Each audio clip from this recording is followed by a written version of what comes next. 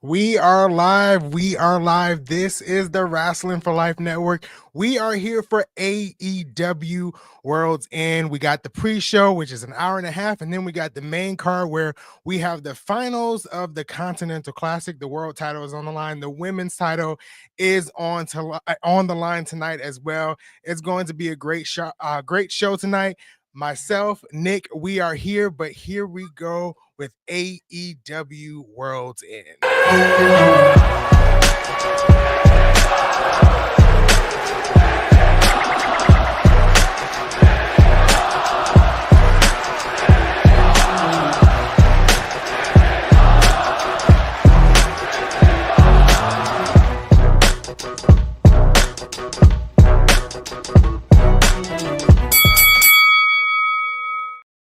Like I said, this is the live stream. This is the Wrestling for Life Network, and we are here for the last AEW pay-per-view of the year, World's End. I'm here tonight with my co-host, Big Nick.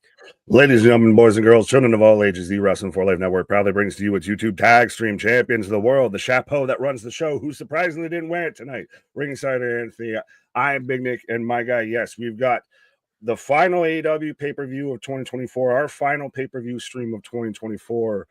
The end is nigh. The end is nigh. It's World's End tonight, my guy. And I don't know. I know I asked you a bit before we went live and everything like that. I watched the countdown. I don't know if anybody else did, but Tony Khan threw in "Welcome to the Jungle" at the end of that and everything, and used it as the hype for everything tonight. And it got me a little jazzed, a little excited tonight.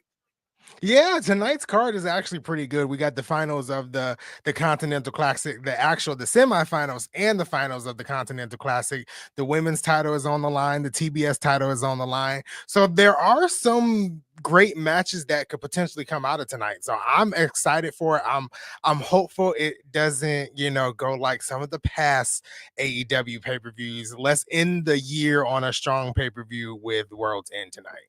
Absolutely. That's the biggest thing to me is 2024. I've said this on our prediction show and everything of 2024 has not been a banner year. I would say most people would say for AEW. So tonight just really stick the landing of there's a ton of potential on this card and everything to have some really great matches, even if the stories haven't been so great in times and everything. But yeah, as I've got Daddy Magic, Renee Moxley Good, and RJ City as my 0 hour commentary team right now.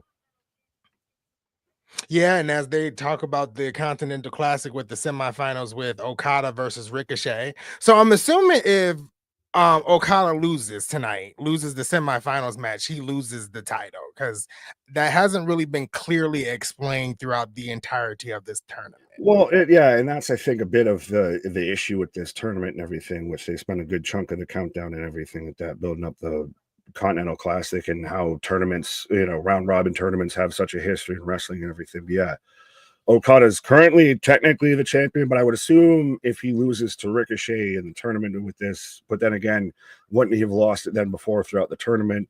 A whole bunch of questions, but I still find it interesting that there's so many great potential matchups in ring that we get in this now. We've got Fletcher versus Ospreay, 2-3 at this point, and I know you and KJ both weren't big fans of the fact that we're getting it as the semifinal versus the final, but we still get that, and then could potentially get Ospreay Okada. We get Ospreay versus Ricochet 3. Like those, any sort of way that you scramble those matchups together, I think work great. Yeah, just like you said, any way you kind of put that finals together, where it doesn't really matter who you got in there, it's going to turn out to be a great match. Yeah, and I wasn't really, a fan of them running Ospreay versus Fletcher during the tournament like they are tonight. But regardless of the outcome of that match or anything else, I do think the Fletcher and Ospreay feud will somewhat kind of continue into 2025. But I'm excited. I'm excited to see who's winning tonight. I still have my money on Ricochet taking the whole tournament. Yeah. I could see that, being the whole play out scenario and everything like that. And shout out to everybody in the chat. We'll get to you in a quick second. I'll ask you this and then we can say hi to the peoples as we do have matches on 0 hour. Of course, Tony can't help himself. He did still add 3 matches and everything. He added Tony Storm versus Leyla Gray, Jeff Jarrett versus QT Marshall. I know Keyshawn's happy that we get Jeff Jarrett out here. Right. And then we've got an 8-man tag, because what would World's End be without an 8-man tag? We had like 3 or 4 of them last year. We still got one this year of the Outrunners and Top Flight versus Leo Rush and Action Andretti, which they still don't have a tag team name. I feel like they need one after coming out there looking like the Koopa Troopers and everything. And they're teaming with Murder Machine, Archer, and Cage. So that's your 0 hour that we have. So we do have matches. We do have the predictions title on the line as well. This is what you get, your Brucey bonus points for being here for the pre-show and everything. But I forgot my initial question, so maybe we should just say hi to the people. Yeah, let's go through the chat and say hi to everyone. Here, well, I'll jump the line here because Spaz got the super chat already. So we do have the super chats, the super stickers, the memberships, and everything as well. Of sweet, supple, sensual. I'm not reading that last word. And sensational Toni the Onion Rings. Sweet Toni Rings. And Nick. I'm just Nick now. I'll take it versus some of the other names that he'll give me and everything like that. Big Love Boys in chat. How is a guy buying a song with Daddy Money's a flex? Year-ends episode over on my side, folks. There you go. There you go. So I guess that goes into what I was talking about with the countdown show of they used Welcome to the Jungle. They kind of even almost announced it of that Toni had bought the rights to use Welcome to the Jungle. Toni's been infamous for buying rights, music rights to use for songs like Final Countdown. That's why Danielson only used it so many times, because it cost so much. So is it Toni buying these song rights? Does that sell you over on anything? Not necessarily, because he bought the song rights to CM Punk's well, not CM Punk's, but it is his theme song, but he bought the rights to that song and things of that sort. Sometimes I feel like it's just a flex to get talent in a way that he's used in the past. To me, a song can hype up a pay-per-view, but you got to back it up. So if he used that song for the countdown last night, he needs to back it up tonight with the pay-per-view. That's actually really great that you put it that way, because everyone remembers, you think you're special for WrestleMania 17, but they remember that because of how great WrestleMania 17 was. Right. Not just because the WWE uses half a dozen songs that we don't even know the artist, let alone remember the song. Yeah, absolutely. Like, when you use songs of that sort, like you just said with WrestleMania, like the song backed up the pay-per-view, right? And the pay-per-view delivered one of the best WrestleManias of all time, if not the best WrestleMania of all time. So yeah, it's always you use that song and you got to back it up, with whatever you're gonna deliver. Right. But speaking of backing it up, we'll back it up and talk to this chat here. But Christopher, what up? Hey everybody, I hope you guys are doing great. Absolutely, my guy. See money, that's great. It starts with an earthquake, birds and snakes and aeroplanes, and Lenny Bruce is not afraid. That might be a reference past my age. See money, respectfully. Eric, what up? Hey, Wrestling for Life buddies. Hope this year's World End is better than last year's, and at least Jericho is not on the card. All right, we've only said it once now. We can't say it 2 more times, or he'll show up like Candyman and everything like that. So we just use him as he who shall not be named. He'll show up like Joe Hendry. There would say Joe Hendry a bunch, and Joe Hendry might show up. Right. Michael, what up? Saying he's coming for that predictions title on the line. So yes, I will, because right after that's Cherokee giving all his predictions. So I will remind everyone, you're here getting your Brucey bonus points because you're here with the pre-show and everything like that. So we will drop it in the chat and everything to prompt you. Your predictions fall underneath that, and then we'll close it off at ding, ding, bell, ring. And then if you fall within that line and everything, you qualify. If you don't, you don't. So don't be one of those that's out there. If I was 17-0, well, they only had 7 matches. Right. Ken, what up? Big Dog, what up? Jason, Christian, Denisha, Ashley. Love watching y'all. Well, we appreciate every single buddy out there that's spending any bit of time with us, especially this is end of the year, my guy. This is the last pay-per-view of 2024. Right. And you guys choose to spend your time with us. So we appreciate that. Absolutely. Well, and it's fitting that it's World's End at the end of 2024, my guy. Right. And maybe this is a new beginning for AEW as they head into 2025.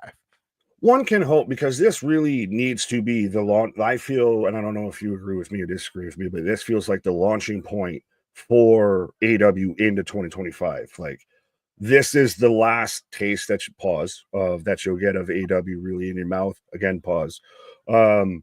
So before you get into 2025, so you really need to end on a high note, end on leaving me wanting more. Yeah, absolutely. They have to kind of kick it into high gear tonight. In 2024 on a high note, begin 2025 on a high note. You got the Max thing happening on Wednesday. And what is that? Right? Who the hell is showing up in? For half a second, I thought it was like Mercedes. Gravedigger or something. It's Mercedes showing up. Oh, goddamn. So for anyone who's not watching Zero Hour and everything, Mercedes Mone is showing up in the biggest of monster trucks and everything. Like, Rick Ross is jealous of the vehicle that she just showed up in Orlando, Florida here.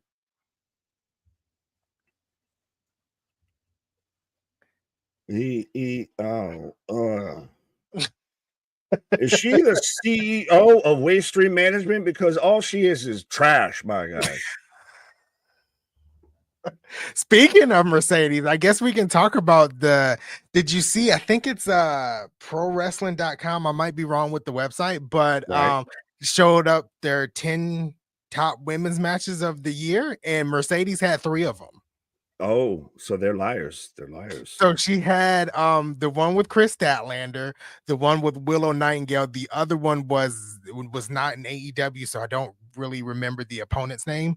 But yeah, she had 3 of the top 10 matches this year, according to that list. She's not even talked about as the best wrestler in her company, like best women's wrestler in her company. Like, debatable, even I would say top 3, top 5 within her own company. So, like, what are we talking about with this? Like, are you kidding me? Of people, I've already put Mariah May over top of Mercedes Moné when it comes to AEW. So yeah, no, of you that's just placating fan service, I feel, with that, because just no, respectfully, of, and we even talked about it during the prediction show of, we feel that's why they're running back Mercedes and Statlander tonight, because storyline wise, creative wise, everything, it doesn't make a ton of sense for them to circumvent back to here outside of, well, everyone liked when you two wrestled, so let's do it again. Yeah, absolutely. To me, like, it's a circle back to that match. There's no story there. I think Chris Statlander just called out Mercedes again for another match. So, that list, I think is made by fans anyway. I don't think it's any type of professional like ESPN list or anything like that. But I don't know. She hasn't I really don't know. proven I can't say herself. that when we do have the end of the year 4 lifeys, the golden KJs coming up, We and do everything. have We those. voted Those on are by the fans, so I don't know. Maybe choose your words, tread lightly. Those are legit though, because we got the actual We got the golden best KJ. We now got you're the gonna make me actual do this. We golden got the award. best fans, the smartest fans, greatest Right. fans out there in wrestling. They like all the wrestling.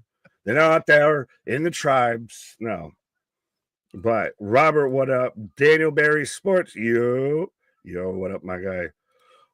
Sophie, what up? Denisha, I think I got you. Tanisha. AB Johnson, what up? TJ. Oh, there was one that I wanted. Oh, yes. Jason, it's Saturday night. You know what that's it's a Wrestling for Life Network wrestling party. Let's go. The stream will likely go until midnight. So let's get KJ, Anthony, and Nick to 500 likes. That's 100 per hour. So let's go. This man's done the stats. He's run the analytics. Right. Go ahead and hit that like button. We'll be here all night for World's End because it won't end until Sunday morning. So It's the end of the world as we know it. But yes, no, 100%. Nobody covers wrestling like we do. Nobody covers more live wrestling than we do. And we're out here literally live with the pre-show. When I saw so many other content creators that ain't even watching this show, they're going to lie and say they watched it. And then just going to read somebody else. They're going to watch somebody like us covering this. And they're going to give their opinions off of what we do. But yes, absolutely. I digress. But yeah, we got you covered for the entire show from 0 hour all the way. Sometimes we even stay into the press conference. Maybe if Tony wears a funny hat again. Which they have the press conference or whatever they call it. I think is the media scrum. They have it slated for midnight. So does it stick That's to that great. time? That's always really great of when you have something slated for the next day. It said 11:59, so it starts today and ends tomorrow. So There we go. But speaking of ending today and starting today and ending tomorrow, it feels like us going through this chat. But Bashade, I won't be watching pay-per-view, but I'll be watching y'all. So absolutely, my guy. We got you covered. We got you covered. We're your eyes, ears, and other parts. Pause. Stoner Jesus, may the blunt be with you and also what with you, up, sir. Stoner? Right? As I see about 60, 70 people kicking with us. Let's see if we can reach triple digits live in the chat here before we kick it off live with the pay-per-view. Absolutely. But Ashley, thank you for the $1 super chat. Just saying hi. I appreciate you. Trey, what up? What up? Jose Rodriguez. Brandon, what up? What up? What up? We're gonna got you, Spaz. We got another $5 from Spaz saying every time Mercedes gets a handout, our Lord and Savior Al Bundy tosses a kitten into a wood chipper. Oh, good God. Maybe should have edited that comment before I read it. But yeah. Right. He paid his good hard money for it, so I guess I had to read it. But yeah, thanks, Spaz. You're not exactly wrong. And it's so weird. Like, is it just true disdain for Mercedes, or is it just she's really that bad? Because there is that discourse online that it almost makes you question your own reality a little bit of like, am I just perceiving her that poorly, or is she just really that poor? What? I honestly don't think Mercedes Moné is bad, right? To an extent. I strongly believe that it takes two people to tango in the ring. If you look at her career in WWE, she had excellent matches with Charlotte, Bianca Belair, Becky Lynch, Bayley. The list can kind of go on and on there. But all of those women that she was in the ring with can hold their own and carry a match on their own, right? But when you put Mercedes Moné in a ring with someone like Sky Blue or some of the folks she has faced in AEW, Mercedes Moné, I don't believe has that capability of carrying a full match by herself. I believe it in her case, it takes two to make the match great. That's why her very list of matches is few of best in AEW. You can call the Willow match great. You can call the Statlander match great. You can call the one that she had with Stephanie Valkyrie at what was it? Forbidden Door. You can call that match great. But after that, it's like, Well, the ultimate thing is even if you just maybe she's not the greatest in ring or can't, lead a match. She isn't, the ring general out there. She's not Gunta.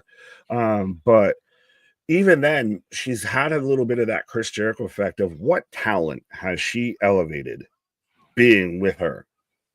Grace, whether it's having a match with her, it feels a little bit like they need to go to her caliber, which is weird because again, she, like you said, she can't lead the match. So now they have to lead when most of these women are also not qualified to lead a match. But right. even her own manager, Camille, who I think might show up tonight in the match, already kind of ran through and ran off that. Like, she's had a negative effect around everyone that she's been involved with. Yeah, she hasn't. Nothing really has came out of this TBS title run to say she elevated anyone at any point. I don't know though. I feel like she's calling this the best women's division in the world when the women's division barely gets time in AEW, and I know I refuse to say this at the beginning of the year, but it's like the money that they invested in her is not returning a profit to an extent. Like I'm pretty sure she's getting paid a lot of money, but the profit bringing in the profit is not there. There's It's not a great return on investment with that. absolutely. Yeah. But Hannah, what up? Michael Mercedes Monet was better in WWE than what I have seen in AW as of late. I would agree. Boston, what up? A man after your own heart. Michael, what up? And we've got Michael and Mike. You have to fight over the name Mike. 2 men enter, 1 man leave. Finally, some wrestling on this week. Well, trust me, my guy, we're here with the wrestling outside of the halls. We're here damn near 7 days a week, at least with the wrestling. The wrestling, may suck, but we never do. Right, absolutely. Jake, what up?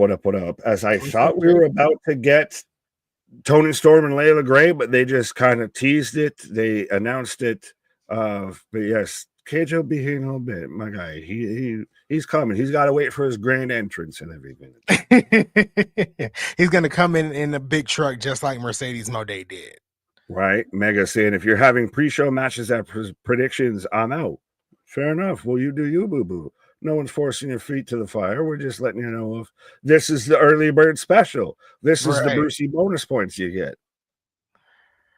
And it seems like that the pre-show matches are not really starting until the top of the 7 o'clock hour here. Well, yeah, it's always been interesting because you mentioned it even of an hour and a half pre-show.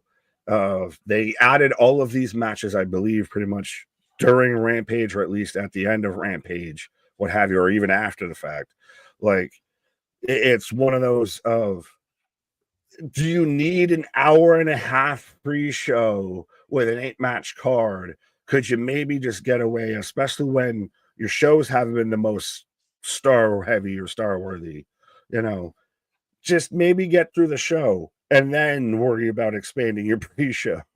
Right, and I feel like an hour pre-show is decent enough if you're gonna have 3 matches. Like TNA does the hour pre-show, they have about 3 matches.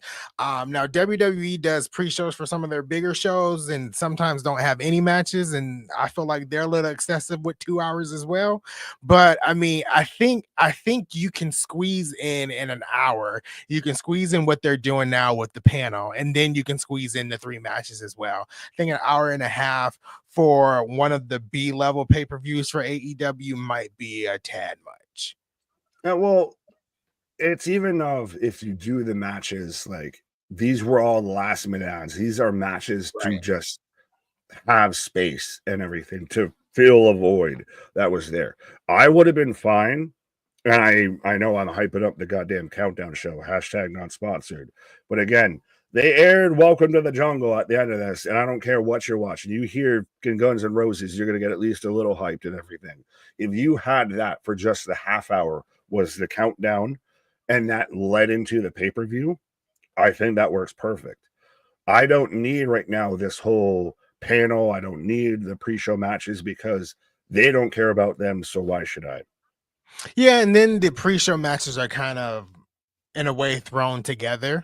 So it's like it's an episode of what was just canceled with Rampage. Yeah, I was just about to say that it's similar to Rampage, right? So it's not necessary to really have this tonight. 30 minutes would be okay. Absolutely. Ken Rock, what up? Well, speaking of Rampage, as I've got 106, 40, 39, 38 on the pre-show still, folks, if you want to sync up. But did you catch the end of Rampage or Rampagia, the final Rampagia? Yeah, I did catch the end of Rampage, and I was in the chat for the end of Rampage as well last night. And what transpired at the end of Rampage should have been the TBS Superstation takeover that was announced like a month and a half ago, because literally the show blacked out, the lights went out, and then Moxley was in the control room, in the TV control room, and they ended the show like that. That's what a takeover is to me, not coming out and cutting a promo like everybody else does every week. Take over the station, take over the lights, take over the arena.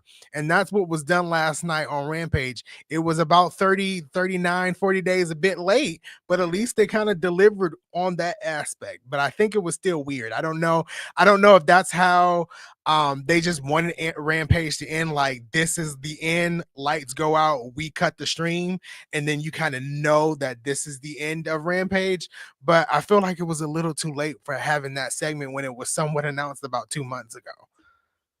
Yeah, 100% of, I think we even both said it live of that, that was when he had the Turner takeover and everything like Yeah. that. That's what that should have been. But I still think it at least ended it enough on a high enough note of you had chaos, you had such just keep your head on a swivel, folks. Da da da. You had Pac out there shutting out the lights in Hammerstein and everything, and they even still.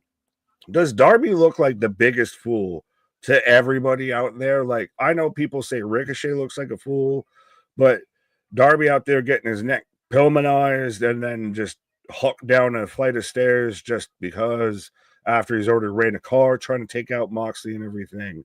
This man's never going to get anywhere near this title. Yeah, I don't know. When it comes to Darby, it's just I don't know. It feels like a roller coaster a little bit with Darby. I don't know if he'll ever get to that, AEW World Championship. It's just weird when it comes to Darby. He's this little what you want to call him, like a daredevil. He jumps off of high things, does crazy stunts, but Hi, I'm Darby Allin. Welcome to Jackass. right, but sometimes it's just I don't know. I just don't know with Darby sometimes. Yeah, but he was supposed to be the challenger, but I do like that it ended. And I know you said it was the Moxley takes over Turner 2 months too late, but it at least felt chaotic. It at least drew attention to like for what's become such a throwaway show and everything. To end it on that and to end it into World's End. I didn't hate it. I thought that really actually helped the show better than anything else on the show. Yeah, I didn't hate it either. I think it was just placed at the wrong time as we got Tony Storm coming out about to face Layla Gray. I think it was Right. just like you said, it was a little bit it was 2 months in the past where it should have happened. But I think Rampage did kind of end on the high note. Rampage started it at an extremely high note with CM Punk, and then ended with that last night. It was pretty cool to see the entire roster come out to take on, what is it, the Death The Riders? Death Riders, the Death Yeah, the Death Riders, Riders. So that was pretty cool to see. Riders of the Storm. But yeah, it was a good way to sell that it was the best that they've done for the Death Riders. They did it just 2 months too late. Yeah, too much too late. And when it comes to John Moxley, in a way, I just find his current character just a tad bit boring. And he talks in parables, like I said in the pre-show. He talks in parables, and you kind of have to decipher what he's talking about, and sometimes it just doesn't make sense. I will bring peace to my people. I will clear the playing field. He's like if Stone Cold Steve Austin and Bray Wyatt had a test tube baby because he's bald and has the look, but just speaks in riddles and quotes and everything. Like you said, he speaks in parables. He speaks in biblical quotes that aren't in the Bibles. They're in the red words, Right. I guess. Yeah. As we're getting Toni Storm versus Layla Gray, that was very fast to get your predictions in, but I did drop it. But I will close the predictions already. But yeah, who you got for this match, my guy? Or better even question of how you feeling about, rookie Toni Storm showing back up after timeless Toni Storm. I actually like this version of I like both versions of Tony Storm, honestly. Timeless Tony Storm was iconic, and I feel like that'll go down as maybe one of the best gimmicks in AEW history. I don't like the amnesia stuff. I think that's kind of wonky and pretty stupid. Is it amnesia or is she acting? I think it's amnesia. I'm thinking the old character, the timeless Tony Storm, was the acting portion of what she was doing. But I think this is actually a story and a storyline, and I don't really like it per se. Fair enough. Fair enough. I know I've already gotten flack of the comparables to Wendy Chu of amnesia, what have you. I think that it is Toni Storm doing, or it's timeless Toni Storm. Again, she's a theater actress and everything. Mhm. So I think she's going back and she's playing her greatest role ever as, rock star Toni Storm. She's acting, she's convinced the world that she believes that she's a rookie and everything, but I still think it's aimed specifically at Mariah May. So do you think this is a way to bring back timeless Tony Storm? Yes, and as much as I disliked Tony Storm initially, it like that was one of the best things in AEW in 2024 was timeless Tony Yeah. Storm. Yeah, absolutely. And she carried that really from 2023 all the way through this year. And it was some of the best moments, even when she was on the media scrums. Like it was interesting to see her talk there. Right. Well, and then yeah, she did a whole interview with RJ City, but yeah.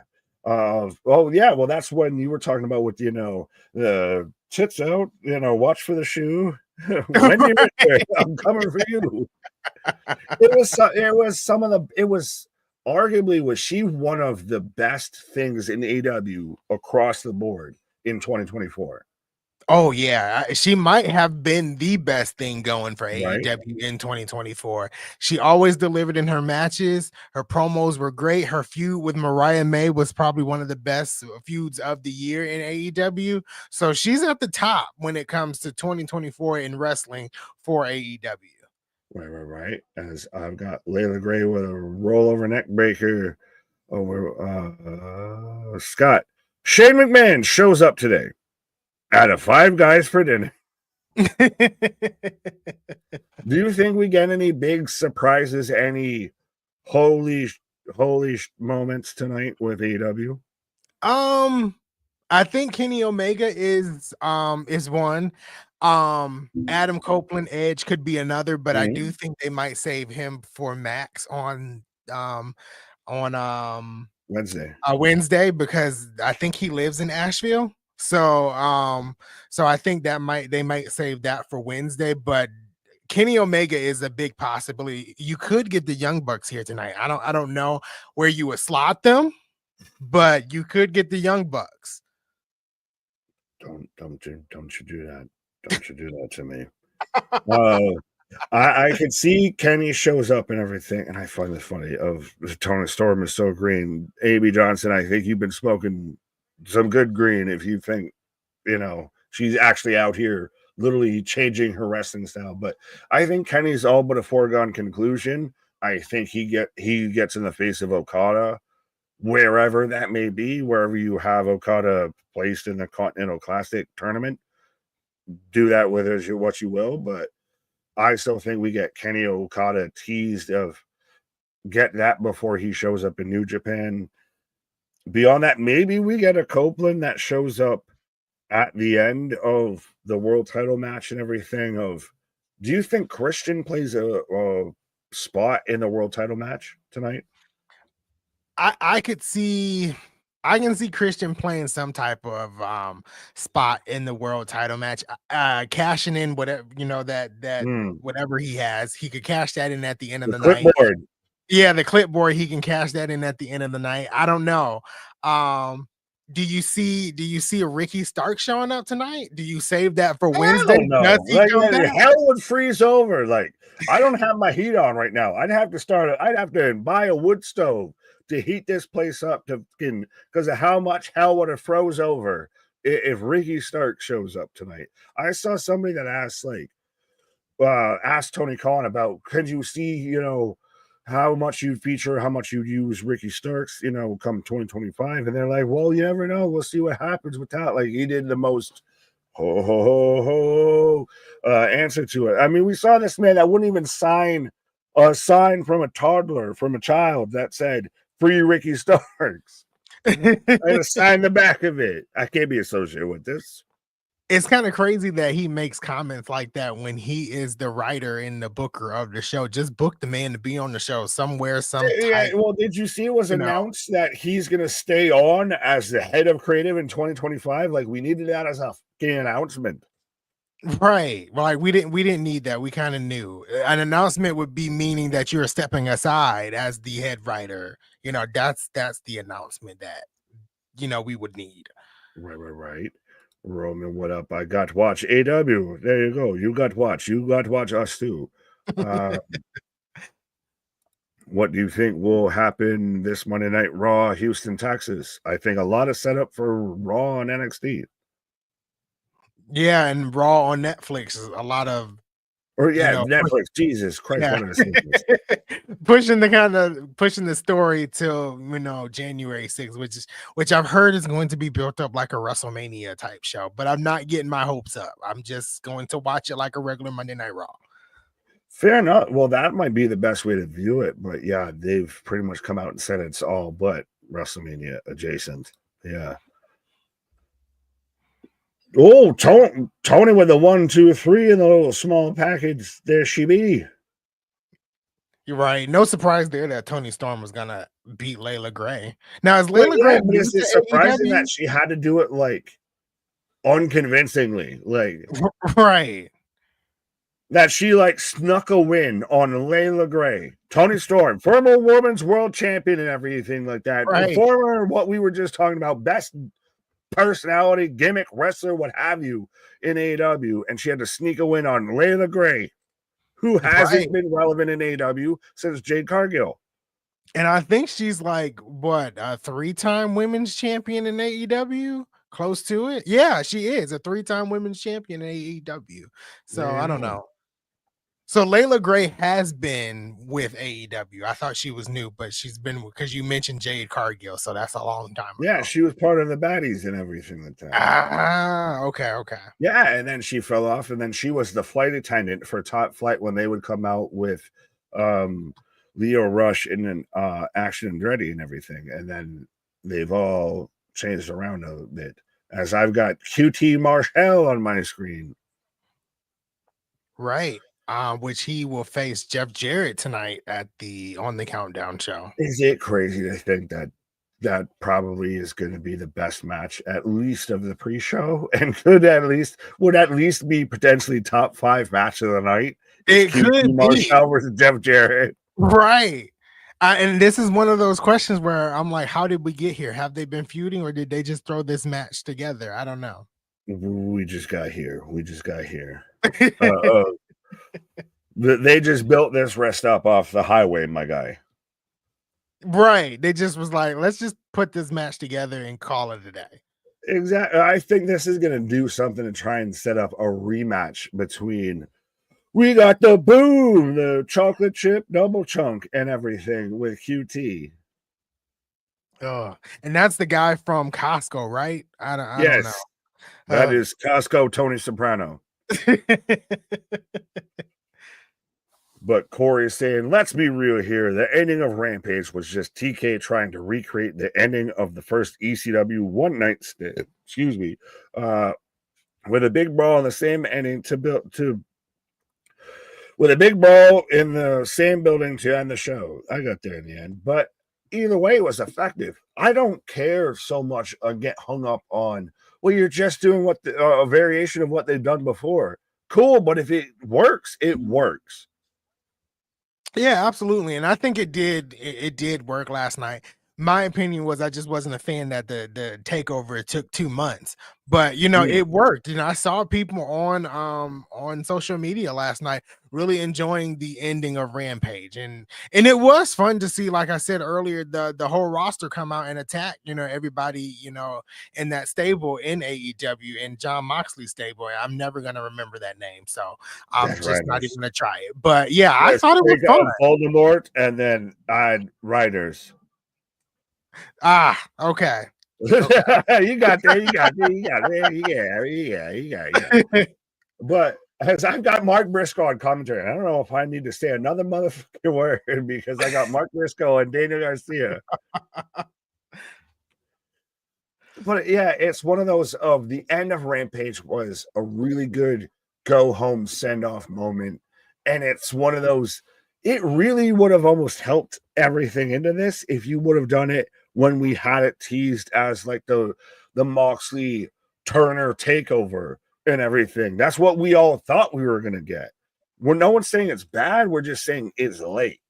Yeah, it's just 2 months too late because the takeover was just Moxley and his crew coming out and cutting a promo, which, most people do every time there's a wrestling show. So, right. Which, by the way, doesn't Marina Shafir, she speaks English, right? Because she cut the whole promo of "You don't know who I am" and everything. But she's out there constantly now with the cameras of like Zatsvedanya. She's, fucking Russian cosmonaut now with everything.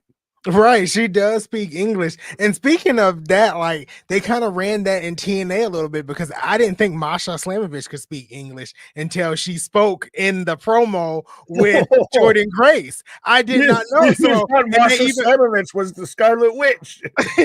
and they even brought that up in the little promo package. So I'm like, it was pretty cool to see that on TNA and then have that a little bit in AEW was fun too. Right? Mark Briscoe, sorry, he's talking on the microphone, so I'm like, I can't say that. I agree. I agree. Yeah. This man's magic anytime he talks to the microphone. But Spaz with a $5 super chat. AW pay-per-view tonight in Orlando. 6,347. WWE house show tonight in Orlando. 8,108. Mud shall be mud, y'all. Well, they showed up in the fucking monster truck there to get out of the mud with this. So yeah, I've seen that of going around, and I didn't want to draw the biggest, candle to it, but like house shows now are out drawing AW pay-per-views and main shows and everything versus house shows. Like I get it's the holiday season, everybody got their, Christmas gift of a ticket to a wrestling show, but goddamn, it's a little much. No, agreed. It's a little shocking for a house show to beat out a big pay-per-view. I do have a bold prediction that I'm saving for our bold prediction show about Folks, numbers and ticket sales and things of that sort. So that's a cheap plug for next Thursday because we'll be here for our bold predictions of 2025. But I'm gonna save that until Thursday. But it is a little shocking to see a house show kind of beating AEW in the attendance tonight. you heard the man. He's out there like Balboa on the edge of the cliff and on the edge of the mountain out there. He's cliff hanging. So 100% segue absolutely to where we're going to be going through all of our bold predictions for 2025. And you can even let us know. You can even let us know ahead of time because it's already up there. 100%. You can let us know ahead of time what your bold predictions are for 2025. Yeah, absolutely. Put it in the comments in that video and tell us what you think is happening next year in 2025 and just not in WWE but in all of professional wrestling. Right. As I see 90 people keen with us. Let's see if we can find 10 more people at least. Kid Rivos, after 2 months, I still don't know what Moxley is trying to stop or change in AW with this takeover. And we haven't seen the belt since he won it either. I'm with you, kid. I don't know what's happening with John Moxley at all. When he first started, it seemed interesting, but then it just tapered off, and I'm not interested anymore. Is it interesting to you that I've seen it go? Well, you've seen it. Jay White said it during his little countdown thing. FTR said it during their promo towards the Death Riders of we don't know exactly what it is, but apparently there's people on the roster that agree with whatever the fuck it is, and still like they halfway of like I can't blame you for doing what you're doing, but you're in my way type of thing. Of like you have people that are that halfway sympathetic to what Moxley's doing, but we still don't know what exactly Moxley's doing. And how can you be sympathetic to something that you don't know what is actually going on, what is happening? I don't Because know. the paycheck cleared. That's why. That could be the case. No, that's the only case of I do like to me, and you said it. There is a kernel. There is very much something there with the Death Riders, what have you. That whole Moxley faction, that especially going into 2025, if they go NWO-ish, they go full takeover. We get what we got last night with Rampage when we're told we're going to get it versus 2 months later. Like this has the potential to be really fucking good, but they've been so watered down and everything. Yeah, it's been kind of watered down from the start with all of it. And I know like it was like the second or third week when all of this started, like he was cutting a promo and Tony Schiavone was in the ring. And then I don't know if he mixed up Tony Schiavone and Tony Khan and he was like, do you really own this company or whatever? So it seemed like This it was isn't going your company anymore. right. So it seemed like it was going somewhere with the takeover. And then you had the stuff happen with Bryan Danielson, and then it just kind of tapered after that, and nothing really makes sense. But I feel it's one of those. I feel like it's right there, like it's primed to kick off or something, but it just kind of won't. It's like a fucking car that you buy off the lot and everything, and you're expecting you put the key in, you turn the ignition, and then you're waiting for it to kick over, and it just kind of fucking won't. Yeah, I think it's like if you actually explain the reasoning just a tad bit, you'll get what he's trying to do. Right. Well, speaking of getting what they're trying to do, we have QT Marshall with, instead of bringing the boom, he brings the doom out here with his Right. Macho Man Randy Savage tapestry. So we're getting QT versus Jeff Jarrett here. So I will drop that in the chat.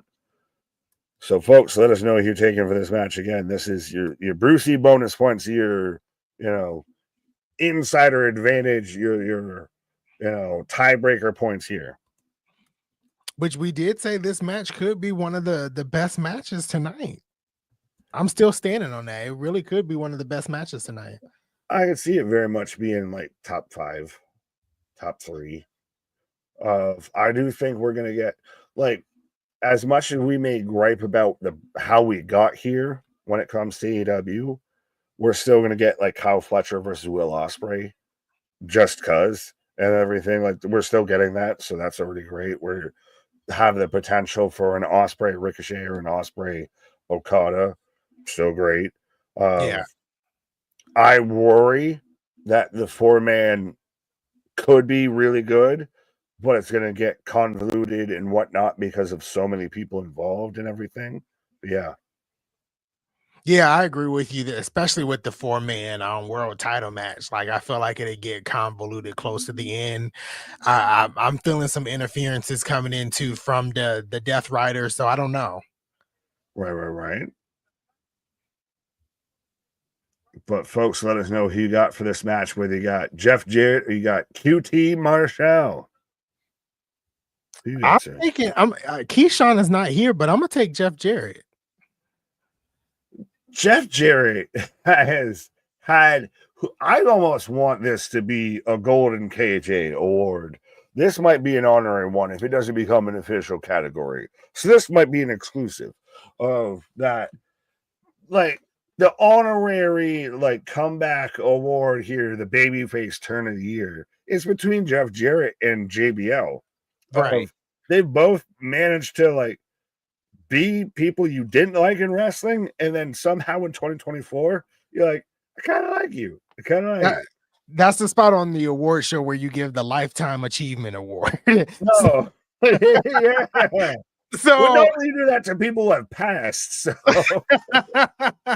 So yeah, Jeff Jarrett, and I feel like JBL will be kind of in that category.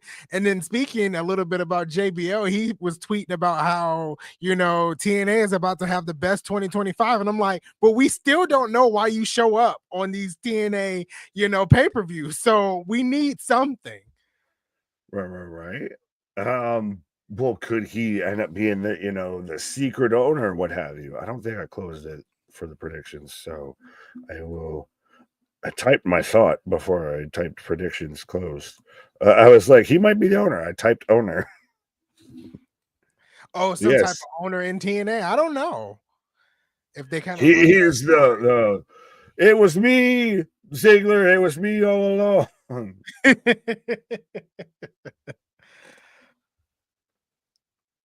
As QT Marshall out there with the Tranquilo in the corner.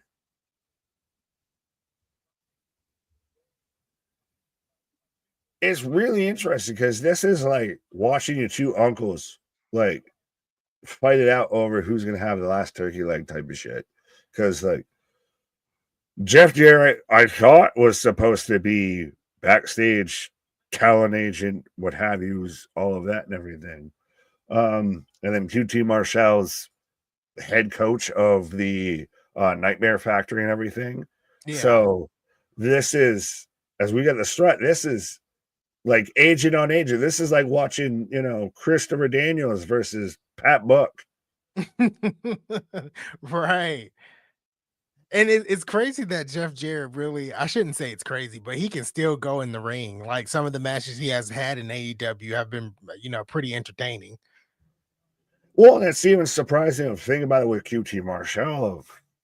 I know I was a big detractor of when he was having the match with AJ Boom and all that, the Costco chocolate chunk, double chunk, and everything.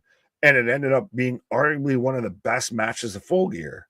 Like, there is a respectability to that of, like, this shouldn't be good, but you somehow made it, like, really good to great almost. Yeah, I agree with you. I didn't see that match at Full Gear, but I have heard that it was a really good match at Full Gear. So I might have to go find it and check it out.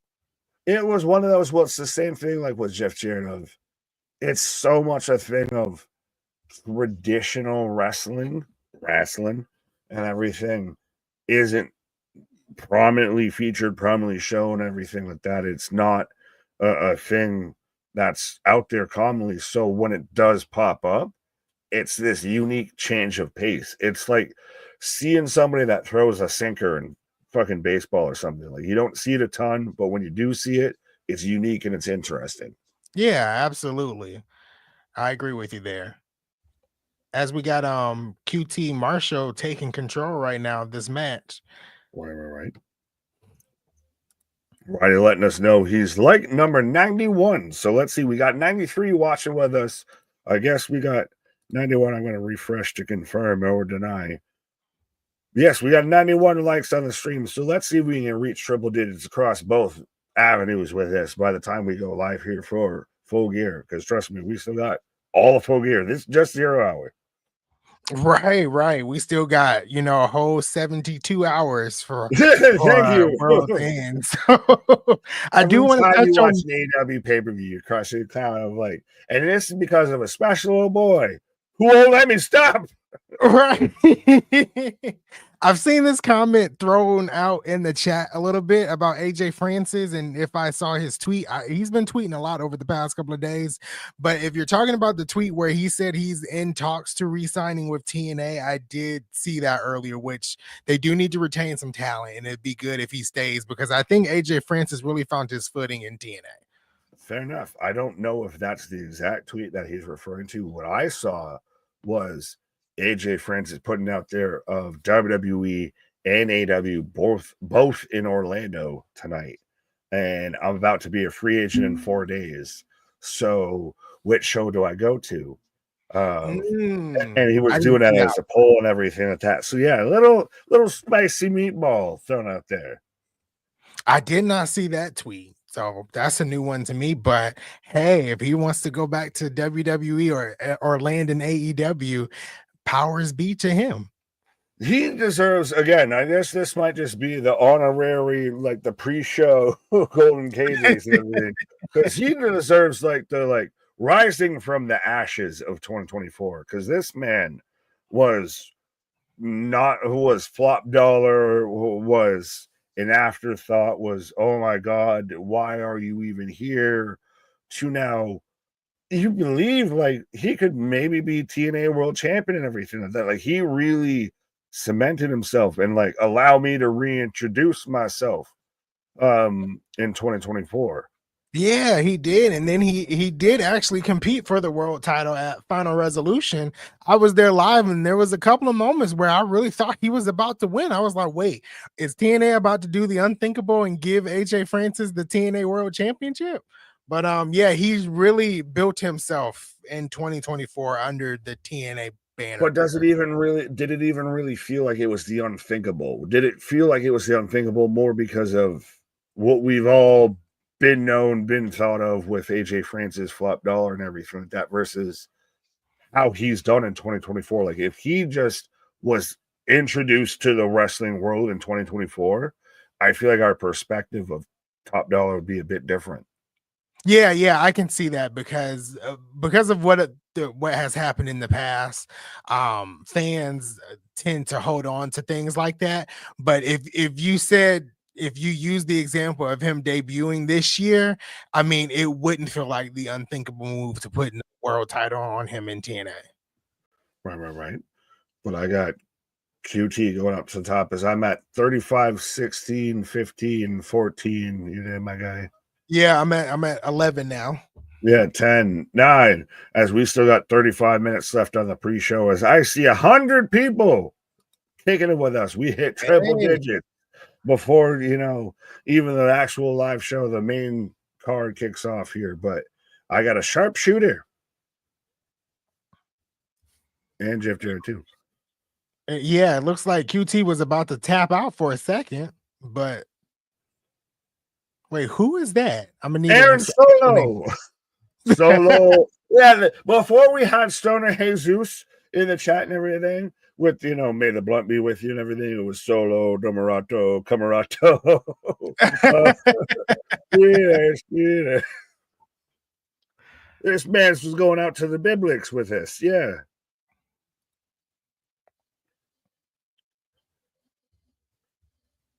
That was almost a 3 count. Well, and it's, I don't know the full implications of if who wins this and everything. Like, is this somehow a placeholder feud until AJ Boom there, you know, heals his broken foot? Who the is that Jay Lethal? Was that Yoel Romero? Who the hell was that? I think that was Jay Lethal. Bald, was it? What? Who?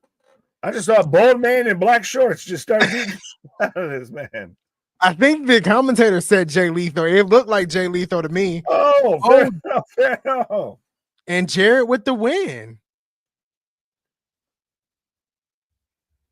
The stroke for the win. Interesting. That was just wow. That's a thing that happened in 2024, folks. That's a thing that happened. Right. I don't know. Do you have any deep thoughts, any deep reactions to this match, sir? No, because you know, it wasn't really much behind it. Surprised, even though I said Jeff Jarrett was gonna win, I'm surprised he did actually win here. But yeah, no deep kind of thoughts here. It was just another match on the pre-show. Yeah, well, and yeah, I didn't even think that Jay Lethal would be the one to show up. I even halfway thought that they had their moment in the sun, what have you. It's crazy to me to think that 2024 in pro wrestling, Jeff Jarrett still has a faction, and Toni Storm is acting like she just debuted in AEW. And speaking of Toni Storm, we got her on the mic here. Segue.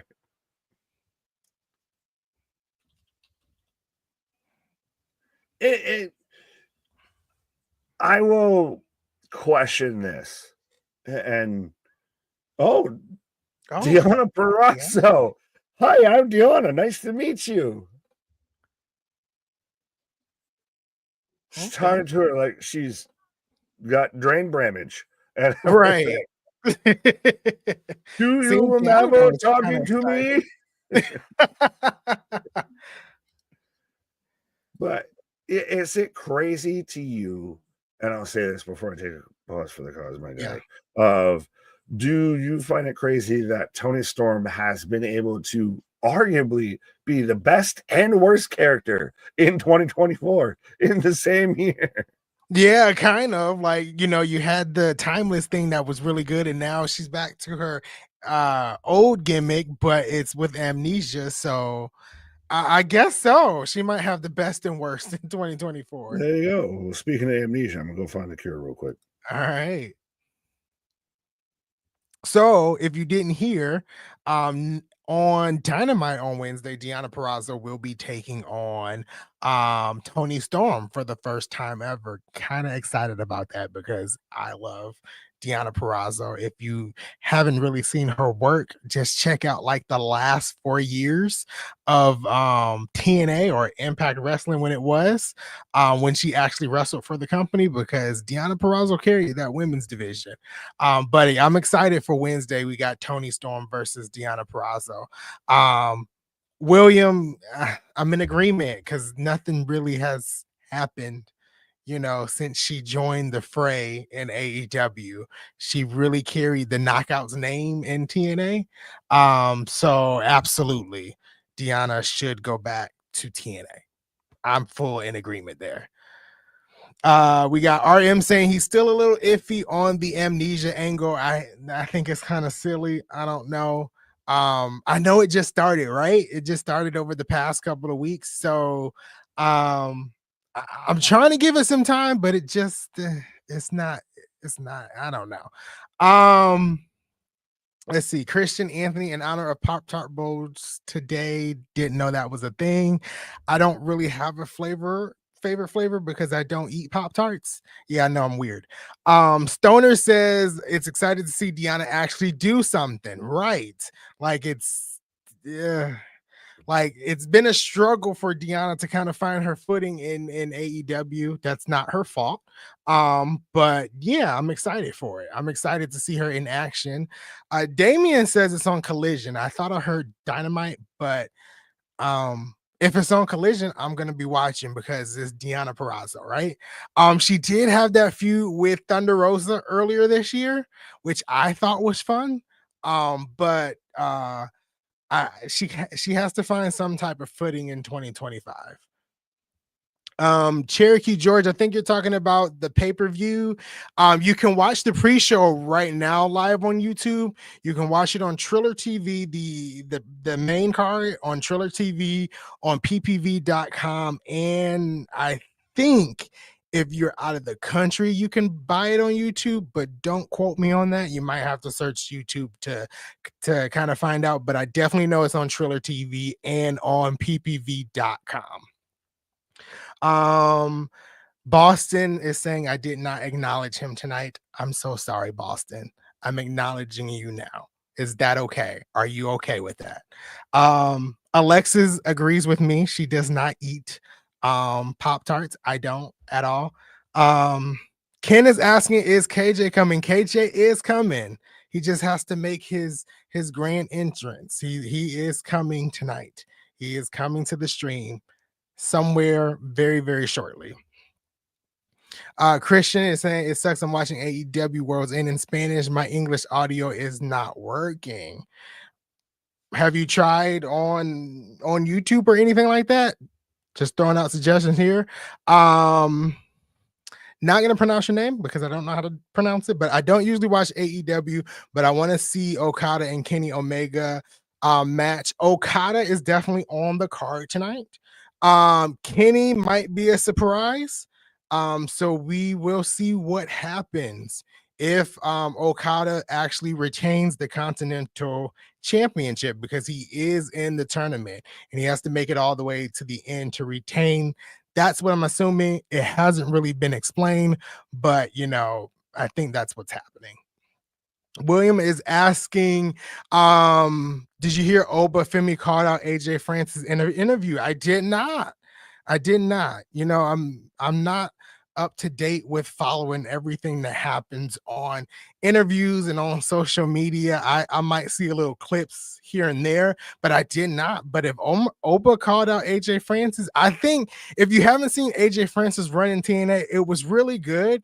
And if he doesn't stay with TNA and goes back to WWE, if that's an option, Oba versus AJ Francis might not be a bad decision here, might not be a bad match. Willie is saying Deonna's been on Collision basically every week, but nobody watches it. Storm acting more like she just started wrestling. Deonna Purrazzo has had a presence on Collision. I can kind of agree there. Her presence on Collision has been technically there every week. But when Deonna can carry like an entire women's division, I just would like to see more from Deonna, right? And Storm, yes, Tony Storm is acting like she is like she just started wrestling 2 weeks ago. So that's the thing that kind of bothers me with this amnesia storyline, but it is what it is, right? That is correct. Ricochet is facing Okada in the semifinals of the Continental Classic, which I think that's going to be a great match. As I stated before, I do think Ricochet is taking the entire tournament. I think he's walking away with the Continental Championship. But we shall see when all this kicks off tonight at 8 p.m. So we do have the 8-man tag team match that is now happening on the pre-show. Trying to figure out who's in this match. I'm going to pull up the card real quick. So the 8-man tag team match is the Outrunners and Top Flight versus Leo Rush, Action Andretti, and the Murder Machine, which is Lance Archer and Brian Cage. So this is happening on the pre-show. This is the last pre-show match before the main card starts at 8 o'clock. So I don't know how I feel about this match. This is one of those pre-show matches like the other two that were kind of thrown together. But you never have, I feel like, an AEW pay-per-view without some type of 8-man tag team action. I feel like it's always happening. I am going to go ahead and put the predictions in the chat. So I'm just going to use one name's team for the prediction, so you can choose whatever name you want. But here we go. Bear with me. I usually don't do this. This is KJ. So we got Flight and Outrunners versus I'm gonna do Leo Rush and NM. So predictions are open. Comment is coming out now. Choose who you got winning here. And we'll close predictions very, very shortly before the match starts. The Outrunners. I feel like the Outrunners is one of the best tag teams right now in AEW. I hope they get like a tag team title soon. I don't know. But the fans are behind the Outrunners. So I think eventually in 2025 we'll move to them eventually winning some type of tag team gold. But if you know anything about Tony Khan, he doesn't like to put the titles on people who are popular. Just saying. MDB is here. We got MDB saying AEW sucks, the resident AEW hater. That is what I'm dubbing MDB from now on, the resident AEW hater. But we got MDB here. AEW struggles, MDB. It definitely does struggle at times. So I'm in agreement there. It's not the best. So, but we got the kickoff of this match about to go down. We got Leo Rush's team coming down. And now a small brawl has broken out. Yeah, so a small brawl has broken out. The referee's trying to pull everybody off of one another. So we'll see what's about to happen before the main card starts very, very soon. MDB says, I'm allowed to hate they fired Punk. That is true. That is true. They let Punk go. Tony Khan said he was afraid for his life, right? So yeah, they let Tony Khan go. I mean, they let CM Punk go, and MDB is not happy. That's been like a year or so. Sometimes MDB, we have to let things go. Like we have to let things go. Willie said, "What a random matchup." I've been saying that about all the pre-show matches here. That that like all of these pre-show matches kind of feel thrown together. So what a random match. They'll wait till Outrunners cool off to give them the tag team titles. And that's kind of what it seems like when it comes to AEW, that they wait until they kind of cool off before they give anyone titles if it's not like the Elite or anyone else. Just saying. That's my personal opinion. William down here is saying, Anthony, if you were the writer, what would you do with Deonna Purrazzo? Going off of her history and impact and her history in TNA, I would legit put her in the world title picture. And I know everybody can't be in the world title picture at all times. I get that. But when you've seen Deonna Purrazzo's past work, she can put on a match with Toni Storm. She can put on a match with Willow Nightingale. She probably could put on a banger match with Mercedes Moné. I would put Deonna in that conversation. She can go on the mic. She's one of the best technical wrestlers, women's wrestlers in the world, the best technical women's wrestler in the world. She really can go in that ring and hold down the division. If you've seen any of her matches in TNA, her biggest rivalry was Mickie James. They had countless matches that went hard. One of her second biggest rivalries was Jordynne Grace, where she basically beat Jordynne Grace. I think they faced off 5 times in the span of them both being in TNA, and she beat Jordynne Grace 4 of those 5 times. So Deonna Purrazzo is really one of the best out there. Just saying. MDB said he was in the. Ooh, see, you got a lot to hate on now. Okay, so I take that back. If you hadn't let it go since it was like a year or so ago. If you were in the crowd and you paid money to see CM Punk and you did not get to see CM Punk because he was fired just hours before All Out, I get it. You can be mad. Take all the time you need to potentially not forgive Tony Khan. So I'm there with you. Big Dog up here. It was probably my accent a little bit. I did actually say the L at the end, the W and the L. I don't know. Sometimes that Southern accent comes out a little bit. Bonkers down here. Why not put the tag team titles?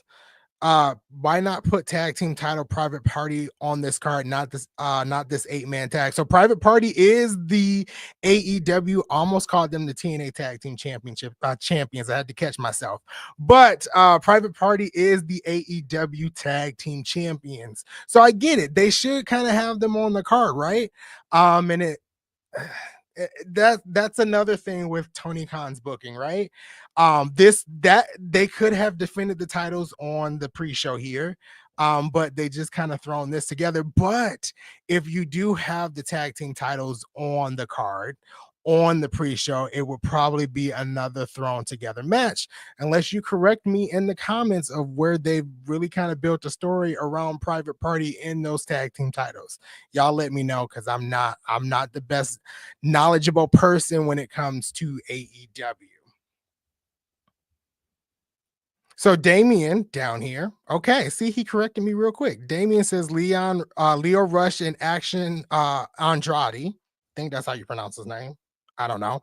Are the number 1 contenders. So yeah, if they're the number 1 contenders, you really could have thrown this on the card tonight instead of this. Just saying. I don't know.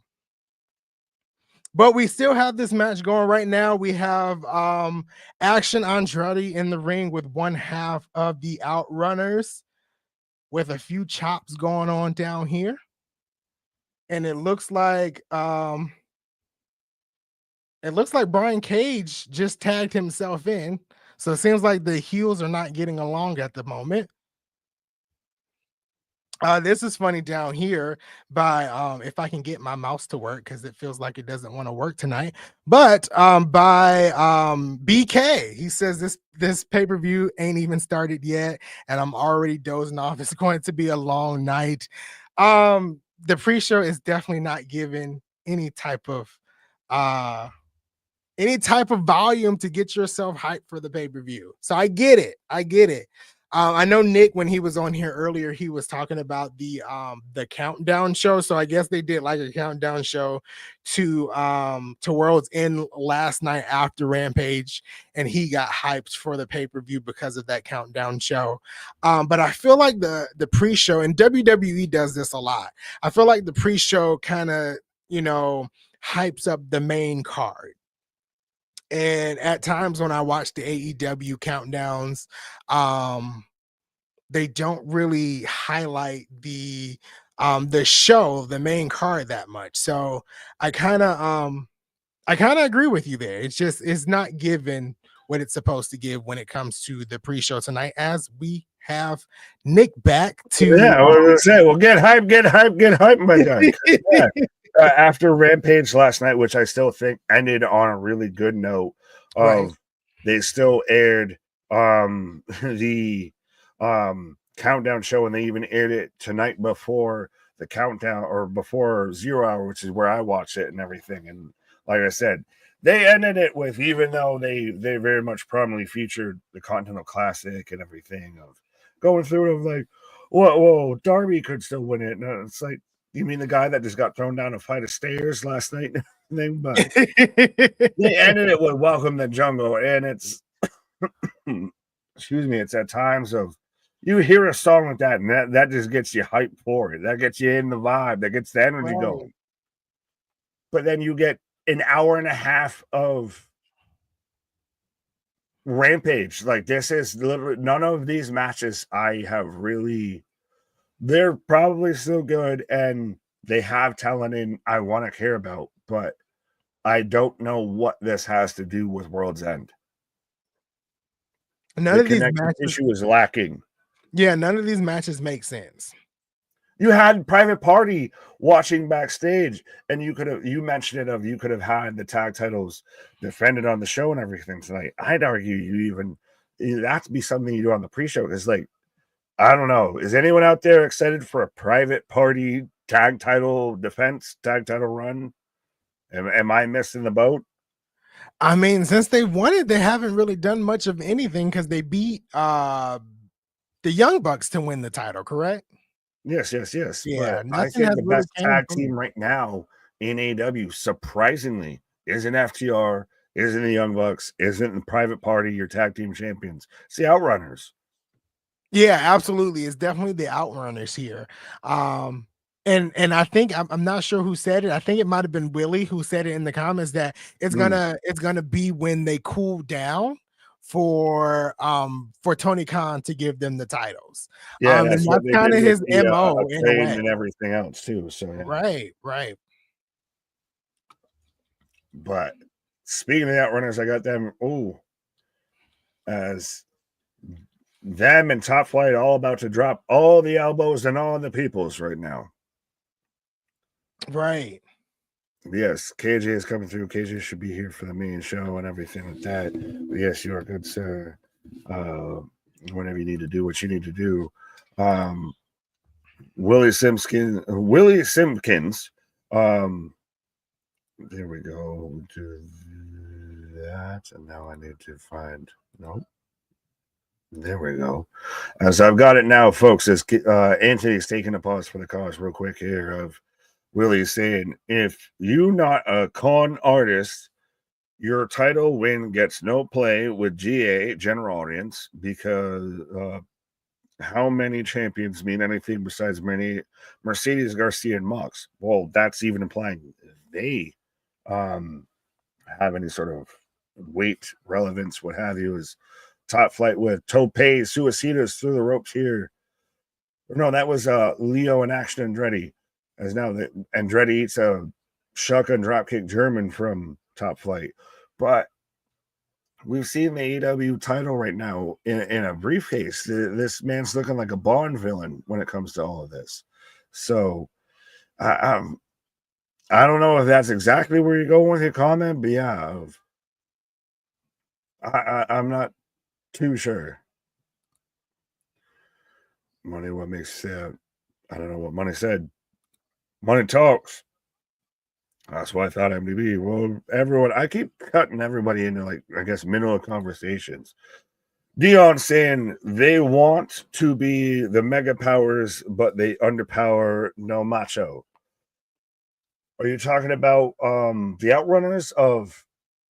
I just like that they're doing the whole 80s nostalgia shtick and everything of it works. And again, they've, for what was a company at one point that had clearly head and shoulders, knees and toes above for the greatest tag team division, as Archer tags in Leo, who hits a frog splash for the 1, 2, 3. So Team Heel wins with the victory. But for a company that at one point had the greatest tag team division in pro wrestling, that literally had executives in its company that were in the tag team division, had, introduced the trios division, for them to be in a worse position when it comes to the tag titles than any other promotion out there. I will say any other promotion out there. Like, that's to me a big step back. As now we're getting Private Party coming out here after, so Team Leo Rush, Action Andretti,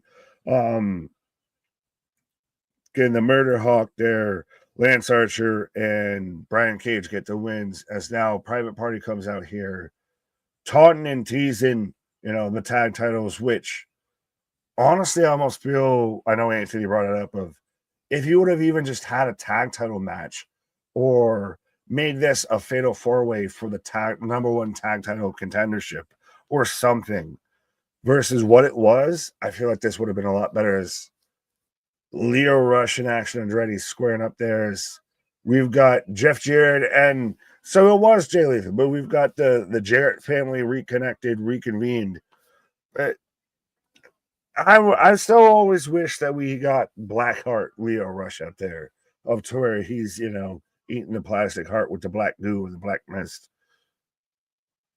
But Jeff Jarrett out here cutting a promo, folks. So I will remind everybody, as we are about 10 minutes away before AEW World's End kicks off 100%. We're still just going through 0 hour and everything. I know it feels like a Friday Night SmackDown, but we're still going through 0 hour right now before we've got all of World's End kicks off. We've got the semifinals and the finals. Somebody's doing double duty, and yes, I did say duty.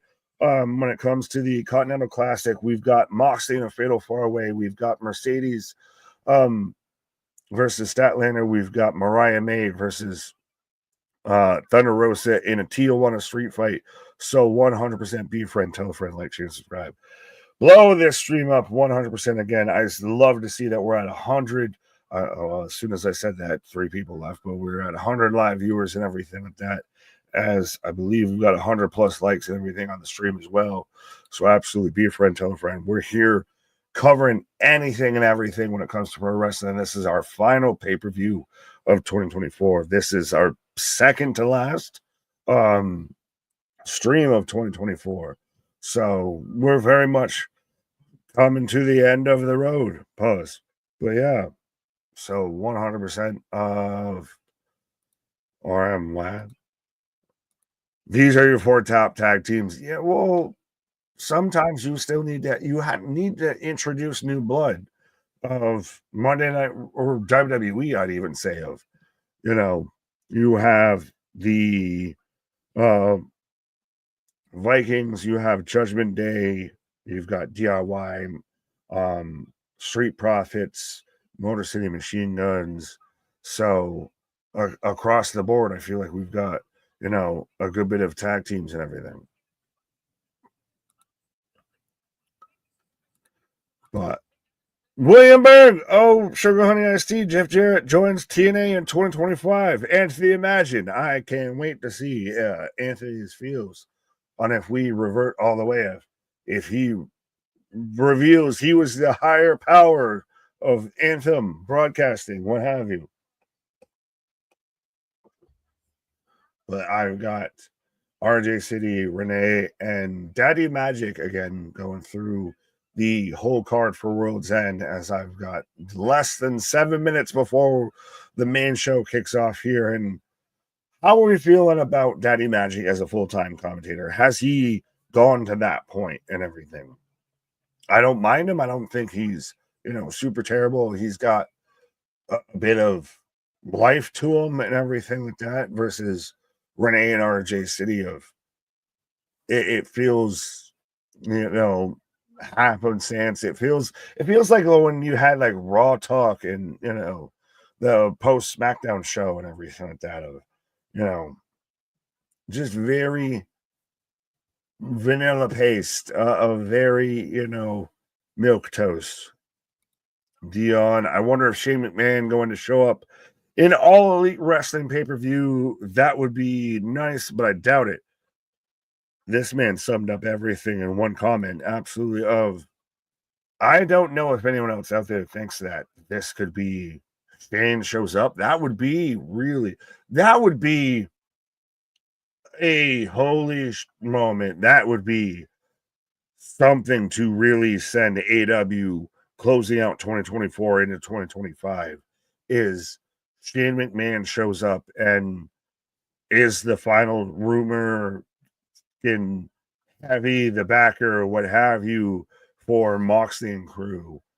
But I still find it unlikely, but that would be a holy moment. That would be such a moment to grab, and especially at this point in time where the wrestling newscape is filled with Monday Night Raw and Netflix and everything. If you have a moment like that, you've now got competitive in the headlines. So I don't hate it. I don't think it's likely, though. Kenny will be back to confront Moxley. No, I think Kenny shows up and he confronts Okada. I think that's where we go with that. I don't think Okada even retains, wins, what have you, the Continental Championship. I think even after he loses to Ricochet, you still get the Kenny Omega square off, face off of Okada's the one that replaced him in the Elite and everything.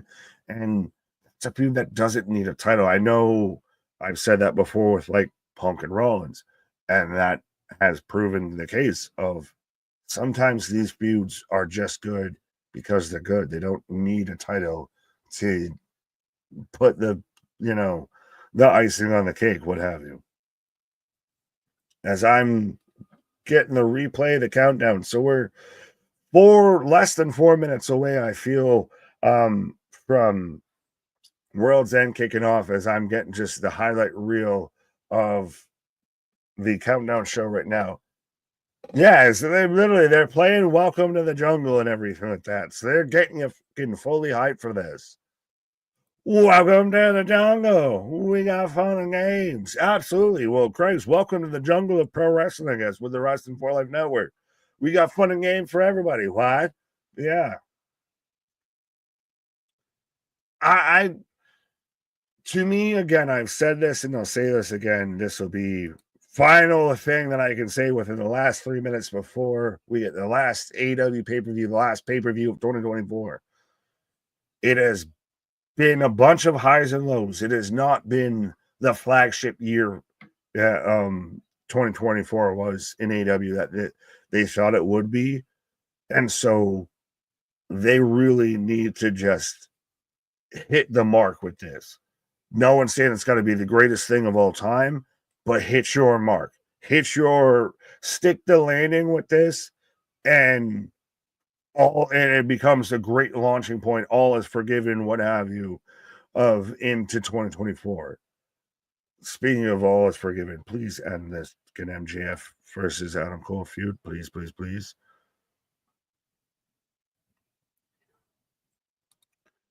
But welcome to the jungle. Jack Perry return. Oh boy. Dre, what up? What's up, Nick? If Jay Lethal contract is up in the AEW, will you open him with arms in NXT or TNA? With arms wide open, especially in TNA, I would feel. But yeah. I hadn't heard too much about Jay Lethal's contract being up, but Stoner Jesus, what up? Andy B, hit the mark. So you want to hit TK? Yes, 100%. Well, that's how you get out of your contract, Ricky Starks. You just swing on him. Somebody throws hands on somebody, and then they can show the footage, half a year later and everything. I think Kenny Omega and Young Bucks and the Death Threaders, the battle of philosophies, I guess. Is Mr. Brownstone going to be Mox's new intro song? I don't know, but not Brownstone, but Whitestone, my guy. Right. Well, ladies and gentlemen, you knew you were not going to have the last pay-per-view of the year without Mr. Every Night, KJ White, sir. I had to show up. Right. Ladies and gentlemen, boys and girls, children of all ages, the Wrestling for Life Network proudly brings you its YouTube tag stream champions of the world, the Every Night Delight, Mr. KJ White. I'm Big Nick, and yes, we are about to kick off, my guy, with World's End. And I know you commented, and I'll ask you how you feel of, welcome to the jungle is setting you off going into this, my guy. Listen, I mean, I can't even hate on Tony. Tony's an 80s kid, so that's why we're getting all this GNR. Like, he literally is a throwback, so I can't hate on it. I mean, this one's better than November Rain, I'll be honest.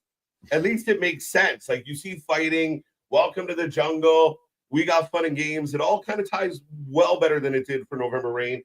I mean, GNR getting more love and more royalties than they have in decades, so this is excellent. Yeah, but it somehow feels like it justifies everything. Like it's somehow the little bow on everything. Like it pulls the strings together a bit. It does a little bit. It's nice. And I mean, we talk about their competition having really good programs and really good pre-tapes and their production, and like they do wicked packages. Man, you still quote Hell's Bells and Highway to Hell and all the good shit they had done in the past. I mean, so to see them do something and have that vibe, that feel, I'm all for it, bro. As I got the FBI warning, but Anthony even brought this up and everything during the pre-show of, though still the pay-per-view has to live up to the intro of people remember you think you're special because of WrestleMania 17. They don't those aren't separate. Those are hand in hand. Yes. As we are live, all the pyro in Orlando, Florida. Figures the world would end in fucking Florida, my guy. Right, but ladies and gentlemen, we are going live. The show is about to be insane. Make sure you get in that chat. We got over 100. I want 200 in here tonight. So if you can hear my voice, take this link, share it with all the people you know. Let's blow this one up. We are going to be here for every minute of the action. We will be your live reaction. We will be the alternative commentary, so you don't have to listen to things like Excalibur. But it's going to be a fun one. I have no idea what's opening the show, and the prediction championship is on the line if that has not been said yet. Yeah, it has been multiple times, but yes. So we're kicking it off with Ospreay and Fletcher. Well, and again, we've talked about this, of it makes sense of your Continental Classic, whoever you have coming out of it, those have to be kind of your first matches out so you can have them as fresh as you can later on. 100%. And you would expect that. If you're doing double duty, you want to put some distance in it. But there you go, folks. Your prompt is up, and I agree. And I mean, again, if you're going to start it, this match is going to bang. Like, it's going to set a tone. Now, can the show live up to all the tone that gets set? I hope so. But is it more showing that Okada's not kicking off this show because this man ain't doing double duty, even if he's the second match? Right. No, I mean, again, hard pressed. And again, I don't think Okada's a big energy guy at this point in his career. Will Ospreay Fletcher, as much as I struggled with the idea that it's only a semifinal match, I thought it should have been the final. It's going to burn, folks. You're going to get Ospreay and Fletcher, and potentially Ospreay versus Okada, or Ospreay versus Ricochet 3. Yeah. In the same night and everything. No, 100%, man. Let's go.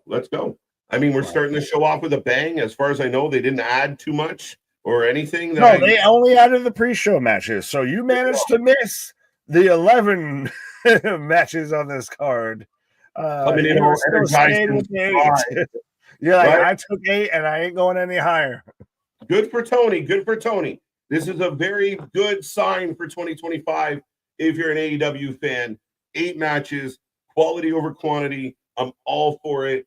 And Kyle Fletcher, Don Gallas coming to the ring, folks. 133. Let's get that number up. Right. And I'll take, 8 matches when you only do pay-per-views, 4 to 5 times a year and everything like that. Right. What match do you think opens the main show? We got that answer. What up? So I appreciate the love, folks. I hope you missed me. Shout out to Anthony, who has stepped away to find his version of the show. But huge shout out to Anthony. I appreciate him, and then we will see him back very soon. So thank you, Mr. Anthony. Right. Shout out to the chat. What's up, men? Stop, and women, beast. And ladies. There's ladies here too. We got ladies, not a complete sausage party. It sounds more desperate when they're like, we got ladies. We got ladies.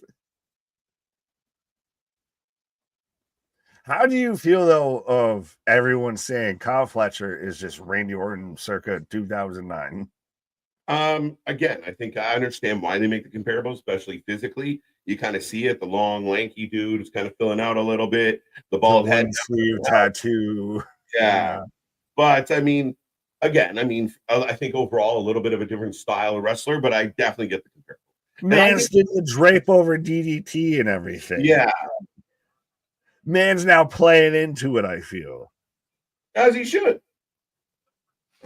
But folks, we are in the way, so let us know who you're taking for this match. Whether you're taking William Ospreay or Kyle Fletcher, and I'm still sticking with Ospreay with this. I still think I'm sticking true with Ospreay Ricochet 3 in the finals with this and everything, because again, this is going to be double duty. This is whoever's involved with this match is going to cook, has to be able to still go in the next match and deliver, if not in the same, better than what they did in the first match. Yeah, I hope so. I hope it's a good one. It's opening the show. I'm going Ospreay as well. Last call on predictions as I would close this down. Love it, love it, love it. It's always a pleasure, sir. But yeah, man, Fletcher's going to give him a run for his money. But Fletcher has had the upper hand on Ospreay. I think because there is going to be limited, if no outside interference, you got it. Ospreay's already taken 2 L's in this tourney. A third sucks. He's the only babyface left in this, theoretically, like the true babyface. He's the only one left. So he's got to at least be in the finals. Not saying he's got to win it, but he's got to at least be in the finals. He's got theoretically 3 heels around him, so he's got to at least make it to the finals. Right. My God, hot dog bread. What? Big Ospreay chants breaking out. Kyle's going Ospreay. Well, Fletcher won last match at pay-per-view, so while I want Fletcher to win, I bet Ospreay takes the W. I'm definitely leaning that way. I think Ospreay's due. Oh, he's invoking the laws of wrestling of go over on the go home show and Right, proceed to lose, on the pay-per-view, which still the whole end of Rampage is very much interessante and in question, say. Yeah, very true. I heard that was highly debated today.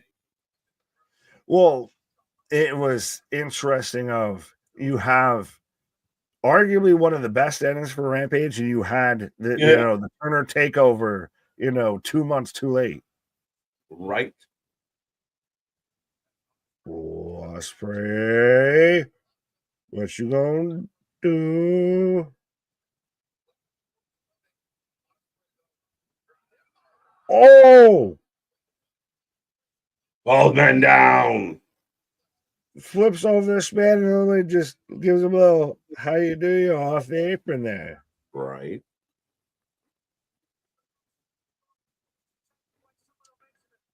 It is still like, I mostly think that Ospreay gets really close with this, has obviously a great shout with this and everything, but does it win this? Because I'm an early bold prediction for 2025. Will Ospreay should be an AEW World Champion by the end of 2025. Listen, I petitioned hard for it in 2024, and the fact that it hasn't happened yet, it kind of blows my mind, because I think if you bring in a guy of this caliber, I think you're missing an opportunity to really let him be the face of the company. Fans go insane when he comes out. People are happy to see him, and I just don't get it. I don't fully comprehend it. I know people have tried to justify it to me, but if I was the head booker of any company and I signed a guy like Will Ospreay, I'd be strapping a rocket to his back and watching him take my company to the next level.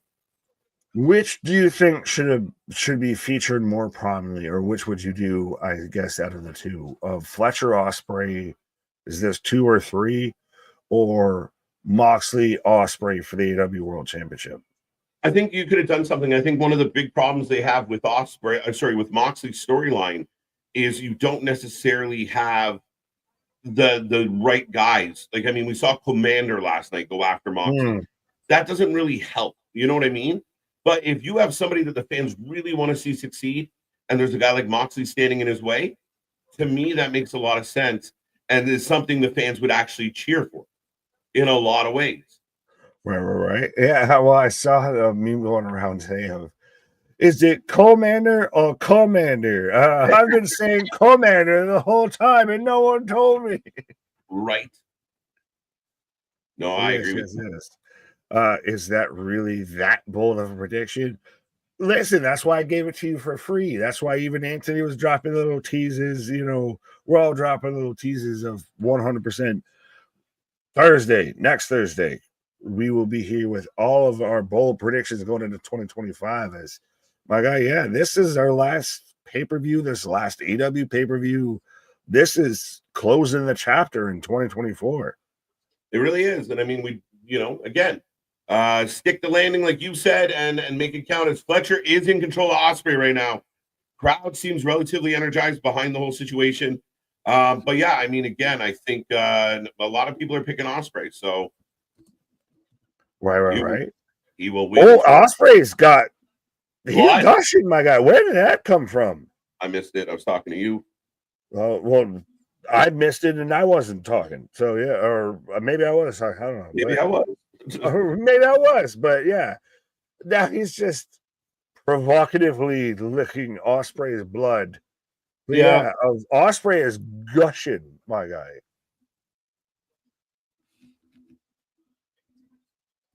You sick fuck chance breakout.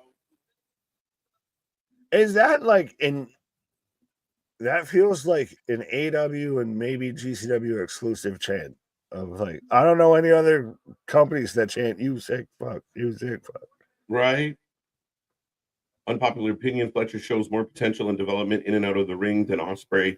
I'd get the title on him sooner than later. I would say that Fletcher has a huge amount of upside. I think Ospreay has hit his potential and is in his peak. Wow, torpedo. Nice. 1, 2. Two go, dos amigos. Yeah. Ospreay or Fletcher to me is Braun Breaker in AEW. Yeah, I get that. Really there, but you can understand why they're not there. Yeah, you see that wealth of potential. Like, we know where you can go, and if he continues to fill out and develop his skills, if he keeps working on his promo skill, he's only going to get better. His nunchuck skills. It's the WCW effect of you have guys that you see like Fletcher, you have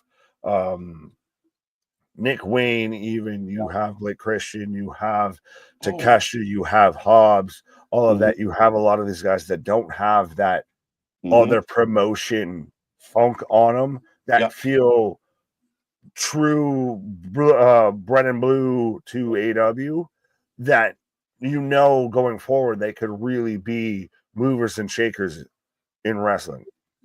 I mean, again, there's been good nunchuck skills. Let's go. But I feel right now Ospreay's going to win this match, and this is going to help. This might be setting a good reason why he doesn't win the finals. Ospreay is gushing. Yeah, this man, Crimson Mask and all. Man, this might switch it to like, if Fletcher wins this, who does he face? Ricochet or Okada? He faces a heel. True. Fletcher Ricochet might work the best. And I mean, it should bang. That should be your Continental Classic division. Ospreay should move on towards world title. And I said it earlier. I said it during Thursday, and I said it earlier tonight. Of you get Omega and Okada, and that can be a thing. Titleless beyond this. 100%. As two count. Dre, Sup KJ, Nick Wood, Sif, Jeff Jarrett leaves AEW to join TNA in 2025. Never say never. I don't see it though. Can you imagine? Well, it would be based on how much money Tony Khan has given Jeff Jarrett to buy TNA.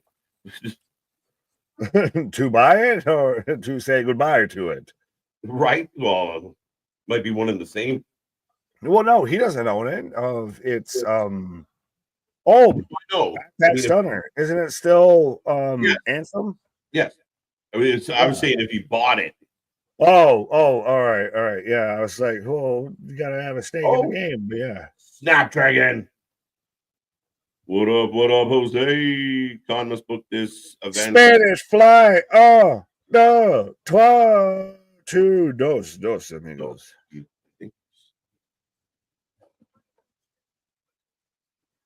This man, and he's smiling. This man is literally all tomato paste on the side of his face, and is out there. He's smiling. You could do a lot with Ospreay as the lead guy of this company, or at least the guy that's chasing the title. Like if Ospreay needed to finish the story. Imagine the importance if you switched Ospreay with Cassidy, and it was that whole same. You could do the same bullshit story. You do it with Ospreay and Moxley versus Cassidy and so Moxley. Much 10 times different. It hits so much harder. And the idea, could you imagine Ospreay gets a title shot? He gets screwed out of it. And then he's mad and he keeps getting jumped. And then he battles back. He gets another match. He gets so close, but they screw him out of it. Him like this with the crimson face in a match with Moxley. You're good. That's Moxley's West Dreams. He's going to sit there and think about that later. Right? But both men exchanging chops right now, folks. Welcome. If you're new here, we are the Wrestling for Life Network. We watch more live wrestling than anybody else out there. We got Kyle Fletcher. We got Will Ospreay. And it is clicking right now. 76% of the chat taking Ospreay. As it makes sense, but it's crazy to think, though, that whoever wins this match is going to wrestle again later tonight. Yeah. Does Jeff Jarrett? No, I don't believe that's true, JV. He did once upon a time. Dion, welcome. A deep two. Oh. Deep two. Oh, I got it. Ox cutter. One. Okay.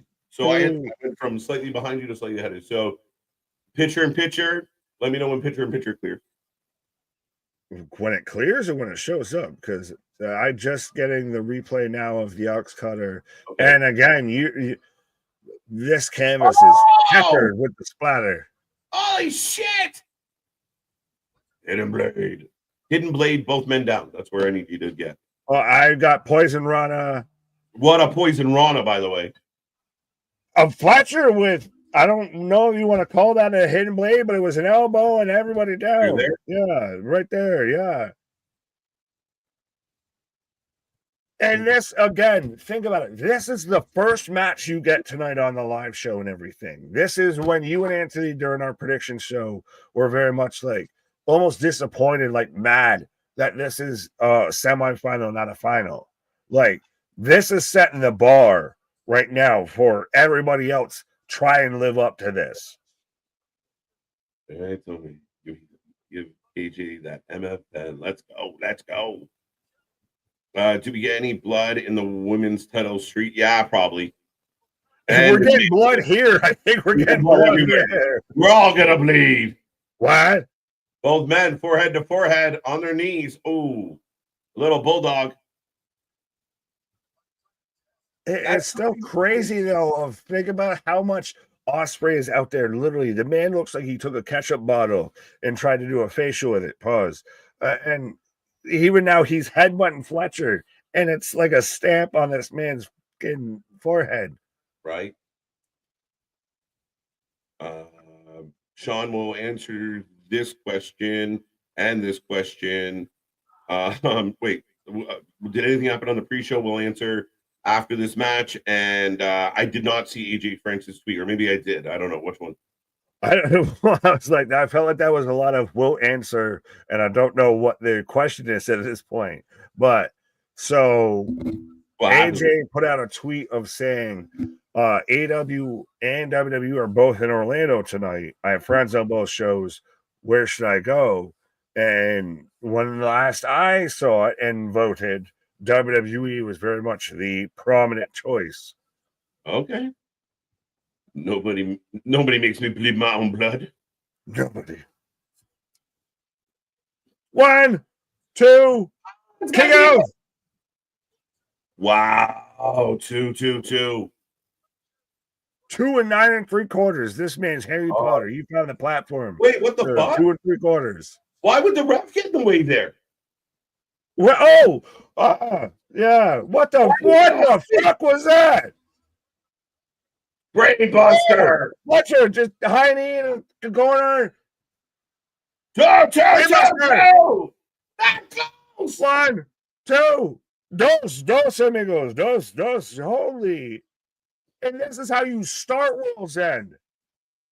Up, down on the sit-down power bomb. Pearl River plunge. Right there. 1, 2 count. Why did the ref get in the way in that spot? Did Fletcher push him? I don't know, but I mean, this is just insanity, my guy. This is setting the bar pretty fucking high for everything else that has to follow this. Yeah. This is awesome. This is one of the few "this is awesome" chants from the AEW crowd. I agree with. Glory Hogs, ref. Yeah, no, they earned this is awesome. What a great match. Oh, right to the back of the head. Yeah, and surprisingly, Aubrey's not the ref. Neither is Remsburg. So, yeah, why the fuck do they need to be the Glory Hog? Yeah. Oh, Nick Patrick? What? Nick Patrick. WCW referee. We're going to get another brainbuster and everything. Next week on Collision, Damien, Deonna versus Toni. Oh!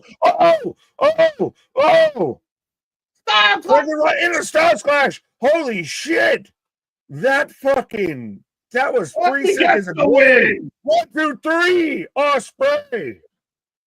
Will Ospreay takes the W, moves on, as a lot of us predicted, but what a match, what a start, what an end to that match for once. That was goddamn, like that very much set the benchmark really fucking high for everything else on the show. Like, I know, wanted it to be the final versus a semifinal. Now you got a really high benchmark to live up to, because that's what started off the show. That was part of my fear, though, Nick. Like, now you're going to follow this match up. This match is cooking. The crowd's into it. The crowd's loud. Will Okada, Ricochet maintain that energy level? I don't think you have to worry about that. I would worry if you get Okada Ospreay or Ricochet Ospreay, if that can live up to this. Well, yeah, no, that is definitely true. But like I said, my concern is the other semifinal is most likely the next match. Can it keep the energy going? Can it keep the ball rolling? I really hope they can. Very, very true with that. Yeah, I get what you're saying. I'm saying, and mine is more of the whatever follows this, like whatever's the final to this has to out deliver this semifinal here, I feel, because you worried, I worried, they delivered of that was. We're already one match in and might have the best match of the night. Yeah, and I hope not. I hope that is not the best match of the night. Yeah. I really hope the energy continues. I'm still here, my guy. Just going to fix something real quick. You're fine. As I've got Nigel, Excalibur, and Toni Schiavone. So 3 halves of a whole idiot right now. As I guess we got 2 halves of a whole idiot with me on stream. Now KJ's back. There we go. We're back to full. There we go. But yeah, my guy. It's crazy to think that that's how you start off the show, and now everything has to try and live up to that, has to follow up to that. Like, what do you do next to that you even hope can hold a candle in the wind to that? Dale's 3-1. You need more likes. Yes, absolutely, Jose. We got 159. We had 160. Let's see if we can get 170 or 200 live viewers and everything like that. We need more likes. We need more viewers. We need more subscribers. 100%. We're the underdogs from the underground, my guy. Often imitated, never replicated, never duplicated. We do what we do because other people can't do what we do. So, absolutely. Especially around the end of 2024, the holiday season, everything, you're being a bad friend. You're doing a disservice to those around you if you're not spreading the good gospel of wrestling out there. How can you follow that, Ken Rock? Absolutely. That's the question. I think that's why we're getting the buffer, we're putting the bumpers on the bowling alley, the bowling lane here for, I assume we're getting Okada and Ricochet next, because again, do we think Okada does double duty? Like, does it make it work of, well, Okada's taking on a busted open Ospreay and everything like that? Is he taking on, a wounded warrior versus, I'd almost rather see Ricochet versus Ospreay, seeing two guys that could potentially and hopefully can at least have something that delivers close to what we started off the show with. And then we still get Omega versus Okada. They square up. They look each other eye to eye. I don't want Omega versus Okada over the Continental Championship. The title already doesn't fucking matter. We don't know the fucking rules to who wins it, who loses it. We had multiple ties even in this bracket and everything, my guys. So keep Kenny away from bullshit. Yeah, and I still think there's somewhat. Can you hear me, by the way? Yes, I can hear you. Okay, thank you. I still think there's a potential of somehow the Elite reform, and I don't know if Okada. But no, moves the needle. Okada kicked Kenny out. He was the one that replaced him. Right. Again, interesting, but that died. That's dead. I mean, as far as I'm concerned. Well, a lot of things should have died. I think they're still just unfortunately festering. Get your predictions in, folks. Who you taking?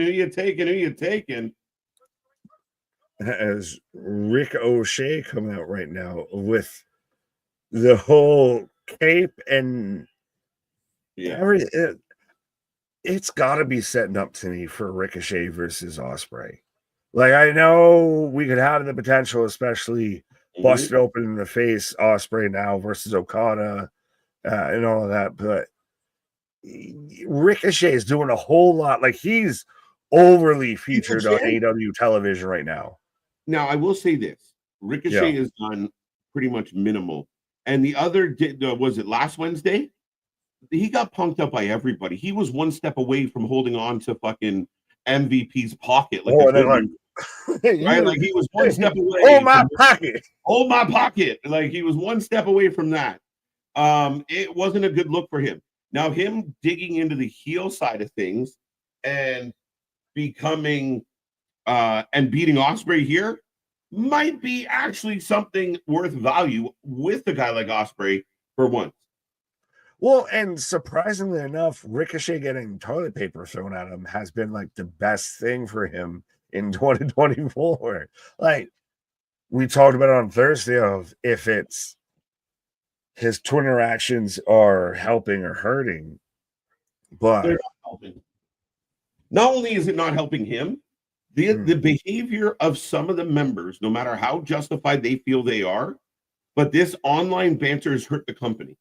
Because if you are a casual fan or a peripheral fan, or if you're considering AEW and you see some of the behavior of some of their talent, it turns you off. You're like, I can't support these people because how they're yelling at some, nameless account with 3 followers about what. But if you're a casual fan, are you paying attention to what's being said on Twitter? Maybe not, to an extent. It's one of those of the owner does it, so you can't.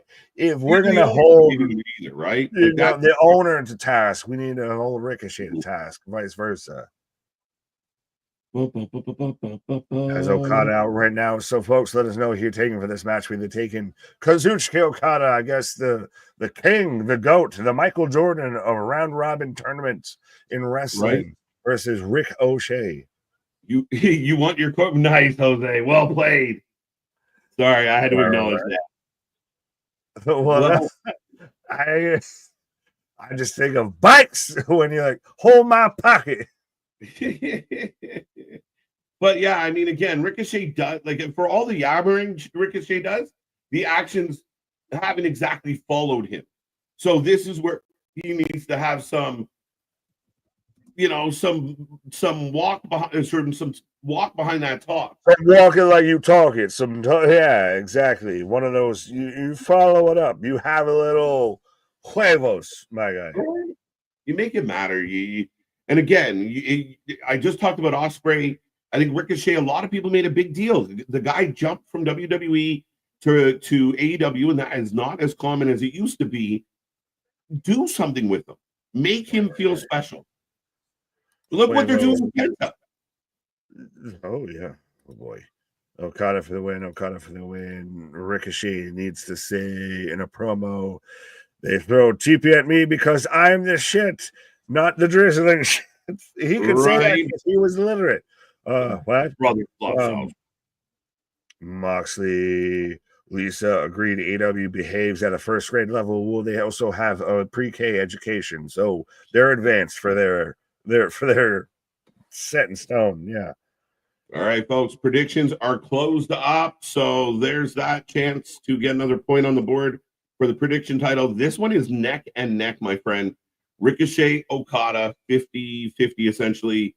Right now, a slight edge to Ricochet. And to me, it ultimately comes down to, do I think Okada can do two great matches on the same show? It depends who you ask. Okada, Toni might think, yeah, no problem. I don't know. I mean, it's funny. It depends who you ask. From viewers on the outside, I don't know. But from the inside, maybe so. It's, to me, I don't think it, like, I know your limitations and work within your fucking parameters a little bit and everything like that. Okada doesn't have to win here and again. So it's been the big rumor again of Kenny and Okada face to face, what have you. Do you get that towards the Continental Classic? Like, the Continental Championship is the crux of Okada and Omega. What? I don't think so. That's why I'm worried. Like, I wonder if, like, I mean, they never really fully explained, dude. Like, did Okada relinquish the belt to be in this tournament? It's just really weird to be champion all year and then have to go through. What the fuck was that? He's hitting all the ropes. And then just slaps him in the back of the neck. And that's the biggest. I like that. And all right. I gotta take a break. I like that. Okay. No, you can explain to people why you like that, because that's a good move, especially for a heel. Okada did the old over the top, unnecessary rope run, stopped up, and instead of throwing a big move, just slapped him in the back of the neck, all disrespectful. I got no problem with that. No problem with that at all, because everyone is expecting the big move, the drop kick to something, but not the case. Is Okada rolling to the outside? Who's going to win in the four-way poll vote? We will poll vote later, sir. But welcome. Right now, we just closed the poll on Ricochet and Okada. Someone asked how we track the predictions. Very simply, we put a call out up and say who's going to win, and you have between that and when I say closed, if you get your answer within there, you get a point, and if you're correct, obviously, and then whoever has the most points at the end of the night. If we need a tiebreaker, it's generally who answers the quickest.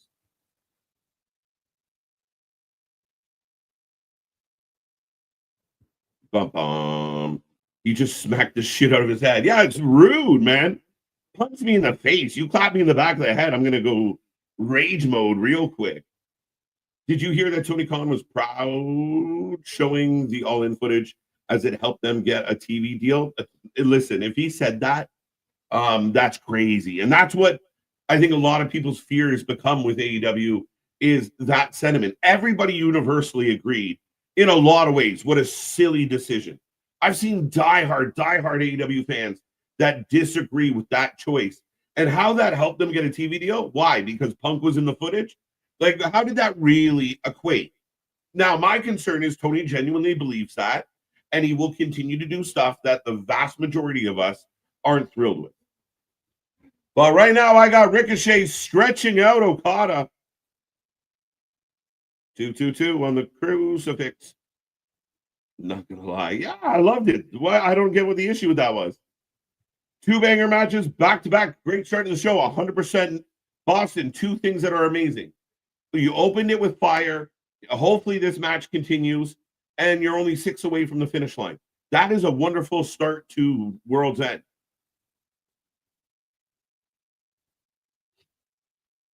I like the simplicity.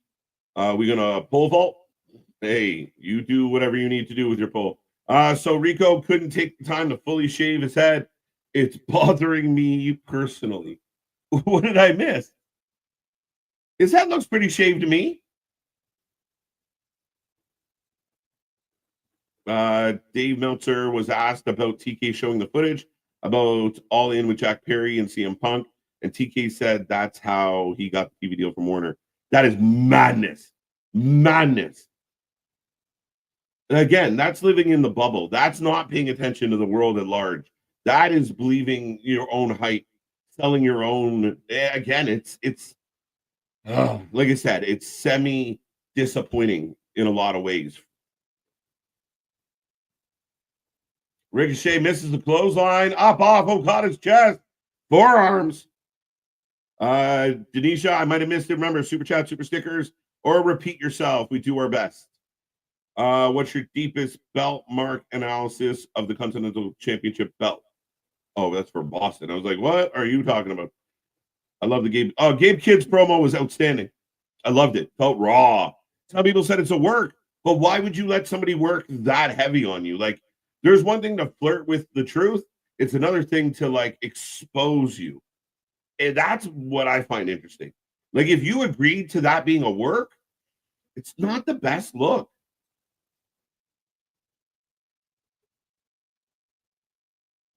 Randy Sam, how you doing? How you doing? How you doing? Moxley, Gabe, he's not here yet. I'm only picking Okada because there's no way they're gonna Ricochet Ospreay happens 2 times in the tournament. That would be 2 matches without an actual focused story behind it. Yeah, never say never though, Kid Rivos. And I could see them doing Ricochet Ospreay again, and this time Ospreay wins. So then when they do a match, they can say like, we've exchanged wins, because I believe Ricochet won last week. So, I mean, again, could they do it? Yeah, I mean, again, you're talking about a guy that complimented himself and believes that one of the worst decisions he made in the company history was only beneficial. To me, anything's possible. What did Gabe Kidd say? I missed that. John Reed, Google it. We talked about it last night. Right now, a match going on. Maybe we'll get back to it. But he basically called out AEW's locker room, said it was shit, that he had no interest in being there, blah, blah, blah, blah, blah, blah. Very poignant, worth a read. It's on YouTube, Sean. Yeah, there you go. Did Ricochet get a new tattoo, or is he just super shiny? I don't know. You're probably just super shiny, Ken Rock. 2 count, 2 count, 2 count. Okada kicks out. Crowd a little quieter for this one over the first one. Tony lives in his own world because that's the biggest lie. The only one that benefited from the footage was Punk. Fact. 100%, Charles. Like, if that's genuinely how he feels, that again, it's a little bit on the delusional side. And that's what we see. Like, when you put on product that isn't great and then you think it's wonderful, I mean, it's like irreconcilable differences, right? When one partner thinks everything's wonderful and the other one's miserable, we got a problem here. Oh, hooks him up. Neck breaker. Poignant. Let's go. I said Moxley retains. Well, we will take that. Stay till the end.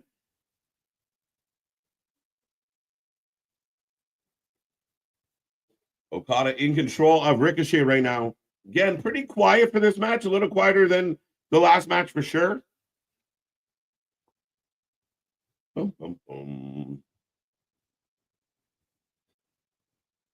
Broncos 24, Bengals 30. Final OT. There you go. There you go.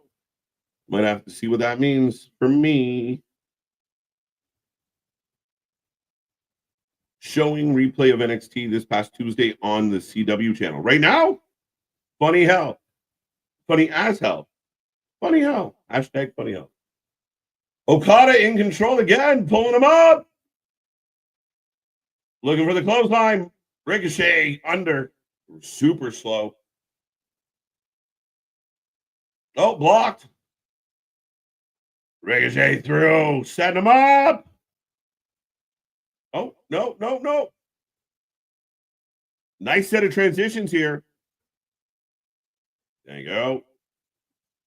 All that means is what we already know, KJ. Pretty much, right? KJ, they spent the time getting Kyle Fletcher over for him not to win the tournament. He should have won the match. This match for the belt really feels a waste of time turning him heel. What for? Interesting, Denisha. Again, I tend not to get too worried because I do feel like a guy like Fletcher has a lot of potential, a lot of future. So a loss early in his career. Oh, shooting star, the 7-year itch. 2 count. Yeah, I mean, again, for my money, I thought Fletcher Ospreay was going to be the final. That was kind of the most begrudged issue. It was an ongoing issue. It was a good way to settle their issue, but I was wrong. Him losing in the semis, I don't know. We'll see. It will be the responsibility of Tony Khan moving forward to get that back to where it was. Like, keep him going. Speaking of keeping him going. Oh, right. Oh, I didn't even realize. I did a whole thing for not a thing, so I guess we're here. You need to do another thing? No. Yeah. Behind me. But yes, my guys. We've still got Ricochet and Okada going at it. Oh, I've got to step up and then Shaka or big step up drop kick from Okada. 100%. Little quieter for this one, Nick. Yeah, well, I mean, they followed of what was arguably already could be saying match of the night and everything like that. Like they followed, the thing. So we were wondering what was going to follow it, and this might be one of those that just has to kind of eat it on the chin because they followed what could still end up being tonight match of the night. There it is. Okada puts down Ricochet. No, Rainmaker. 1, 2, 3. So we're getting Ospreay versus Okada. And yes, I will be back very briefly. All right, Nick's fixing something for himself right now. The Rainmaker, Kazuchika Okada, will make the finals of the Continental Classic, folks. Ospreay, Okada, how do you feel about it? What do you think?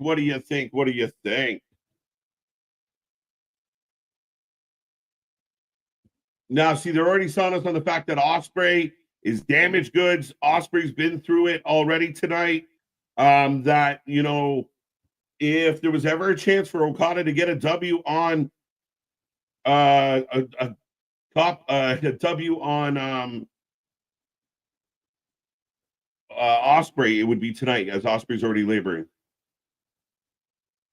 Speaking of, but what are you doing, Ricochet? What is this? Swerve.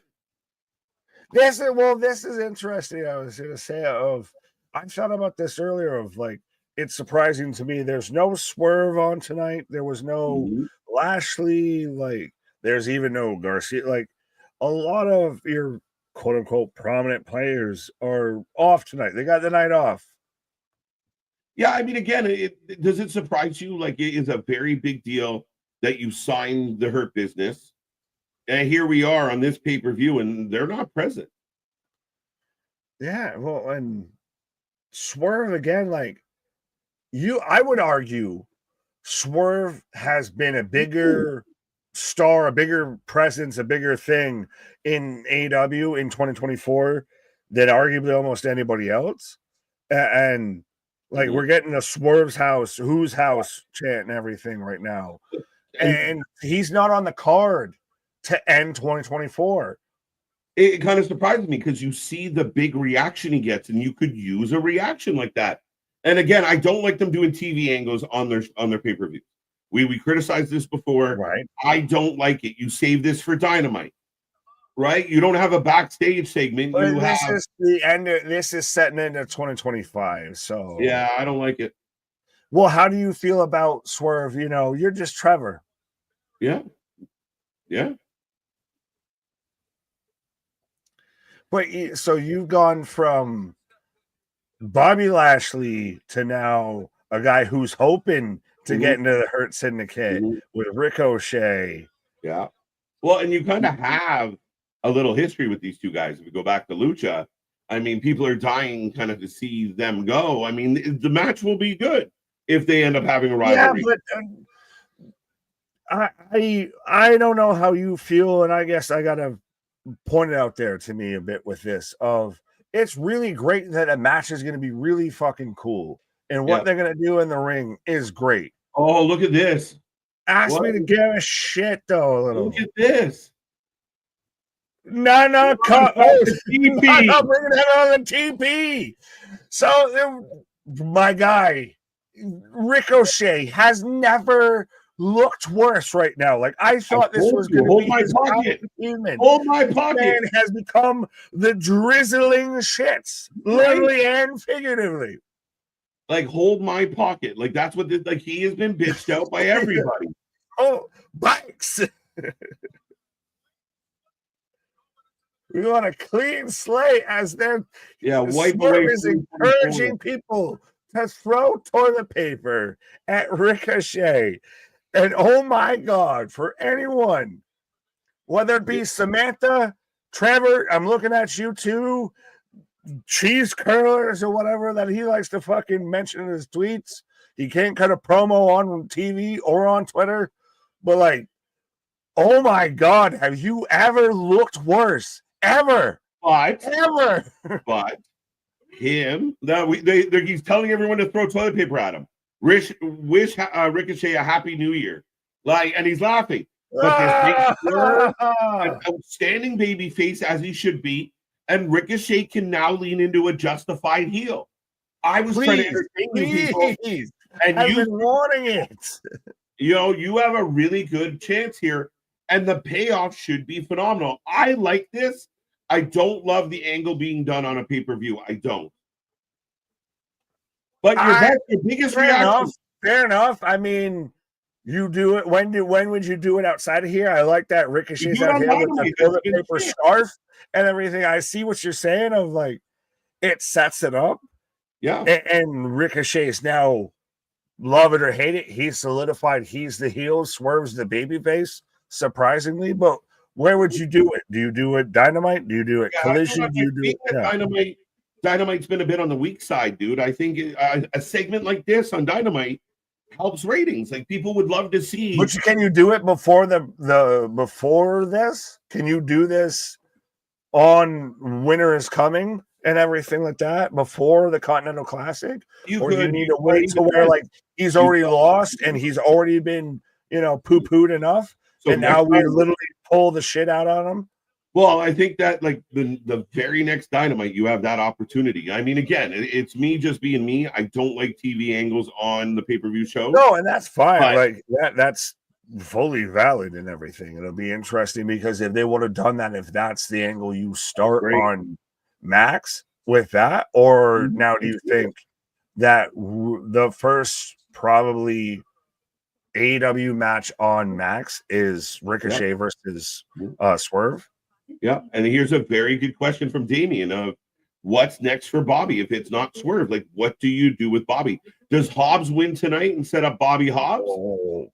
I don't know if I want Bobby in that mix. Like, Bobby should be Death Rider bound. You should get Bobby versus Moxley, I feel.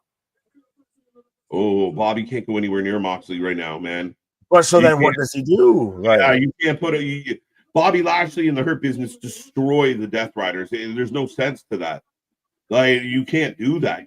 I don't think Moxley will agree to that. Just end it. I don't think they're going to. They love it. But Will cutting a nice promo from the back. This is why, like, if you don't do the Swerve Ricochet thing as good as it was, and you go straight into Will Ospreay, to me, it's a better flow to your show. To go from a promo to a promo during a pay-per-view, I'm like, come on, guys, let's go. Yeah, I feel like you have to fit both in. Like, you're probably going to do both. So, yeah. What? He's so good. Grabs the camera. He's great. Oh, at this point, my fucking pick is out at this point. So I think Ospreay almost at this point has to win it. Right? Anthony picked Ricochet, so I get a bit of a pickle. I sat there and did a whole booking. I got all excited. I booked this whole shit out and everything. And they just said, nah, you can have that. That ain't even what I'm mad at. All right, ladies and gentlemen, next match for your women's world title, because it's not nearly as important as the TBS title. Rosa versus May. Yeah, in a Tijuana street fight. Do you see Toni Storm get involved? Well, Toni Storm's got a match with Deonna Purrazzo on Collision, so I don't know. Yeah, well, that don't matter. And she can't remember being champion, so what the fuck? We'll get into all of that. But yeah. All right, folks, get your predictions in. Who you taking? May for the win. May to retain. If there is an outside interference that helps Thunder Rosa win this, I feel like this has to be Mariah May. Well, I don't see outside. I see what you're saying. It'd be either Toni or Mina Shirakawa. Like, those are the only two involved in the Mariah May story at this point. Yeah, but it doesn't make any sense for having to cost them the title and then what? Have a feud without the belt doesn't make any sense. Right. But it's chase down the champion. I agree with that. Me to retain. I want to watch, not listen. I want to watch, not listen to you guys are just talking. Welcome to the channel, Johnny. Well, I guess you can't watch or listen. Oh, poor guy. I want to watch restaurant. What? Buffet? I love morons. I don't even have to insult you. Right. Whoa, we're Yumbo. Yeah, want right? a Yumbo Yak? A Yumbo Yak. But here comes Thunder Rosa.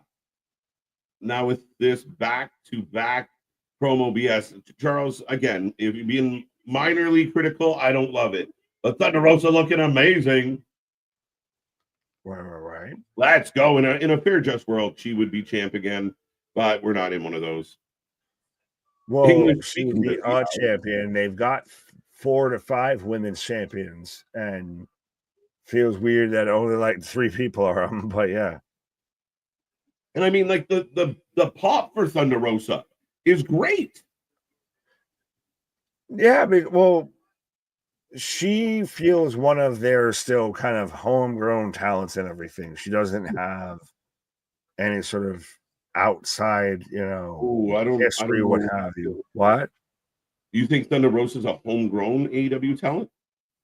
Ish. Okay. I mean, ish, maybe. I just see her. She's done so much more in her career outside of this company and done very little. I wasn't saying it was just on that, of that, we understand that she's a talent. She's got the most time to shine within AEW. Granted, she's a little out there, juggalo down with the clown and everything with this face paint.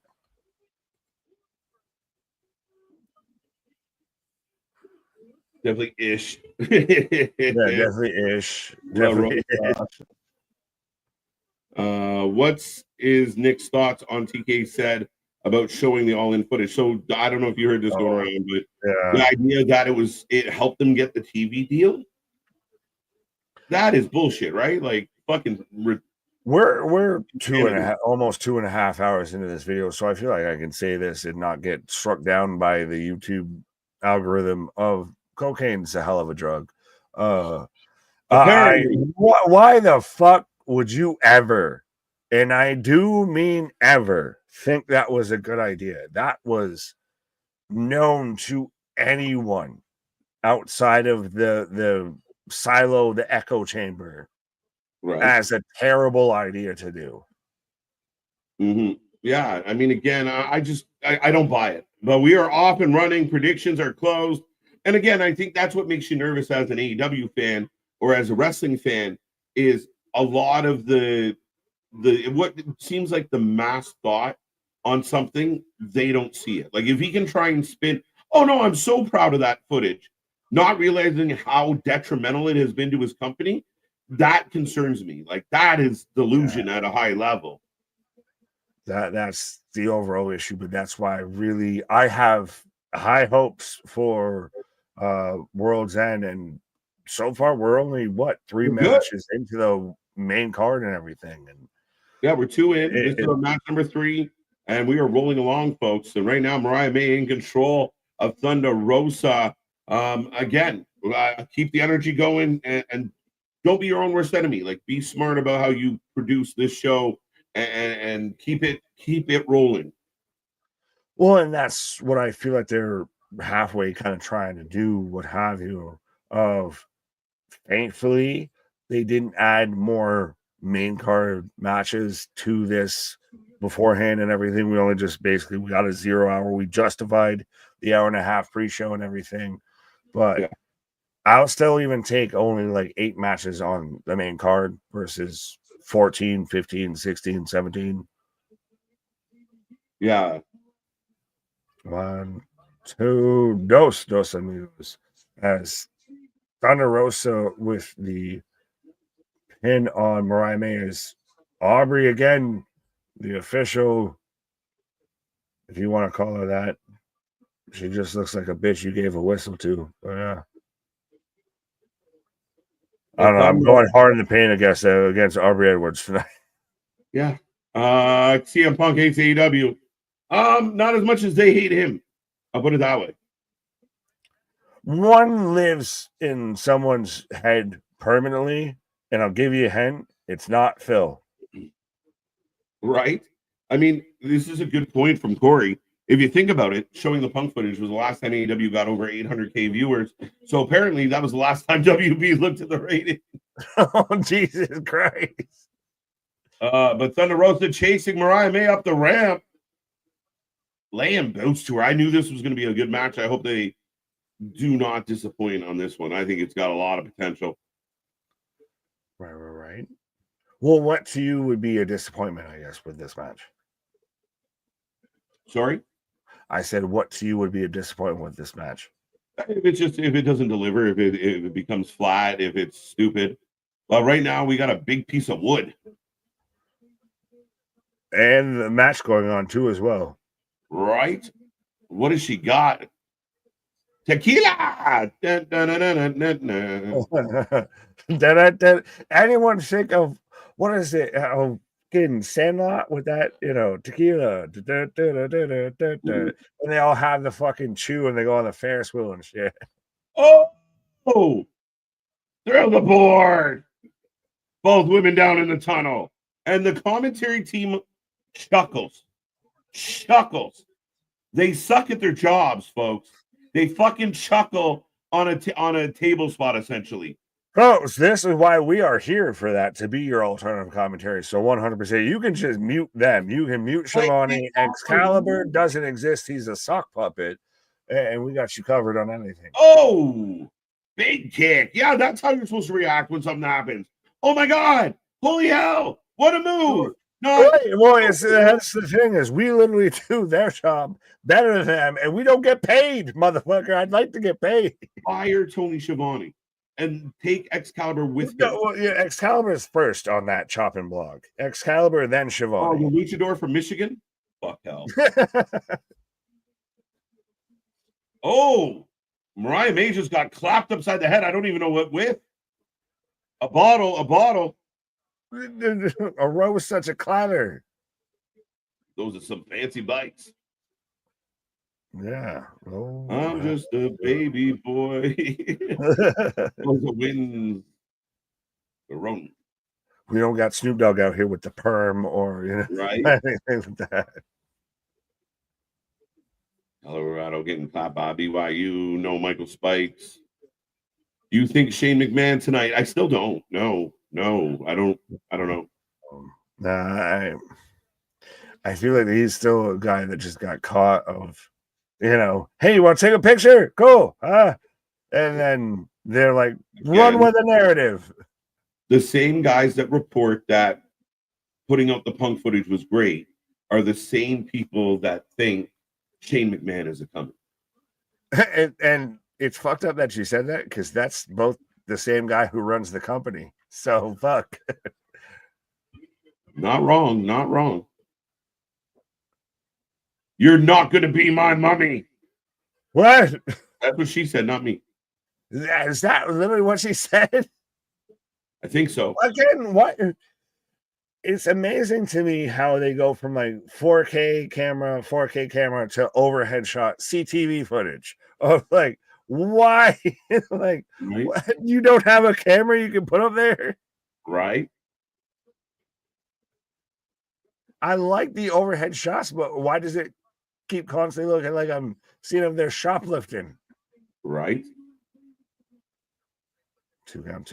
Dos amigos. I like this from Stone Jesus. I don't watch wrestling. I watch wrestling for life now. Absolutely. Let's go, Stoner. Thunder Rosa with the big elbow. Mariah answering back. Yeah. An elbow back. Like a hiccup. Oh my God, Shane just appeared, Megat. No, he didn't. He didn't appear just like your masculine. Yeah.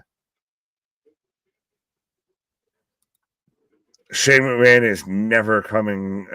LOL fans need to let that go. So Shane McMahon has a better chance of showing up than Brock Lesnar does. I'll put it that way. You think so? Yeah, I mean, again, I don't see it. I don't see how it works. Again, with certain people, Toni offers a lot of money. With Shane has a lot of money. Yeah, what does he have to gain outside of just fuck my dad? Unless Toni says, come in and you can do whatever you want. That's what he says to everybody, though. I know. That's not new. That's not exclusive to Shane. Oh, pinata thumbtacks. We got Pinata.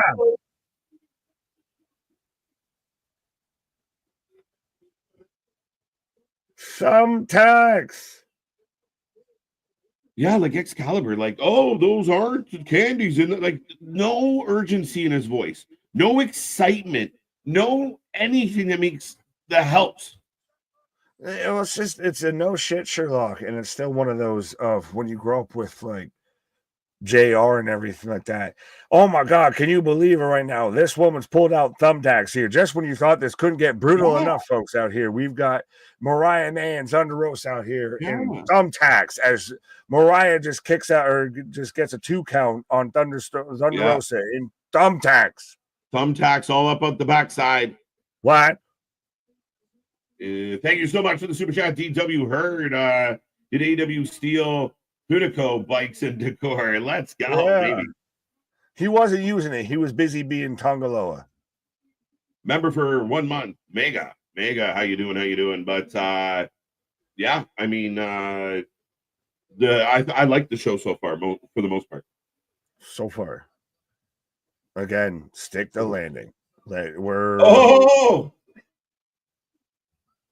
is that Thunder's dad? Parents involved in wrestling. If that's Thunder's dad, I don't mean offense, but man's looking out here as stereotypical as you could have. Right. As Mariah May wrapping barbed wire around her knee. Oh, she grabbed the cane and they were going to use it. It is her daddy. It is her daddy. It is her dada, Papa Rosa. Popo Gijo. Popo Gijo. So is AEW trying to say Nana started the whole toilet paper throwing?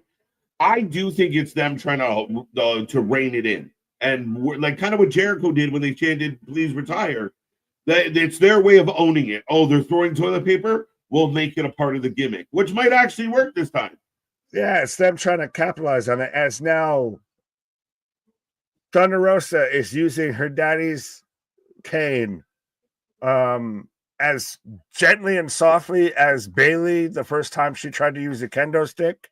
Oh, just like, yeah. Right. Yeah, this woman has she has thunder tags, thumbtacks, Thunder stuck tag into her shoulders and everything. I'm down. Trademark that shit. Thunder tag. Right. But she's out there and I can't hit you with a cane really hard. Right. You gotta be careful. Thumbtacks, ouch. Thunder's dad, no cells, better than Mox. Let's go. As we got a table, commentary adds 0 to the match. I legit forget they're at the event. Yeah, Charles. And again, I want to focus on the good stuff right now, but I really got annoyed. Like, we just had a spear through a piece of wood into the tunnel, and I think it was Tony Schiavone chuckled. Fucking chuckled. Are you kidding me, Chucky? What are we doing? Fucking chuckled. You fucking funny to you, motherfucker. Am I funny to you? Do I amuse Am I you? funny to you? You're like a clown? Do I amuse you? Sell it. 2 women are going through wood, going through thumbtacks. Sell it for them. Well, and it's even what we do and everything, my guy, for those who can't see it and everything, we're painting we're the orators of this and everything. We're expressing out what can't be seen, what have you, and everything like that. You're the chorus to the story and everything like that. Help move the narrative along versus, oh, she's being choked with that chain.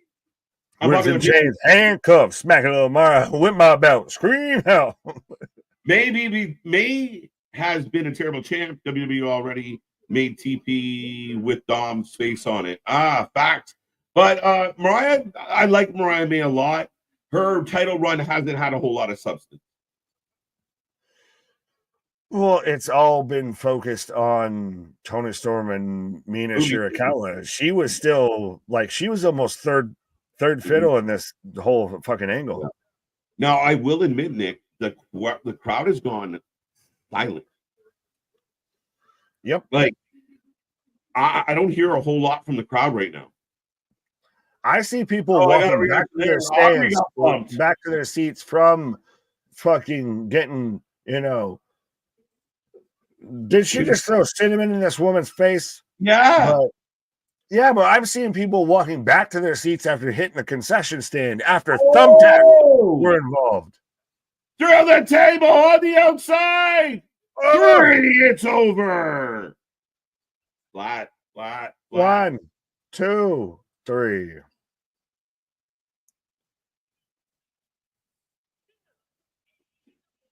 Notice how you barely cut to the front row that is just politely applauding.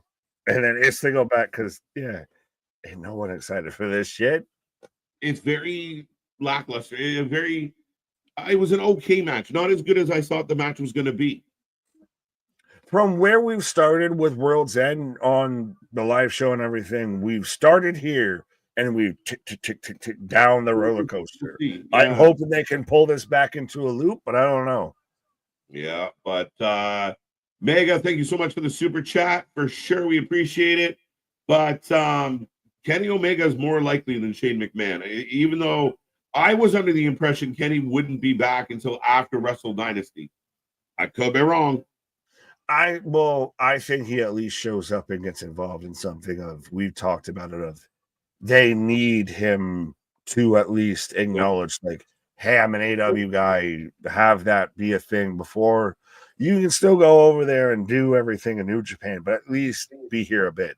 The fact that he's going to have a match in New Japan before he has a match in AEW, it to me is insanity.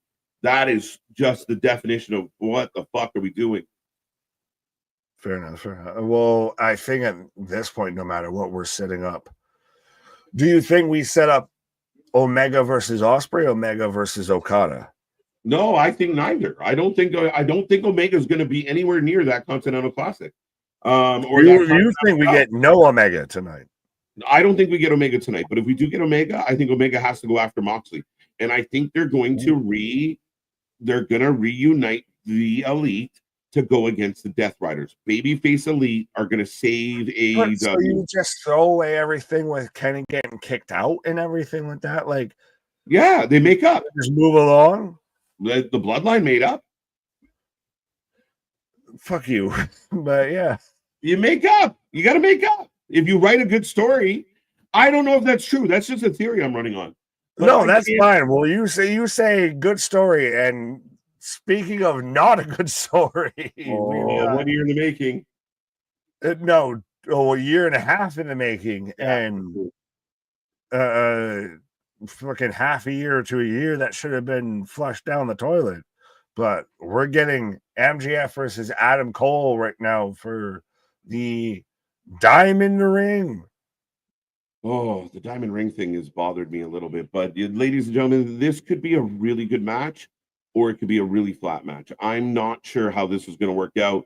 The women's match was a bit on the flat side.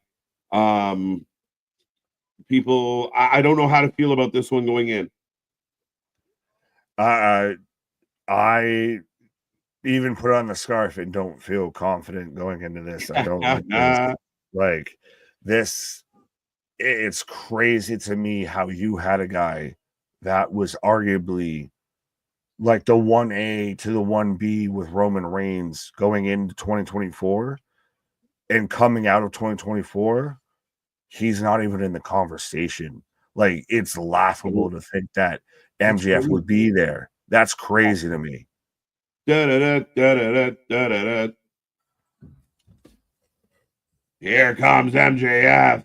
I'm hoping he retains the ring and everything like that, because it's just going to be, to me, it's the closest you can get to a reset with him. Like, this whole thing with Adam Cole just needs to fucking end. Please. We thought they killed it. Sweet 6-pound, 8-ounce, sweet baby Jesus. Just end this goddamn feud already. Yeah, I mean, again, we thought they killed it upon the return with the low blow. It was dead. They found a fast way to chop its head off and move on. And it just, they went back to the well. Now, again, I care less and less and less about the Dynamite Diamond Ring. Again, MJF's the only guy to ever win it. Maybe Cole is the guy that finally bucks that.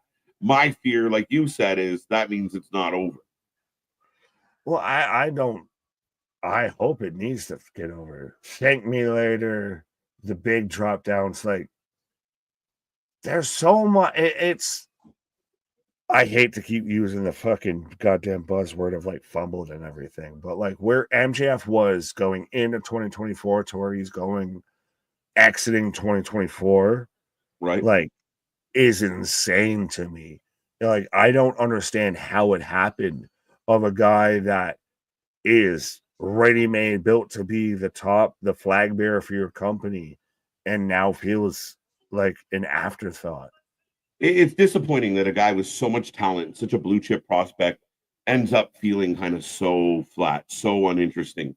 But Adam Cole coming out, that entrance song still bangs, but we'll see. I mean, again, I think Adam Cole, like a lot of people said, Gabe Kidd's promo was a work, but again, I mean, when you go too deep to the jugular, you might end something, and I feel like MJF really went to the jugular on Cole with some of the stuff that he pointed out. It's too true. It's too true, because you're pointing out blatant, obvious flaws. It's very fitting and very interesting and almost apropos that Adam Cole did that infamously with Karrion Kross of, you know what they have to do to make Adam Cole cool? Ring the bell. And to a lot of people, that exposed a lot of things with Karrion Kross and how WWE built him up. And now Adam Cole's the victim of the same thing that he perpetrated. Yeah, 100%. I mean, again, And people are speculating, does the Kingdom turn? And now they're with MJF. Does that help MJF to be the leader of another not used faction? I really don't know. Right. But we'll be right back, my guy. Ladies and gentlemen, your predictions need to come in. We will be closing them up on the ding ding. There we go. As I believe I got the ding ding as KJ's taking a pause for the cause 100%. So we are underway with MJF versus Adam Cole for the Diamond Ring. And I've got MJF winning this as Mega with the super chat. Thank you for the $7 super chat of MJF for the win by cheating. AJ and Nick are better than Dave Meltzer. Christ, we're not only better than Dave Meltzer, we got a whole shirt out there that's, offering for the center of Dave Meltzer's who can't read good. So 100%, go and get your, Dave Meltzer merch. Go and get all the goddamn merch out there. We got the Wrestling for Life Army, camos. We got all the fatigues out there. We got anything and everything. Even before Netflix, we were ahead of the game with Wrestling and Chill. So absolutely, get your holiday goods, get your merchandise goods, everything like that. As MJF dropping Adam Cole into the ring steps here. KJ Nick, awesome. I appreciate it. Damn annoying controls. Who's your what now? Who's being a troll? Randy, what up? 1 and 2, correction, fair enough. Christopher, I don't know what you're correcting, but yeah. At least you got some honor in your predictions, but MJF right now in control of this, going out in the crowd, just giving Adam Cole all of the time. Oh, and Adam Cole is already busted open and very much clearly gigged out of himself. All of the ketchup, all of the strawberry syrup on this man's forehead. So already we're 2 for 4 so far tonight. We've got children out there, at least preteens, saying "Q" to Adam Cole, or to MJF, but so we're 2 for 4 so far tonight with matches that have had the red viscous liquid that have had ketchup on their foreheads. Hope everyone is having a good time. Glad to be alive at the same time as you guys. Absolutely. Jose, appreciate you, Brian. Again, appreciate everybody. We got 161 watching with us. Let's see if we can try and bump that up all the way up to 200 right now. Absolutely is. We got 139 likes on the video. Let's see if we can get, or on the stream. Let's see if we can get 140. Let's see if we can get, again, 200 across the board here. Mr. Noob comment, Nick, for my comment. Who's what? Yes, Sean. English doing are you how? Confusing me, you are doing now? As Adam Cole's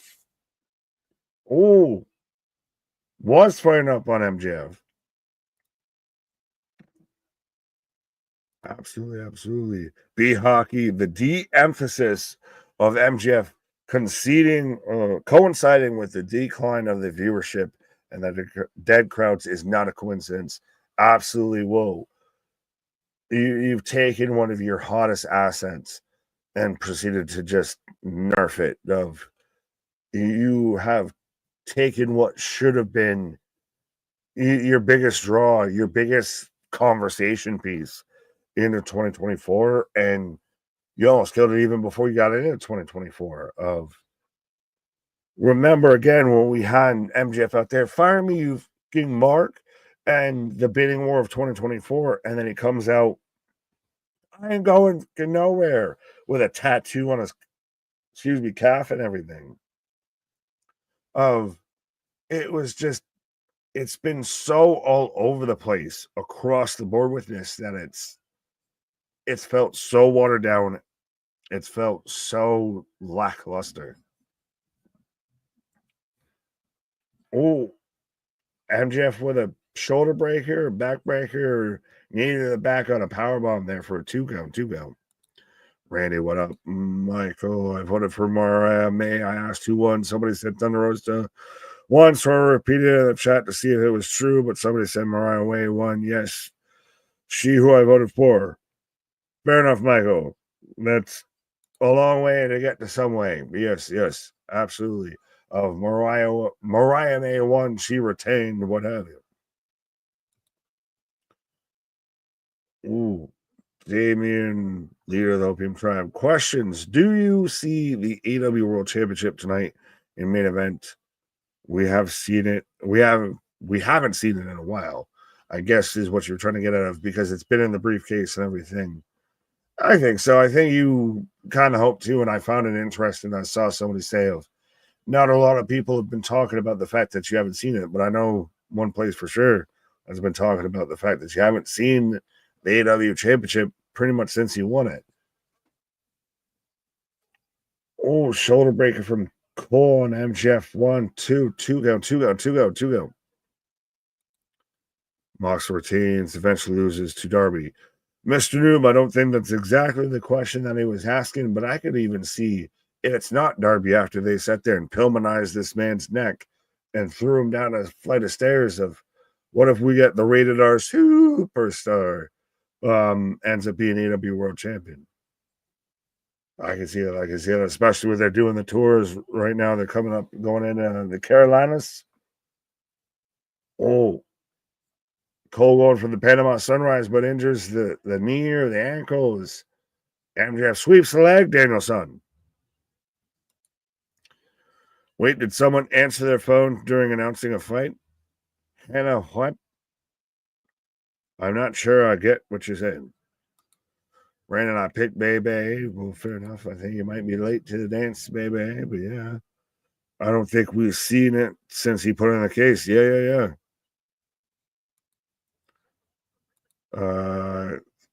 Big Dog, could it be that the reason we haven't seen the AEW title belt lately is because they're bringing in a new belt? What would it be? Like, you're going to reinvent the wheel with that? I actually think the AEW belt itself visually is one of the better title belts in pro wrestling. Oh, as MJF throwing Adam Cole into the corner, but he can't even make it into the corner without falling down because, was it the knee, the ankle gave way, what have you.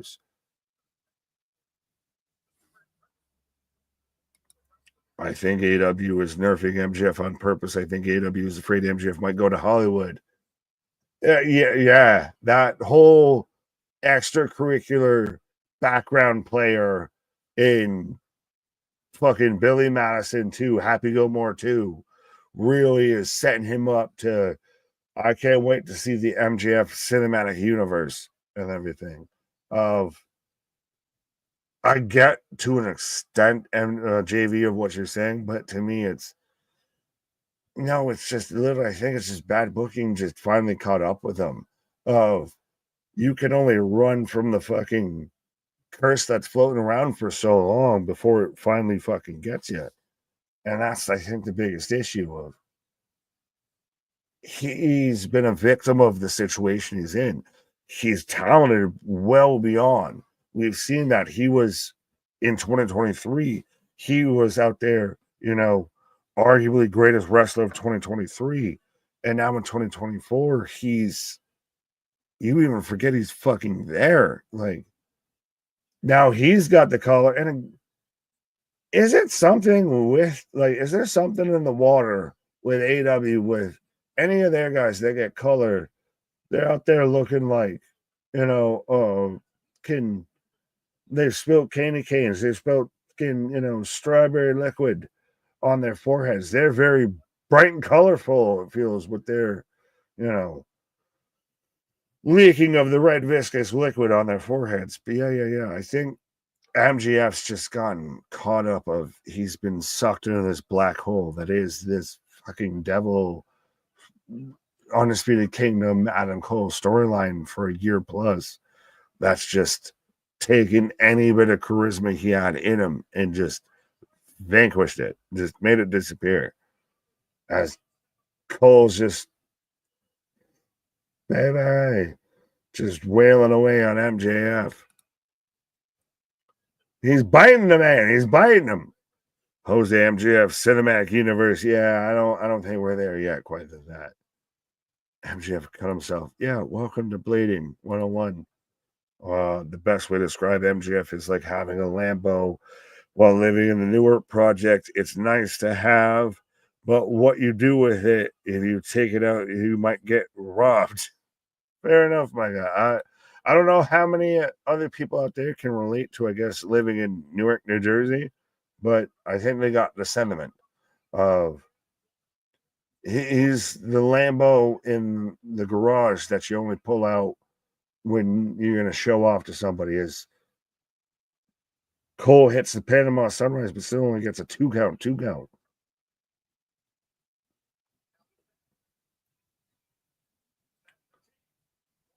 MJF drops out of the about to eat the meat from Adam Cole.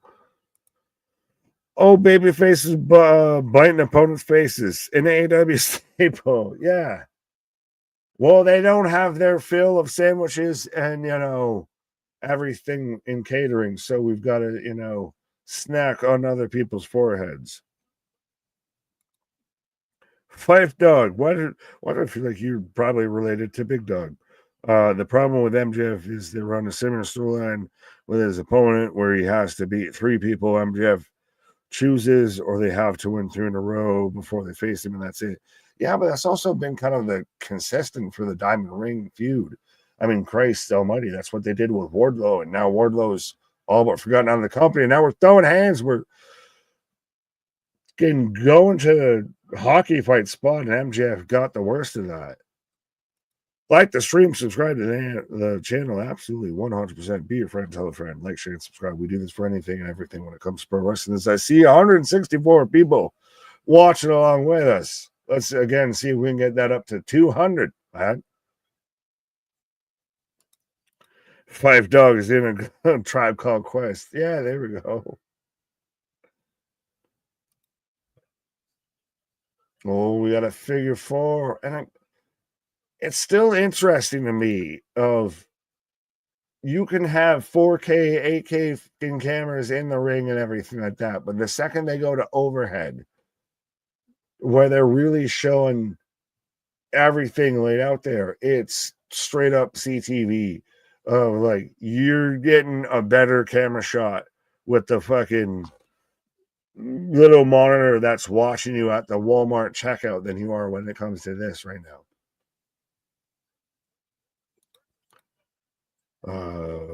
Damn, Big Dog, you make it sound like I'm not a worthy relative. Harsh, bro. Have I met MJF in person? No, I have not. Worst feud this year. Worst feud of the past 2 years. Worst feud in company history, I feel. At this point, arguably.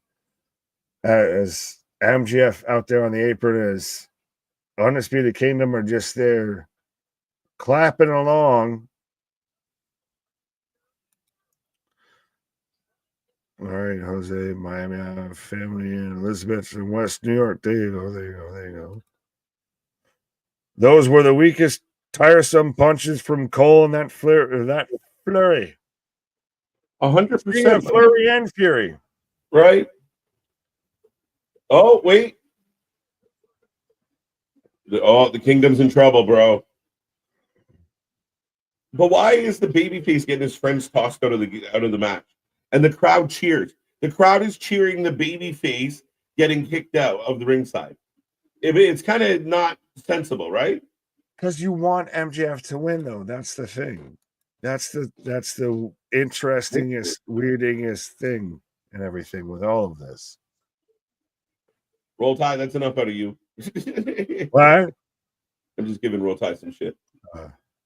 But yeah, no. I mean, sorry. Yeah. Sorry.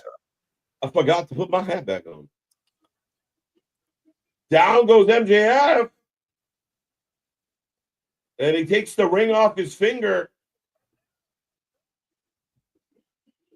You know what I was going to say? The beginning of this match, Nick, it was one of the best examples I've seen on AEW in a long time. Oh, low blow. Whoa. Drapes him. Heat Seeker. 1. And the winner. 3. Thank you. All is right in the world. Off a low blow, Nick. It might not be done. Please, for the love Then why do of the all angle? parties involved, just fucking end this. Whoa. No, whoa, whoa. And I was saying, like, these guys in the beginning of this match really showed a good heel baby face match. And the crowd was into it. And then it kind of gets blurred again. The baby faces' friends get kicked out of ringside. You know, Adam Cole goes to cheat but gets kicked in the nards. You confuse your audience when you play those games. But it's honestly just fuck Adam Cole when it comes to all of this. Like, you need to save and salvage what you have with MJF. Otherwise, you're losing two ships at once. Oh, I'm going to break your fucking leg, he says, and I quote. And again, I want the commentary to have some fucking gusto. Oh, yeah, you should hear somebody right now. Oh my god, I can't believe this. He's already won the match. Why does he need to be out here doing this? Like, he already won the match. He's already proved his point. He's out there going to break this man's leg. We got company. Roderick fucking Strong. Yay. This isn't done.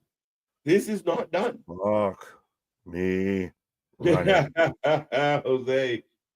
Kyle O'Reilly staring down MJF. So how do you like? Oh, Kyle O'Reilly bringing him back down, Nick.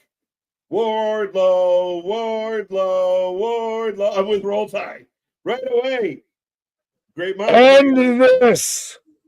We're gonna get Wardlow. Someone's gonna come save again, but you're getting a babyface pop for the heel. If someone Wardlow should be the guy that should be with them. Oh, and down goes MJF. Getting Red Dragon out here. What is happening? The right person won, but the wrong outcome. Why is commentary so calm? Because they've got Tony's you know what in their palm. Ring to the head. Oh, this is fucking awful. Right on cue. How do you feel, Nick? Hot three. And you started here, and this has become a masterclass of 1 little, 2 little, 3 little fuck up, 4 little, 5 little, 6 little fuck up. Taven and Bennett are back, so the Undisputed Kingdom is back together, and it feels so good. I don't know if it does. It feels like a fucking proctologist fucking exam. It feels like I'm getting my fucking prostate exam with this motherfucker. Honestly, sorry. This is why all of this. This story has sucked for over a fucking year and a half now. Why the ever-loving Jesus tap dancing H Christ are we still keeping this fucking thing going? Unless that's the end. I have never wanted the story to be euthanized more than right now.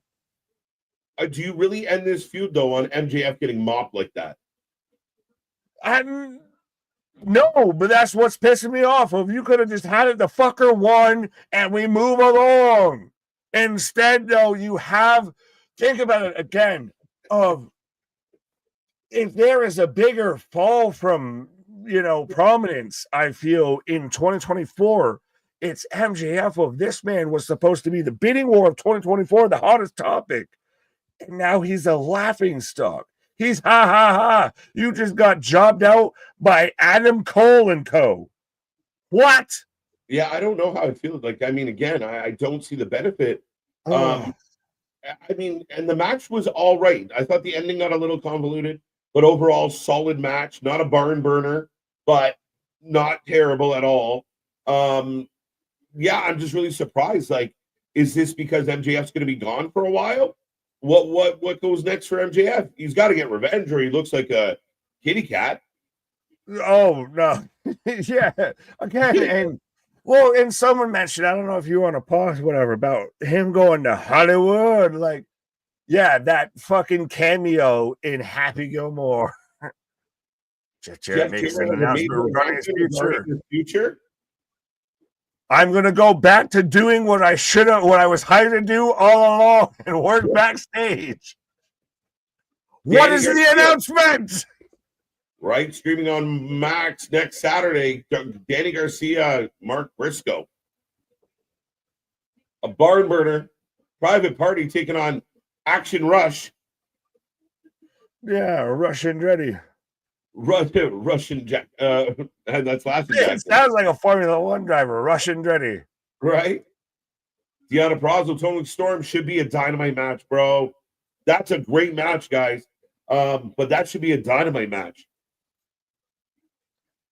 Yeah. Jeff Jarrett I'm not disagreeing with you. I'm just still fucking mad about what we just got.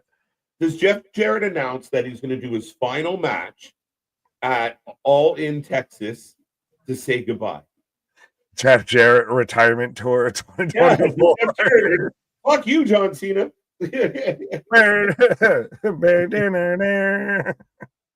All right, ladies and gentlemen, up next, Powerhouse Hobbs will take on Takeshita for that title, for the international title. Let us know what you think. The poll is about to go up, and your votes are about to be asked for. Facts. As I'm trying to see, so what we're down to the final 3 matches. Well, this is the 4th one, yeah. And then we've got Mone versus Statlander, Okada versus Ospreay, and then the world title fatal 4-way, my guy. Dude, there's optimism that it's a 11:30. Well, I don't know. The press conference was scheduled for midnight, so I don't know. Shut up, Nick. Yo, that means one of they brought it up earlier. I was like, that's not giving me hope. That's not giving me hope. A couple of these matches are going to go like 30 plus. A couple. Powerhouse. I still think this will be a really great match. I think the Fatal 4-Way is going to go the longest. I'm interested of Ospreay and Okada. It's very New Japan. And it's very interesting to see Okada doing double duty. For me, to be 100% honest with you, Nick, sorry to interrupt. Yeah. No, you're good. But for me, this is a put up or shut up match for Okada for me. I don't think he's been the Okada we knew once upon a time in AEW. I think this is an opportunity for him to have a banger match. Because I can't recall, I don't think his matches with Danielson cooked that hard. I don't recall a really, really good Okada match in AEW. Tonight has an opportunity to be that night. But so what happens? He wins, and then you get Omega comes out, and you get Omega Okada Continental Mania running wild, or Ospreay wins, and I guess fuck off with your main event title shot there. Yeah, maybe. I don't know, man. I mean, Okada just had it for almost a year. So he had it. Again, it's interesting that the champion has to go in the tournament. And I mean, it almost feels like the winner of the tournament gets a title shot. Might make more sense than the champion's in it and has to win the tournament to retain. Talk about stacking the deck. Is anyone talking about Okada being an underdog in this one? Yeah, but I mean, you also have to make the title mean shit, though, too. Like it barely meant anything with Eddie Kingston when they made it. So Jeff Jarrett, Jay Lethal, Jeff Jarrett's final match, or Jeff Jarrett. The only other name I could think of that I think would be cool might be Dustin Rhodes. Jeff Jarrett as a final blow off. But Jay Lethal makes a lot of sense. Well, how do you feel about Dustin re-signing with AEW when it's like, well, yes, but it's also a lot of people are like, but your brother is right there. Right there. Right there. Like you could have. You could have. I think it's because Dustin has more sway and clout in AEW than he would at WWE right now. I think WWE might consider bringing him in for that Cody moment, but with him being I mean, he's had a belt a bunch of 2024. I mean, the Spanish Dust had a lot of wins. The Spanish Dust. What the fuck did you just call the Taco Bell seasoning? The Spanish Dust. What the fuck did you just say? The match has begun. We got 164. If you can hear my voice right now, take this link, share it with everyone you know. Let's see if we can hit 200 tonight. It would be awesome if we could do that. So take this link, share it anywhere you talk about wrestling, even places you don't talk about wrestling. You never know. And I guess send us tacos with Spanish Dust. Spanish, yeah. Canonero. But Right. I think it's Dustin feels like he owes a service. Like, I feel like he's like the guy who thinks, like, if I leave, the dam breaks with a lot of this shit. So I need to stay here and try and be the duct tape that is AEW. Well, I think for him, he's got a bigger role overall. And like I said, he's had chances to work in Ring of Honor. Maybe he feels like more of a mentor. And I think it would be, I believe, and now I don't know for a fact that I haven't spoken to the man, but I think for him, he's kind of a bigger fish in the smaller pond opposed to just being Cody's older brother at this point kind of vibe. I mean, he's great, Hall of Fame one day for sure, but yeah, I think he's got a better job and probably got paid more from Toni than Trips was going to give him. Well, yes to all the above, but yeah. 174. Come on. Do we got 175, 176, 111? What I hear now? 175, 176, 177, 180, 190, 120, 200. Do I hear 210? Do I hear 220? What? It's Takeshita and Hobbs on the apron. Bro, Hobbs. as much as I do the Busta Rhymes stuff and everything like that, it fucking made me lose my mind a little bit seeing him over the holiday season, Busta Rhymes doing the Walmart commercials. I don't know if you got that. Yeah. I was like, my guy, how the mighty have fallen.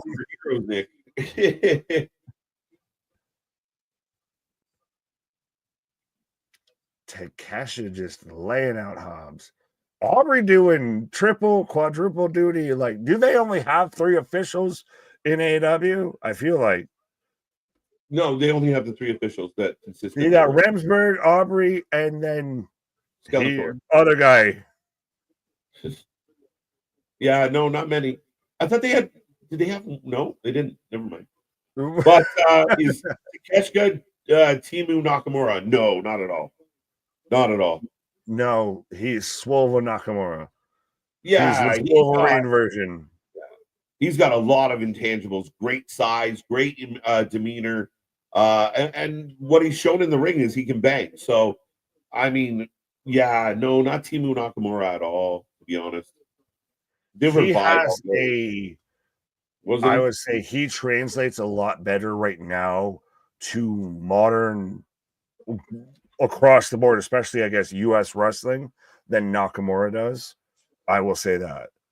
Well, I honestly think, I mean, like Takeshita in WWE with that kind of production and slowing down and having a little more structure to matches. He's Braun Breaker. He's Braun Breaker. He's that vibe. Like he really comes in as a guy, as a heel that can control a match, and then really turn it up if he has to. Yeah, man. I think they got a lot with Takeshita now. He's been a little vocal, not thrilled with his booking.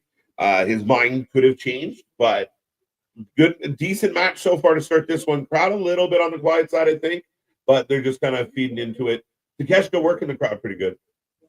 Yeah, well, this to me, these are 2 guys that if you want to come back, like take this clip now and then come back in 5 years of who should be top guys, world champions, etc., main eventers when it comes to AEW, these are 2 guys 100% that should be there. Well, it should have been established there. Is it fair to say, like, he kind of does give me like young Okada vibes when Okada and Okada never felt that swole, but when Okada was kind of like coming like into his own, that kind of feels like Takeshita, like that same kind of dominant, you know, the guy that just wins. And he's Okada and Omega. If they did the fusion dance, that's why I still love when you had, you know, Kenny out there of I am the Omega and Takeshita was the Alpha and everything like that. Right. Think about it. This guy held his own and went toe to toe even before he was quote unquote in his prime with Kenny Omega. This is he's LeBron James and out there fucking alley-ooping and fucking do-si-doing and everything, Michael Jordan. Mm-hmm. No, I mean, again, I think it's another guy, and I mean, Hobbs is in that ring with him, and Hobbs to me is another guy that fits into the category of like a lot of potential. That if you book it the right way and harness it, it could really mean money for your business. Oh yeah, these are two guys that if you had to upstart this company right now, uproot it, what have you, and you can't use anyone that's ex WWE. These are two guys that's your world title picks right there. Yeah. No, you're not wrong. But both men trying to get to their feet right now. Hobbs getting up first, Takeshita in the corner. It's so crazy to me that I still don't fully get why these guys hate each other when they were in the same faction like all of like a month ago, but things happen. Right. The crowd counts along. Right.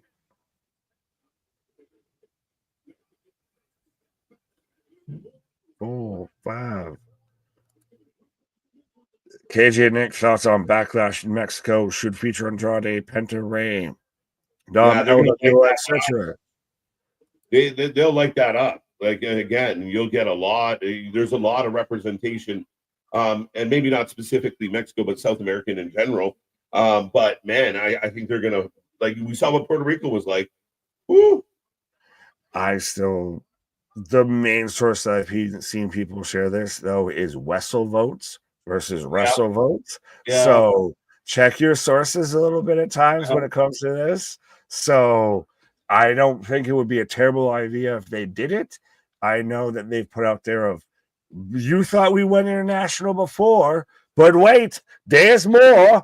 So I don't discredit it. I don't think it could not happen, but for everyone that's acting like it's been announced that it's happening, maybe dot your T's and cross your I's before you really, want to run with something. Right. I mean, again, it's funny, but I mean, we warn everybody, check your sources. As Hobbs firing up and picking Takeshita down. I feel like the crowd's gone a little bit quiet on this one, but I'm not sure why. It's been pretty okay. Small package tombstone. It's cashed out 1, 2 count. Dos amigos. That was a hell of a move there. 10-0 Rams over Cardinal at half. Interesting. Is that happening right now? Perhaps. You have any Cardinals or Rams?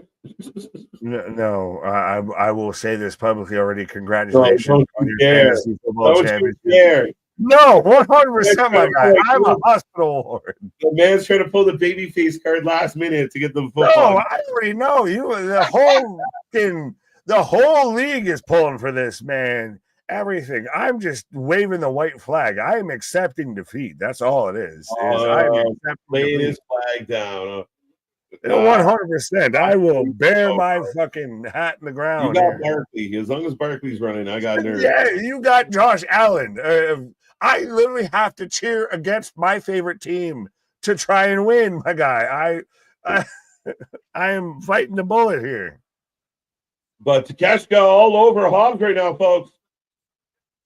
But yes, Nick and I are bantering about our fantasy football championship.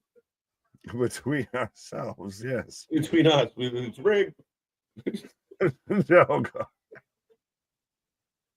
Oh, nice. Oh, nice. Snap power slam there out of nowhere. 65% of the chat taking Takeshita.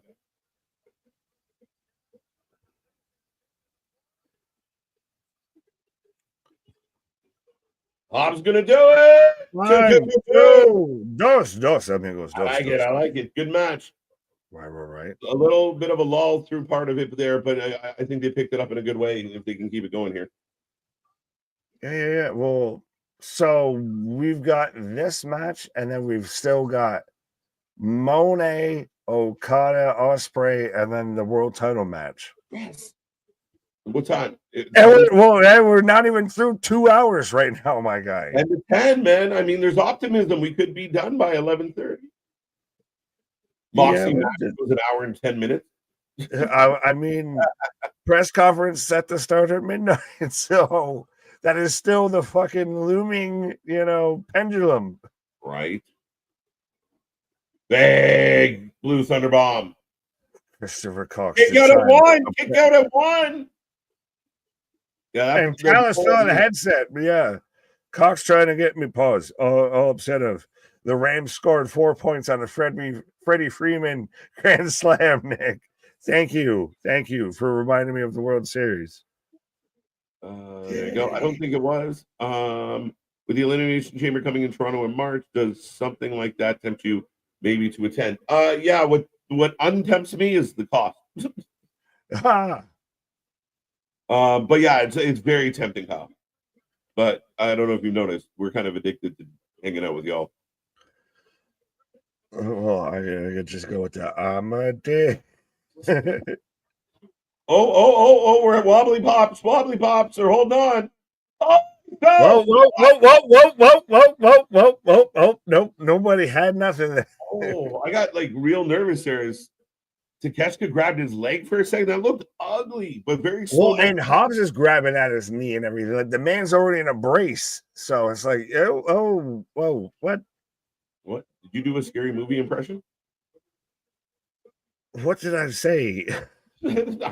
No, I said something before. Like, this is what happens at times when we come like to the comments 5 minutes after something was said. They go back up. Someone remind me, I guess, what I said. Superplex. Oh, Takeshita instantly going up to the top turnbuckle across from that. Big senton. Couldn't resist. Still like you, Nick. There you go. Nothing but love. I don't know what I did. He apparently didn't like me. All right. Oh, I think it's because he ripped you. Oh, fair enough. Oh, Spinebuster. No way. One, two, dos. Botchamania moment. 100% on Botchamania for sure. Hey, and actually, the match is recovered okay, though. Right? Oh, that's what it was. But wait, there's more. Smokey. Nice AEW chant. Yeah, right? Nice AEW chant breaking out. Yeah, well, it's been a minute. Like, we got it at the end of Rampage. And I like that Hobbs, like, he didn't do the fucking over dramatic of, like, let me just take the straps down. He's like, I'm in control of this shit, motherfuckers. Well, I mean, dude, and I mean, he's so intense. And to be honest, he gave us a little bit of Dave Bautista vibes there. Thumbs down. Right? Give me what I want. Ooh. Both men kind of up on the top ropes here. Ooh. Takeshita is clearly setting up for something here. What the fuck is this man about to hit? Oh! This man, Hobbs just hit a fucking power slam onto Takeshita off the top rope, I believe. On that knee.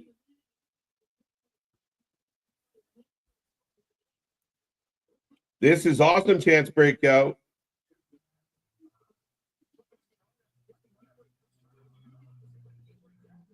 This fits.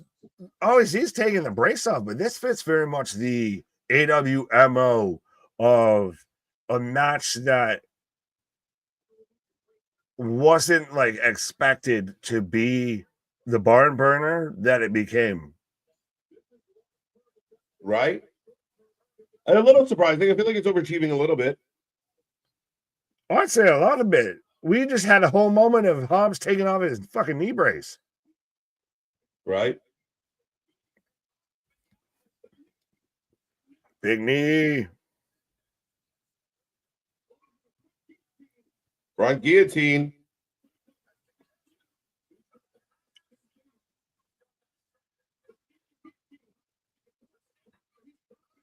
Takeshi, respectfully, from one guy to another, I feel like you need a dentist, my homie. Oh, jeez. Both men saving the show right now. I mean, again, a very overachieving match. Oh! It's 1, over. 2, 3. Wow. That was a hell of a way to end it. It just gut wrenches this man up into basically a blue thunder bomb, right? Or a falcon arrow for a 1, 2, 3. Big win, big clean win. Takeshita looks strong. The Hobbs look good tonight. Good match. Absolutely, absolutely. I think you really established both guys and set course for a division with this. Right? You're both wrong. It's Billy Mays from those infomercial days, right? Hi, KJ White here for the Wrestling for Life Network. You need a sham wow. Goddamn Aubrey just always has to make sure she's seen back. Yeah. A lot of people are happy about that match, Nick. So long as Hobbs looks good in defeat, that's a good result. It is. It really is. 100%. I'm very content with how they pulled that one off. 100%. Really strong. That was a match that very much over delivered on what it was going to be. Like, yeah, we've had Ospreay versus Fletcher, which was great even beyond what we thought it was going to be, and now we've had Takeshita and Hobbs that outkicked its coverage by a mile. Yeah. 100%. I mean, now we're down to 3 matches. Just, not bad. 5 minutes to 10 o'clock. Right. Renee Paquette standing by. Great match. Didn't like the ending. I thought the ending was okay. Mercedes would kill everything. Yeah, well, yeah, we've got Okada backstage with Renee, so it's going to be interesting because to me, Okada versus Ospreay has to at least be on par with Ospreay Fletcher. Yeah, it's going to be a tough show, man. I'm concerned. I mean, I hope they do it. I hope they bang it out. But up next, Mercedes taking on Stat. So it worked the last time we did it, so let's do it again. That's my theory on that. I think we talked about it on Thursday, Nick. We haven't had very many good moments with you, but this was a good one. Let's run it back. We already know the formula to this one. Yeah, because how else do we get here? I mean, Mercedes, did you see Mercedes show up on the pre-show in the most like Rick Ross Miami monster truck fucking version ever? She showed up on basically like an old school, a tinted out Cadillac body on a fucking monster truck chassis and everything, like just for her to show up to be all of a whole lot of nothing. Right? Okada and Will Ospreay going to go an hour. Hannah, shut up. Shut your mouth. I don't think he can do it. I don't think, like, if they can actually do it, it will be one of the best matches AEW's had. I don't think Okada's got the tank left to do it. Okay. Yeah, I don't know. I think it would be a very big surprise, but Statlander coming out to the ring right now, folks, as she will be taking on the CEO. No. Yeah, CEO. She's got the fucking Titantron. I just realized that take on me, I'll be Stat. Take on me. Yeah, that's her. Yeah. Here comes the CEO. CEO, CE no, CE go. 20-minute Continental time limit, folks. Mr. Noob with the save. We appreciate you, Noob. There we go. Nice. I'm so thrilled to hear that. Right, but that means this match is going to go longer. Fuck. Well, I mean, we do have a fatal four-way. We might go for a hot minute. Yeah, true. Can Worlds Think about end it, dude. in 2024? Does it end until I don't know. 2025? That's a really good question, folks. Get in that chat right now. Does this show end in 2024 or does it make it until 2025? But no, does it end tonight or does it end tomorrow night? Tomorrow morning. Yeah. 65. It's the end of the world. She's crazy. Tasting cars. Purple Lamborghini lurking. All right, Damien, you're out here petitioning for Ezekiel Jackson right now or last night. So I don't know how much I question your judgment pretty strongly right now, my guy. Right. What's up? What's up, Curtis? How you doing? How you doing? Dick Lander looking good, noob. I like it. Ringsider Anthony on his CEO vibe. You know you don't like it. Right. I like that though. Thicklander. Yeah, no. I need Thicklander versus Megan Bain in a Dommy Mommy face off. For Ali Cat. Oh, that Ali they fight over the custody of Ali. Ali and Megan just are having a little rivalry right now. So yeah. I need Ali versus Will on a pillow. Right? Thickapalooza. Yeah, Thickapalooza. Let's go. I'm coming down with the thickness. Right. Carmella and Charlotte Bears moves coming. All right, Phantom. Thank you. Roll tie with the CEO from Mega. Yeah, there you go. That's a new one. Maybe Shane will be the surprise at the end. I highly doubt it. Ends tomorrow morning, KJ. I got there. I hope when Punk retires, he takes over NXT booking. I mean, they've talked about him working backstage, especially now that he's, Kumbaya Punk. Well, he's now Shower Cap Punk. Shower Cap. But it's still funny to me that this woman can have 2 titles and still 0 personality.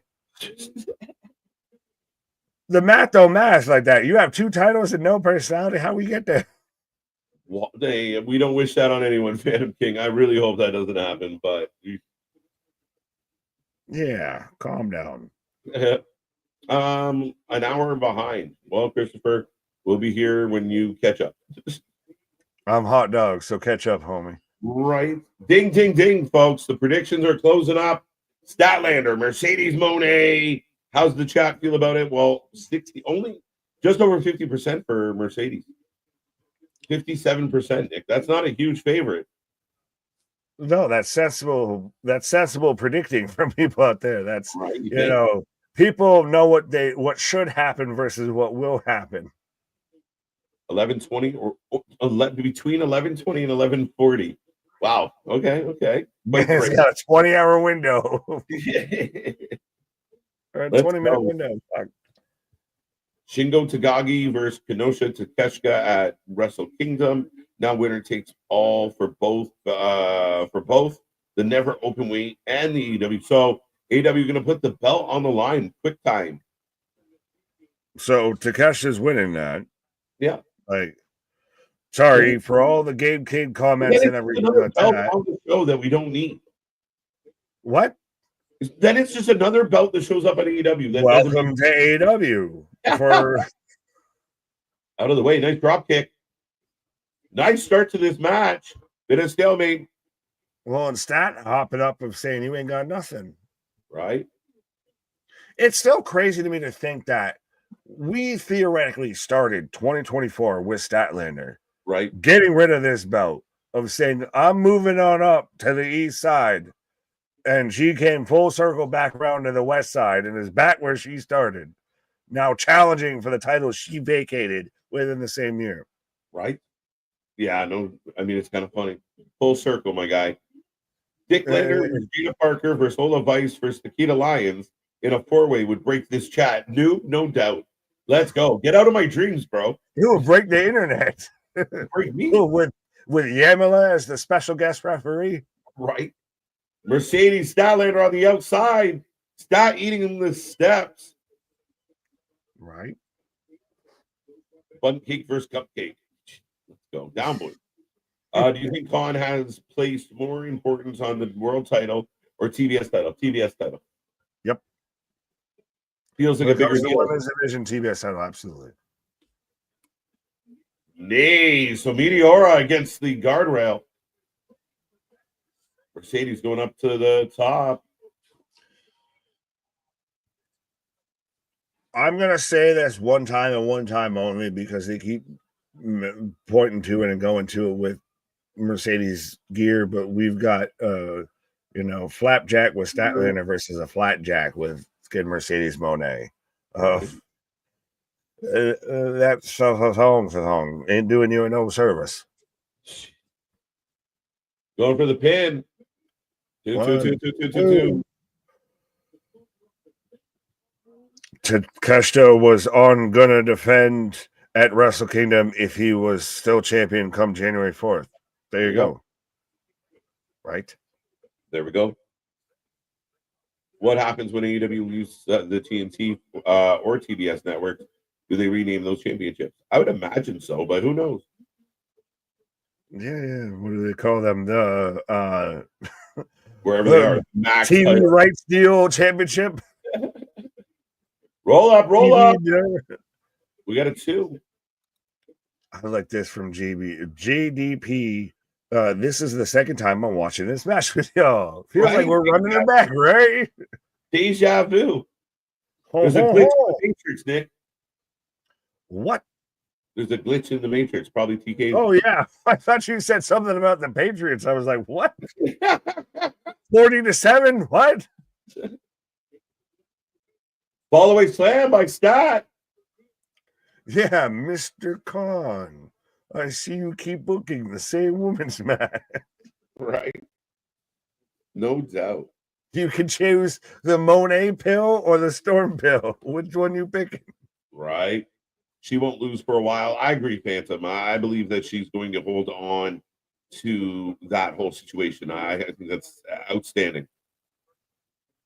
Is it that she won't lose here because you don't want her towards the main title picture, and so you just keep her? You keep her like this. Here, she runs this division. Well, not only that, you book this title feeling more special than the world title, so she feels like she's the top of the division.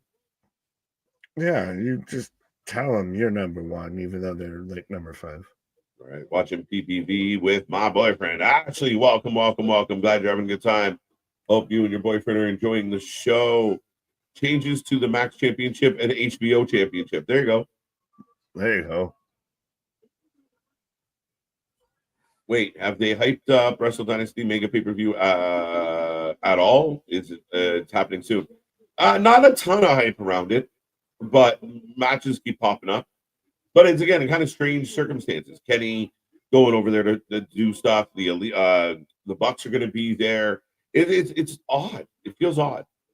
Well, and if you think AEW's hyping up, that's definitely not happening. This to me is more New Japan's like, all right, you're not going to just walk over us. Because it was like, I saw like Yoda Suji or something like that. I can't remember his goddamn name and everything. I apologize. But even he was going at freaking Okada and everything. I saw in an interview. And we talked about on Friday with Gabe Kidd going specifically that of like, I don't give a shit if AEW wants to sign me. I'm not going there to be active for 3 weeks and then be in catering for 23 weeks. Right. Like, New Japan's very much made it clear, I feel, of they're not happy with this partnership with AEW, whether it's work or it's kayfabe. Yeah. Yeah, I don't know. I mean, it's tough to say. And I mean, for me, that if it is a work, it's so close to the bone. I mean, it feels so bullseye that maybe you go, don't say that, please. But as we're getting a split crowd chant, kind of. Yeah. Yeah. She will exploit the opponent's injuries, probably, yes. This kills me. Sergeant Chinlander. The Crimson Chin. That's in Tessa Blanchard there. The chins of TNA. Right. Bucks have met all their 2024 appearance dates, so that's why they have been gone. There was a report a couple months ago. Very interesting. I'm just happy they're Right. gone. I don't really care how or why. Yeah, fair enough. But I don't want to. Yeah, this match is still going on. But you're the EVPs of the fucking company. You had a whole storyline going around the elite and everything based in the fucking company you're EVPs of. I don't give a shit about dates. I don't give a shit about anything like that. Like, what? They're on a contract. I understand that, but you're fucking EVPs of the company. Like, if you're finish out what the fuck you were trying to do, at least, like. But that's not their fault. The booker didn't get shit done. He knew how many dates they had. No. You can't say that because they're not just regular talent. You're part of the fucking process. You're part of what makes the sausage. And they made their dates, and they had a blow off moment where they walked out of the company. You're just saying that because you're happy they're gone. But I mean, again, ultimately, they shouldn't have to do more than they're contracted to do because they're EVPs. All right, it's one of those like you work for the company. It's partially your company. You would hope you'd want it to succeed, and rather than just like, oh, well, I wasn't booked to do it, so I guess I won't. Like, my guy. They made their dates, man. I don't know. I can't really be mad. They made their dates, yeah, but did the dates matter? But I mean, that's not their fault. No, it is though when they won the company. So maybe they're trying to help the company by staying the fuck away. By killing it. Oh, fuck. Mercedes yanking Stat down by the hair, going up to the top rope. Sitting on the turnbuckle. Right. I don't know how I feel that you just try to defend the Young Bucks there. I'm just saying. I mean, they had a powerbomb. Yeah. They worked what they were paid to work. And they went on a holiday. It's debatable if they actually even worked it. They were there. They were there in spirit. They were there physically. Were they there mentally? Check mark. They got the gold star from the boss for day worked. They put in the time. And that's the fucked up part is I could see that in the fucking AEW locker room. Oh, did you sunshine and sparkle today?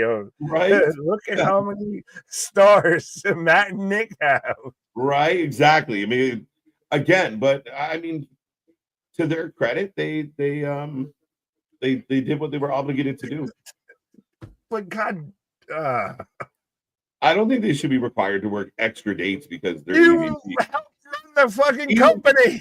Yeah, but if you're a VP of a company and you work what you're contracted to work, you don't work.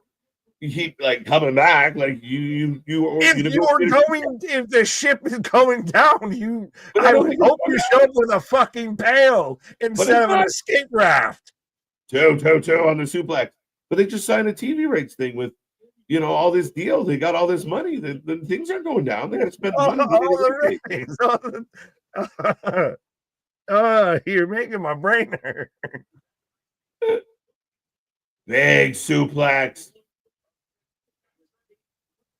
How does he talk through every match like this? Like he's and there she rolls into a German suplex. Thank you, Excalibur. Why do you do commentary? Yeah.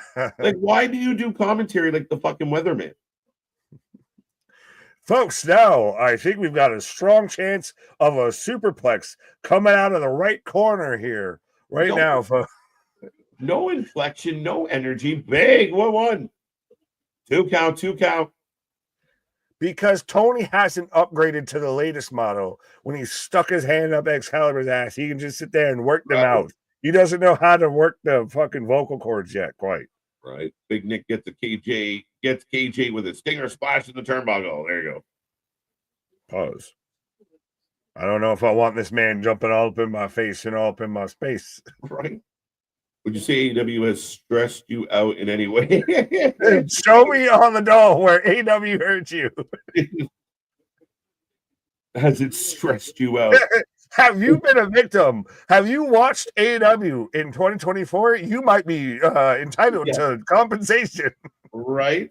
Call Stephen P. New. It's definitely jacked the blood pressure a few times this year.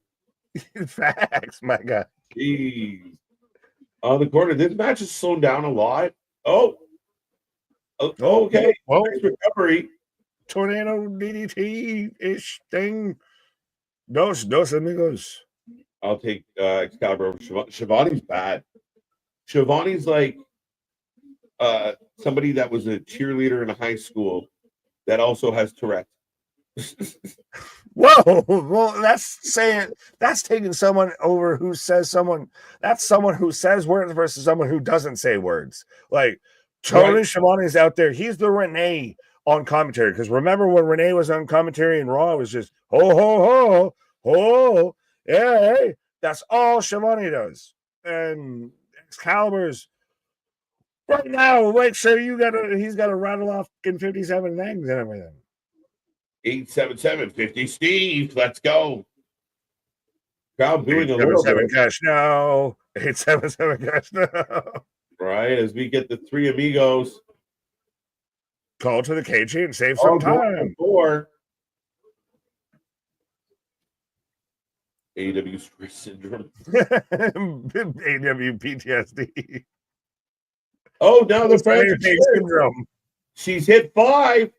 Fans are so simple sometimes. Was she at 6, 7? 6, I believe, and you've even got Shivani. How about that? We need Jim Ross back instead of Excalibur. I mean, they had Jim Ross. They don't use him, and he's not in the best of shape. But see, we want what Jim Ross was, not what Jim Ross is. Jim Ross is not Jim Ross anymore. Right. Keep it a buck. Right. I mean, he's not exactly the same, especially when he's calling stuff that he doesn't like. Yeah, no, he openly he's like, this is bullshit. Yeah. Speaking of Tourette, big splash. That took forever to hit that fucking splash, though. Well, yeah. Shivani is the cheerleader, smiling and doing flips in the for a first down while the team is down by 50 points. Spear to the end. Right? Only reason this show is good is because I am 10 beers deep. Could be true. This match has really gone through some ebbs and flows here. Not as good as I think. Mostly flows. But the crowd's got the crowd popped for the suplex series there, but then they kind of got like, yeah, because yay Eddie, and then wait, I actually have to give a shit about this match again. Right, I love you. Jim Ross seemed depressed in AEW. Jim Ross used to have a lot of energy. Jim Ross used to also be younger and healthier. And not watching AEW. Well, he might have played the part. 2 count. Stacked. Wow. That's so great. I just literally, we both were quiet for a minute and I just hear stat. Wow. Oh, pile driver. Hey, if she's anywhere near Cody Rhodes, Mercedes should have a broken clavicle and spinal contusions and everything now with a small package pile driver. Shivani's trying to figure out where David Crockett, Dusty Rhodes, and Magnum TA are. You got more likes and viewers tonight than last night for WWE. Outdoor Beach saying, look at that. There you go. It might also be because it's a pay-per-view, but it might be a Saturday night. Get right. Go take it. W. Go AEW.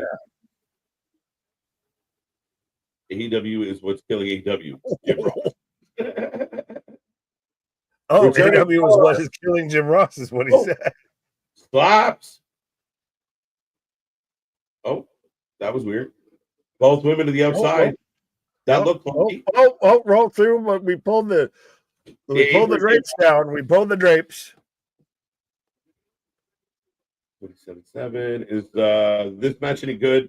Has not been watching. This match is kind of finisher on the outside. Or whatever the fuck she calls her finisher there. The little roll through, yeah. It's a bad finisher. But yeah, this is interesting. Ref checking on both women, but not counting. What's your primary job when two athletes are on the outside is count. Well, first thing should be check on safety of competitors, but then you should go into 1, 2, 3, 4. That were 4. Mercedes up and moving. Obviously, he isn't the same. Yeah, no, 100%.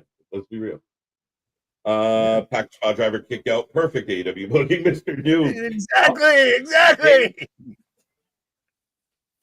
Absolutely, bro. Oh, she broke the count. A handful of people booed as she locked Statlander's foot in the frame of the ring and steps on her ankle. Right. Phantom King, what's Mercedes doing? Curvin, 3 hours of SmackDown. Not good enough. Give me 4 hours every week. Enough out of you, Kevin. Curvin.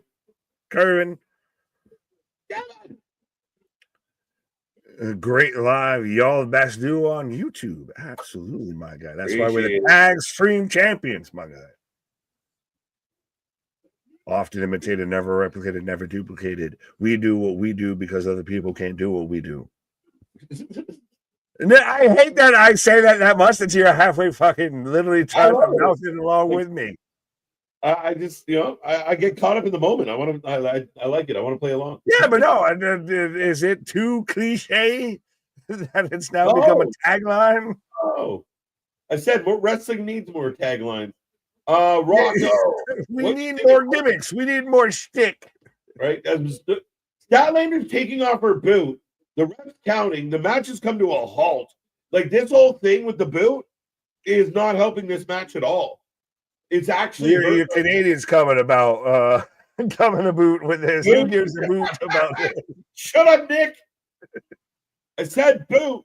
Yeah, no one gives a boot about Statlander's boot after we already had skin Hobbs, not Calvin, with the knee brace out here. So who gives a boot? Oh, 5, 2. She lifted her arm. 2. I feel like a kick out.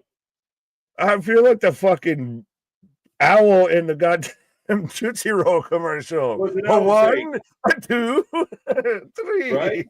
What does an owl say? Boot? About a boot? Yeah, you're going a boot. I think it's a boot time we got back to a moose in Canada, eh? Right. If you have ash on you, it might be suit. Suit. Biggie said, "Give me the loot. Give me the loot." Give me the loot. If you have a small fart, you'd call it a toot. One time at band camp, you're right. I don't play piccolo. I play a flute. Right. That was your Canadian lesson for the day, folks. But we're moving on. Word of the day. A boot. A boot. What's this about? God damn, pile drivers. All the broken necks on their show. All the broken necks. Both women down at 5. The crowd chanting, "Holy shit!" Bootlegging. Nice. Good one, big dog. Right. Oh, Statlander's right there next to her boot. Oh. Okay, Statlander might be dead. Not really, folks, but my God. Yeah, good googly moogly. Pop. Replace Excalibur with Joey Styles. I would replace Excalibur with a bag of chips if I could. No, just us. Tony, we'll do it for half the pay. You get twice the talent for half the pay. Because trust me, you don't want Joey Styles now. Joey Styles now is Rob Schneider trying to do comedy. That makes it in the ring. Yeah. She gets the pop, Nick, as she made it in the ring. Fucking visual. You have Mercedes up there. Yeah. And then Stat just slides in like a dolphin splash. Right. The crowd actually got up for this moment. It's weird, like very ebb and flow to the match of a couple moments the crowd was really loud and really into it, and then some moments that just slowed right down. But this match has gone for a hot minute. We're now at 10:20. So Right. 2 matches to go, that bastard. Oh, big statement, big statement, big statement. MJF is dating a toot. That's funny as shit. Yes! Anisha, a toot. Bring it on! Chair gets the double thumbs up for this. Circle gets the square. There you go. I think when it by the comes way, to talking Canadian. about AW's booking, the point is moot. Right? And she's got the crossface, by the way. Ah, Back into what the leg? rope. That's a great. Hey, I think that's really great right there. What they just had with Mercedes. She's got the fucking bank statement and then Stat breaks it up with the rope grab. And Mercedes is just there. No, just losing her fucking marbles over it. This match is getting a fight forever chant. Well, that's undeserved, but yeah.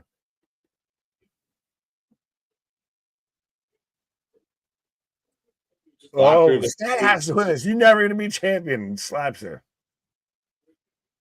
Big clothesline. They stiff. Pause. Well, I like this with Mone. I want to know. I want it all. She's the fucking Veruca Salt of pro wrestling. Right. I want the works. I want the whole works. Titles and big matches. Wait. We got an ankle lock. Sorry, Nick. Ankle lock rolls out. Oh, that was horrible. Oh, that was clunk in the jump. Roll through. 1, 2. Roll through again. No. What is happening? Got her by the waist. No boo, by the way. No boo. No do to boo. No one gave a hoot. Oh, what the? Okay. What was that? That was unique. Big pin by Mercedes. Yeah, but did Statlander think she was getting a pin? No. Like she was shoulders down. She grabbed her legs so she could. I know, but like, what? What? What? What?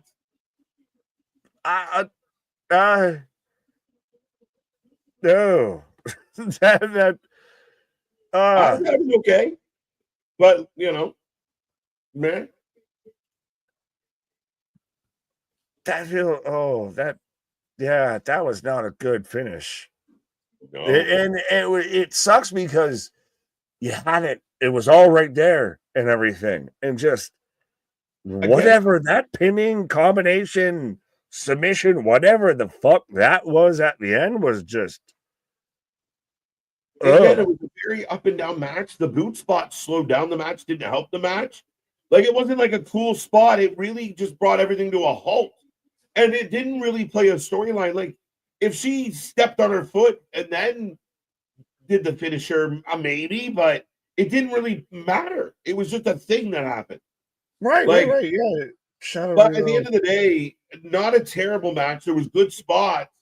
And I mean, I thought the finisher, it was a fancy way to get a roll up.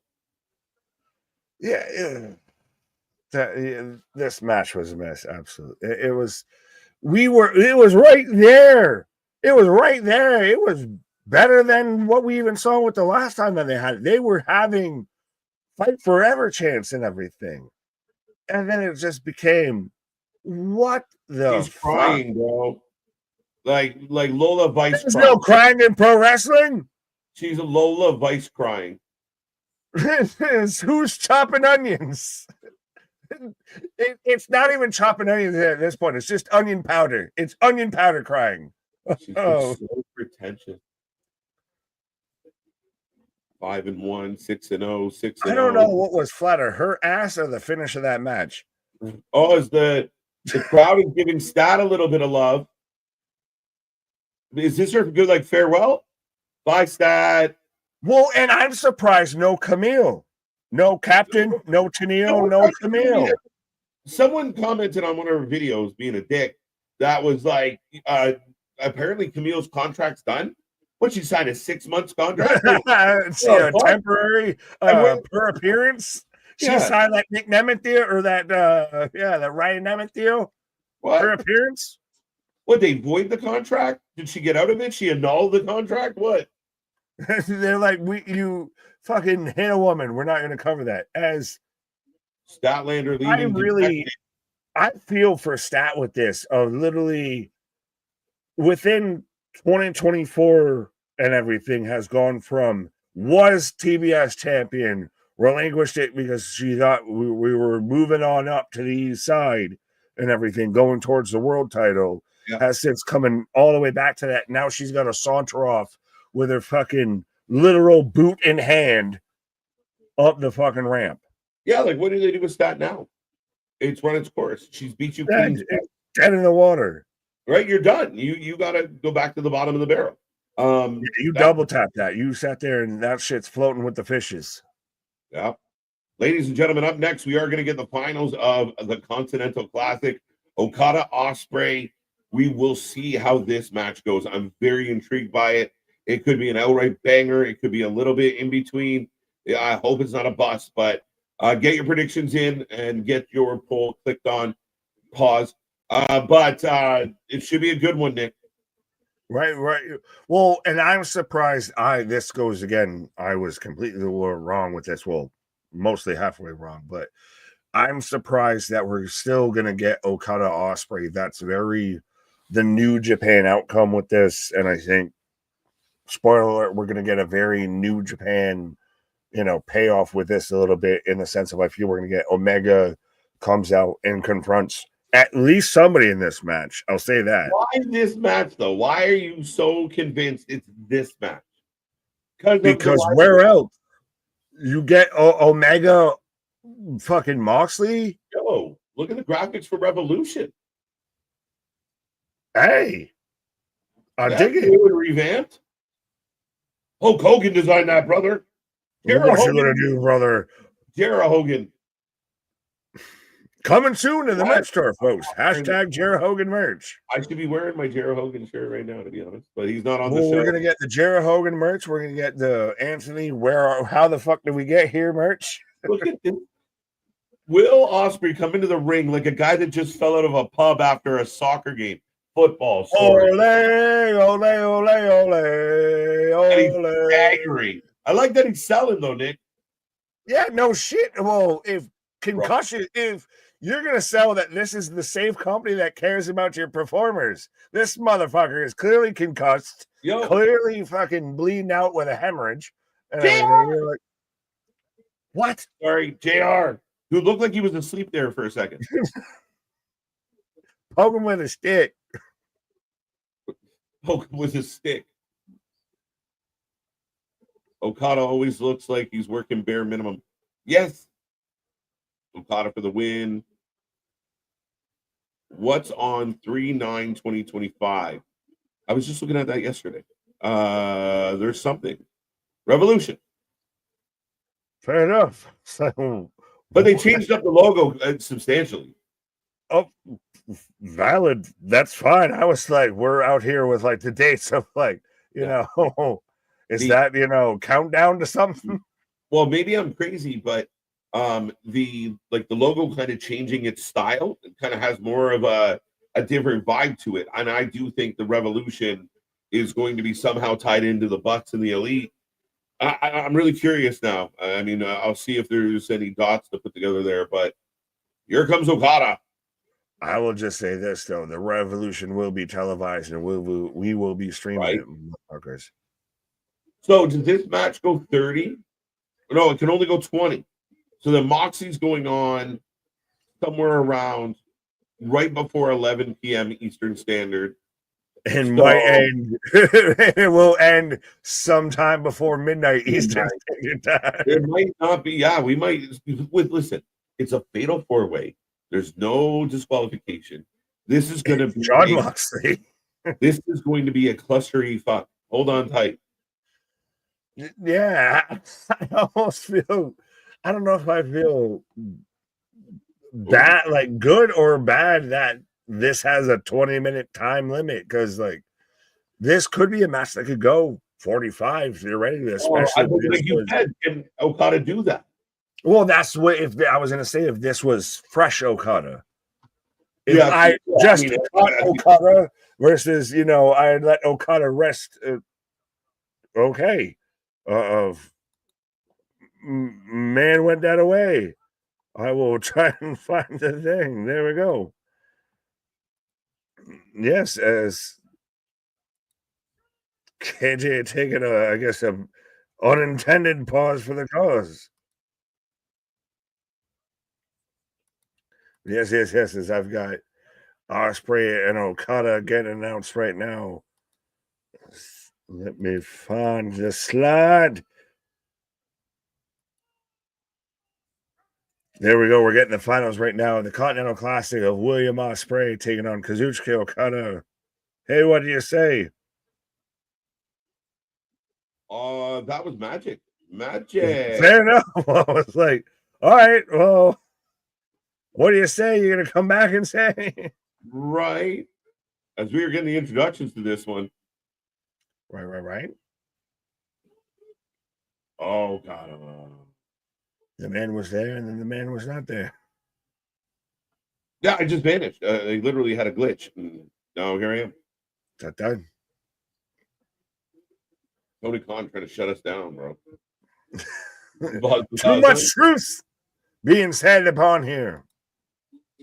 I wonder who's gonna come out after this match. Yeah, I mean, again, Nick's been saying it. I mean, I don't love Kenny Omega being involved in the Continental picture. It doesn't work for me, brother. That's why I wish this would have happened and would have been done earlier. Like, fucking Ospreay out here is halfway looking like Lieutenant Dan.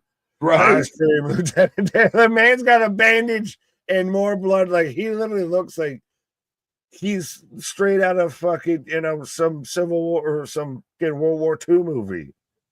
Yeah, and look I mean, they're milking the crowd. Ospreay's selling it, getting the crowd amped up, the crowd on their feet, like an absolute pro. Well, theoretically, if this was fresh upon fresh, and this was Okada versus Ospreay, this is a Wrestle Kingdom main event. Yeah, once upon a time, for sure. Yeah. Khan thinks that all of the fans do Brother of Love Salisbury does fun stuff before every pay-per-view, not just him. Well, speculation. Fun does fun stuff. Fun stuff. Party favorite. Yeah. Who thinks Will Ospreay is going to be World Heavyweight Champion one day? 100% Christian. I think it should have happened already. My God. Prediction for 2025. Right? Yeah, for sure. But Ospreay Okada are off and rolling. Predictions are closed. I can't remember if I said that out loud, but predictions are closed right now, Nick. 64% taking Ospreay. I makes the most sense of it's surprising to me that the guy that's covered in his own blood with a head wound and a bandage is the favorite significantly versus the other guy. Yeah, funny, right? Like the man who's limping already. Tis merely a flesh wound. And you're like, I'll take that guy. As Ospreay up and over the top. Taking out Okada on the floor, folks. This man literally has dried blood on the back of his spine and is the heavy favorite. Heavy favorite over Kazuchika Okada right now. And the refs actually counting. That's refreshing. Well, we only got 20 minutes. We got to end this shit fast. We got Moxley and them for another hour. Was that the Chris last match in AEW? I know fans are going to jump on the internet and say because she got such a big applause, that's her last match. I don't think so. I haven't heard anything that would make me believe that. I don't know so, but I can at least hope so. Can you imagine? That'd be real intriguing. You want Omega? The best I could do is the learning tree. Robert saying, how's it going, brother? Hi, Robert. Hi, Robert. Banger incoming. Well, it's. Oh, Is it gonna really be that, or is this gonna be clunking the junk a little? I don't think it. I mean, I think. I don't think it has to be clunky. I don't know. I mean, we already saw Ospreay miss going. He missed a little bit of the spot on the barricade. Of you've got to at least sell the headshot as we're getting the drape over DDT. So yeah, like that's you got to still sell that this man's contusions. Right. Yeah. Does Ricochet need Stokely as his mouthpiece? I think that would be outstanding. Bald. Bald. But that would be real interesting. Of like Stokely hasn't done anything. He was Statlander's mouthpiece for a hot minute and then just disappeared. Remember, he was like stalking like not Leo Rush, Top Flight and such for a while, but yeah, he just went by the wayside. I think he's a huge asset you could be using. Especially, I mean, I think he'd be really good now that they're throwing TP. If you give him like Stokely to come out and cut the promos on how garbage people are for picking on him, man, it would work so well. Especially because Ricochet can't cut those promos. No, I don't think so. Prove me wrong, bro. No. He's had like months to prove anybody wrong. So Okada slows this match down. I like this. It was like MJF earlier, where the heel takes the crowd out of it, kind of messes with the baby face. This is smart wrestling. And these two know better, so we expect it. But I get the slow it down, but like you just draped over a guy that has bandages on his head and is now up there just trading chops with you, trading back and forth with you. You're like, bring it on. Like, you should maybe kind of have a little bit of advantage of the guy with bandages. Dropped him a give net breaker and the bandage pops off. These announcers suck so bad. Folks, if you are listening right now, mute your AEW stream because it is fucking awful. Even with JR, it's not good. It's boring. It's not even a waffle. They are so like umming and awing. Put Meltzer on commentary. Be no different. No. Now, see, no, I don't think you want to do that. Double chops. I'll take fucking Alvarez on commentary. Yeah, maybe. It's bad, man. It is like they're worse than golf commentary. Like it's fucking bad. Yet again. This is why we do what we do, because other people, and unfortunately, people who get paid a lot more money to do what we do can't do what we do. Toni, our socials are scrolling right there. We'll do it for 3/4 of their pay and everything. Ole, ole, ole, ole, ole, ole. Anthony, put me on commentary. I can do it. Put me in, coach. Oh, handspring kick.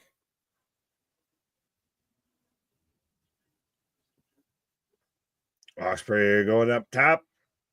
Let's go, Hannah. Hannah knows what's up. Facts. Flying forearm. The phenomenal forearm, if you will. 2 count by Okada. I would really actually get in love if that ever became a thing of like us at like some Canadian independent show or whatever, and just us on commentary. I'm in, man. Like, come on.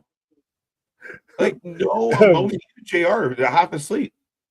They're Joe Schmo coming out here right now with the pause for the cause moment of the night. Right. TK ruined Okada. No, Okada ruined Okada. TK just sped it up. Oh, flapjack. One thing you're going to watch out for, Excalibur. Oh, yeah. They just hit a big move. Sell the move, you idiot. Excalibur's just got to watch out Right. for like poles and shit like that with the mask. He can't see that well. Fucking dumb. You're from Michigan. Take the mask off. But he's Feeling from small. South Michigan. He's from south of the border, Michigan. Big up kick. He's from 9 Mile instead of 8 Mile. Right. Oh.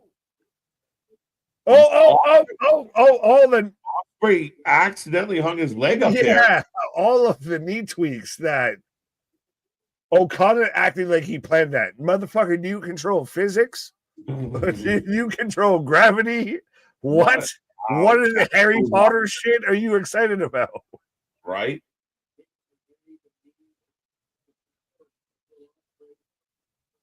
He's not for the Upper Peninsula.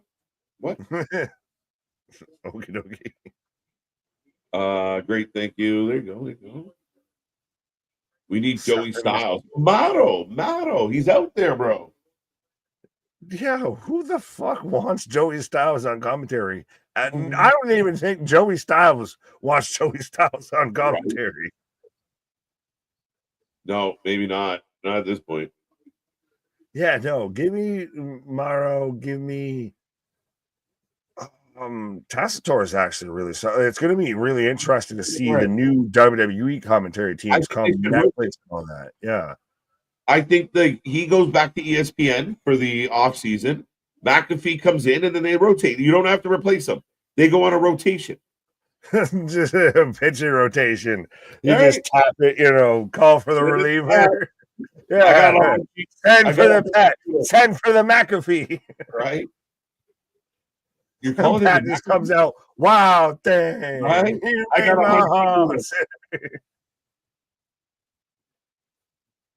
AEW bringing Michael Cole. Oh my god, that'd be hilarious. No, he'd have a fucking aneurysm the first day. Right? Could you imagine Michael Cole and Excalibur on the same commentary? Aneurysm. Man, they had Kevin Kelly, who's now suing the company, is much better at this. Right. Yeah, that's a good benchmark. 7, 8, 9. Okada 10, 11, 12. Oh! I guess Ospreay's knee's doing okay. A bit.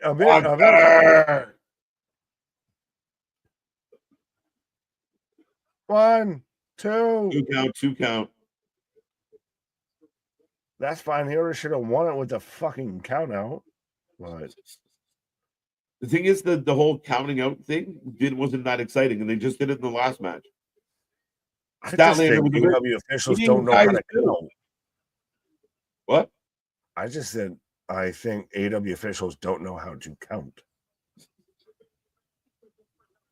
Head, shoulders, knees and toes, Ole, ole, ole, ole. Hey. Ospreay. Big chop. Oh, here we go. Obligatory 5 minutes. All right, who needs to take a pause? Because we'll be back in 10 minutes after this chop spot is done. Mr. Noob said, I expect 100. 2 former and New Japan wrestlers, champions. I expect 100 undefended chops. Might not be wrong.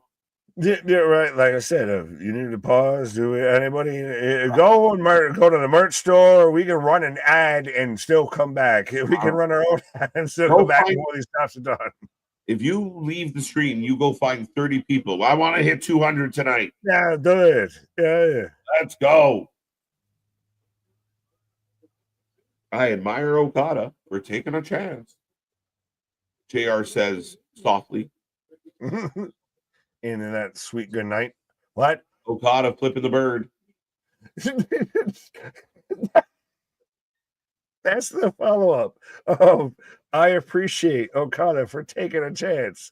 Flipping the bird. What? Fuck up, JR. Oh, knees up. Oh, hey. These guys are picking it up. Big drop kick. No, they just do it. Right. All right, the boys are heating up. No, they don't. Powerbomb. Spurts. Oh, gosh! Get it, get Hey, yes, Dallas Clash. 1, 2. Two.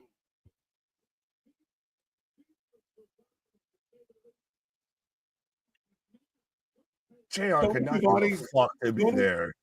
Tony It's survival, to say the least. Nick, Tony Schiavone's part or contribution to that whole near fall. These men, what? That's your call? He's just getting excited. He's got to go shower off after this. Rainmaker. It's over. 1, 2. Two. Dos. They got the crowd awake now.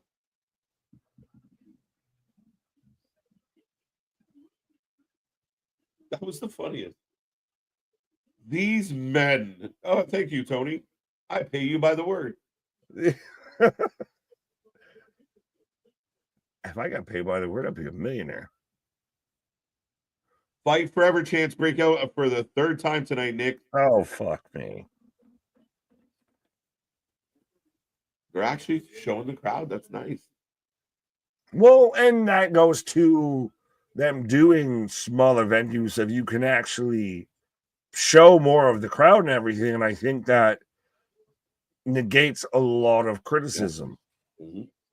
Yep. Ospreay should be half dead in this match and fighting from underneath, yet he sells for a second, then back to normal.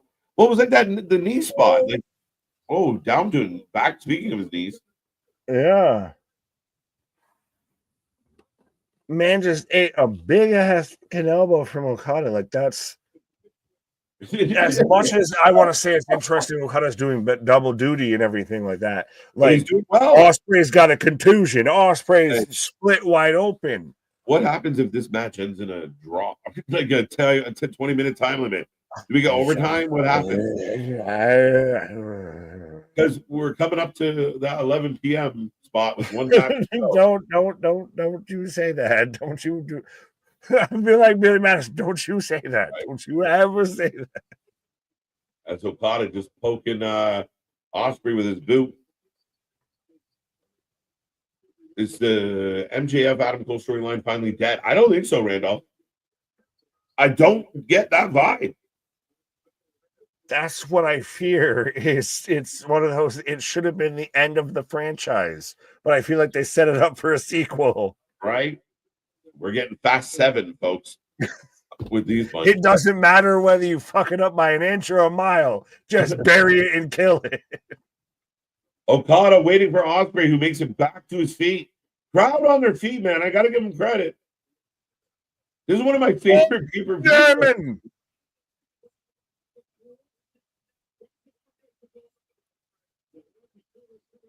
I will give them credit of if we were going to get Ospreay and Okada. Oh!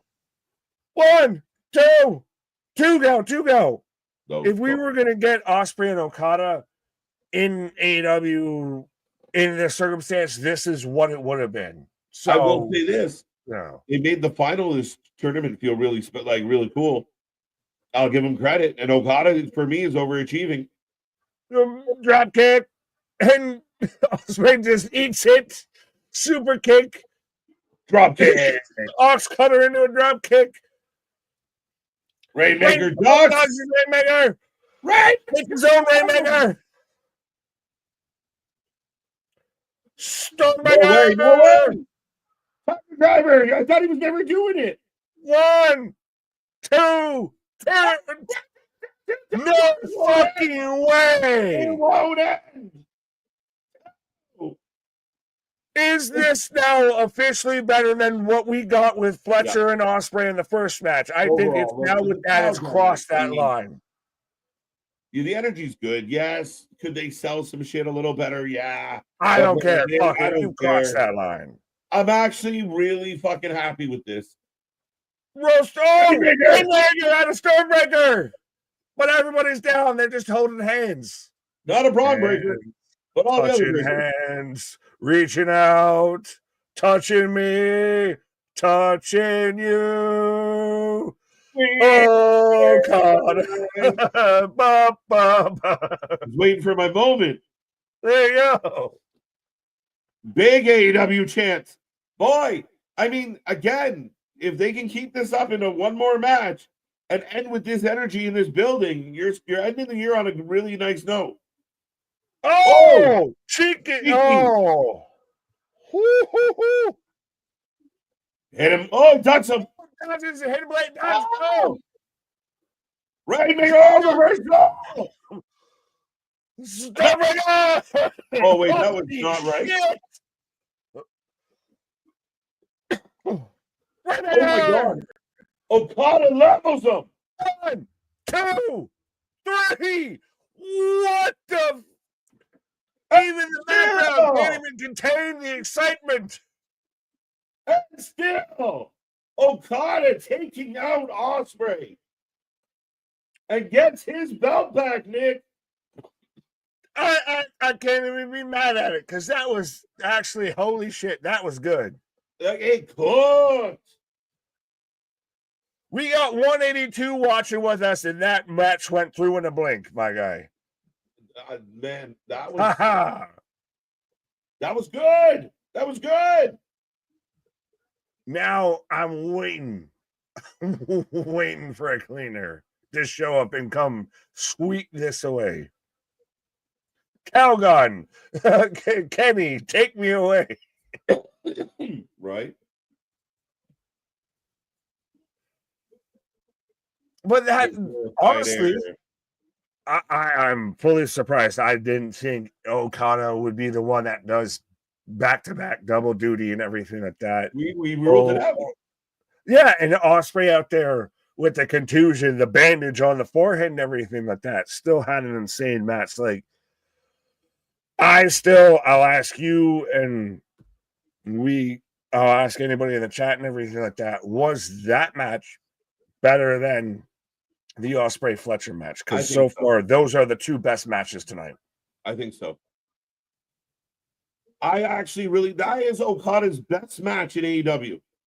By a mile. By a country fucking mile. That was Okada's best match. Again, I think you did it right. You started off where, Okada was working Ospreay. And then you had the ebbs and flows. You had the build up. And then that final sequence burned. Right.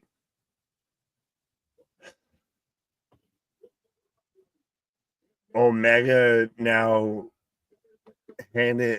shaking Okada's hand like a young lion. Well, so you want to sing Ospreay is buried. I don't know how much you feel about that. I feel great about it. That Ospreay is buried? I was distracted by the bartender. Right? What? Bartender. She was making them drinks. Anyway, but pour me something tall and strong. Ospreay took 3 losses in this tournament. 3 clean losses. In a row. Well, you got the 1 win tonight. Yeah, well, yeah, so he had a hiccup. Well, in my money, 3 out of 4 is bad. Yeah. I don't know what type of fucking algebra you doing, but yeah. I will ask the fans watching right now, do you think wait, we got Daniel. Hey. Christopher Cross-Eyed Daniels. Oh. Well, no, he got them fixed. They're straight now. What? Okay. Oh, you might get Kenny. You might get Omega. I think we are. We're not giving him the belt.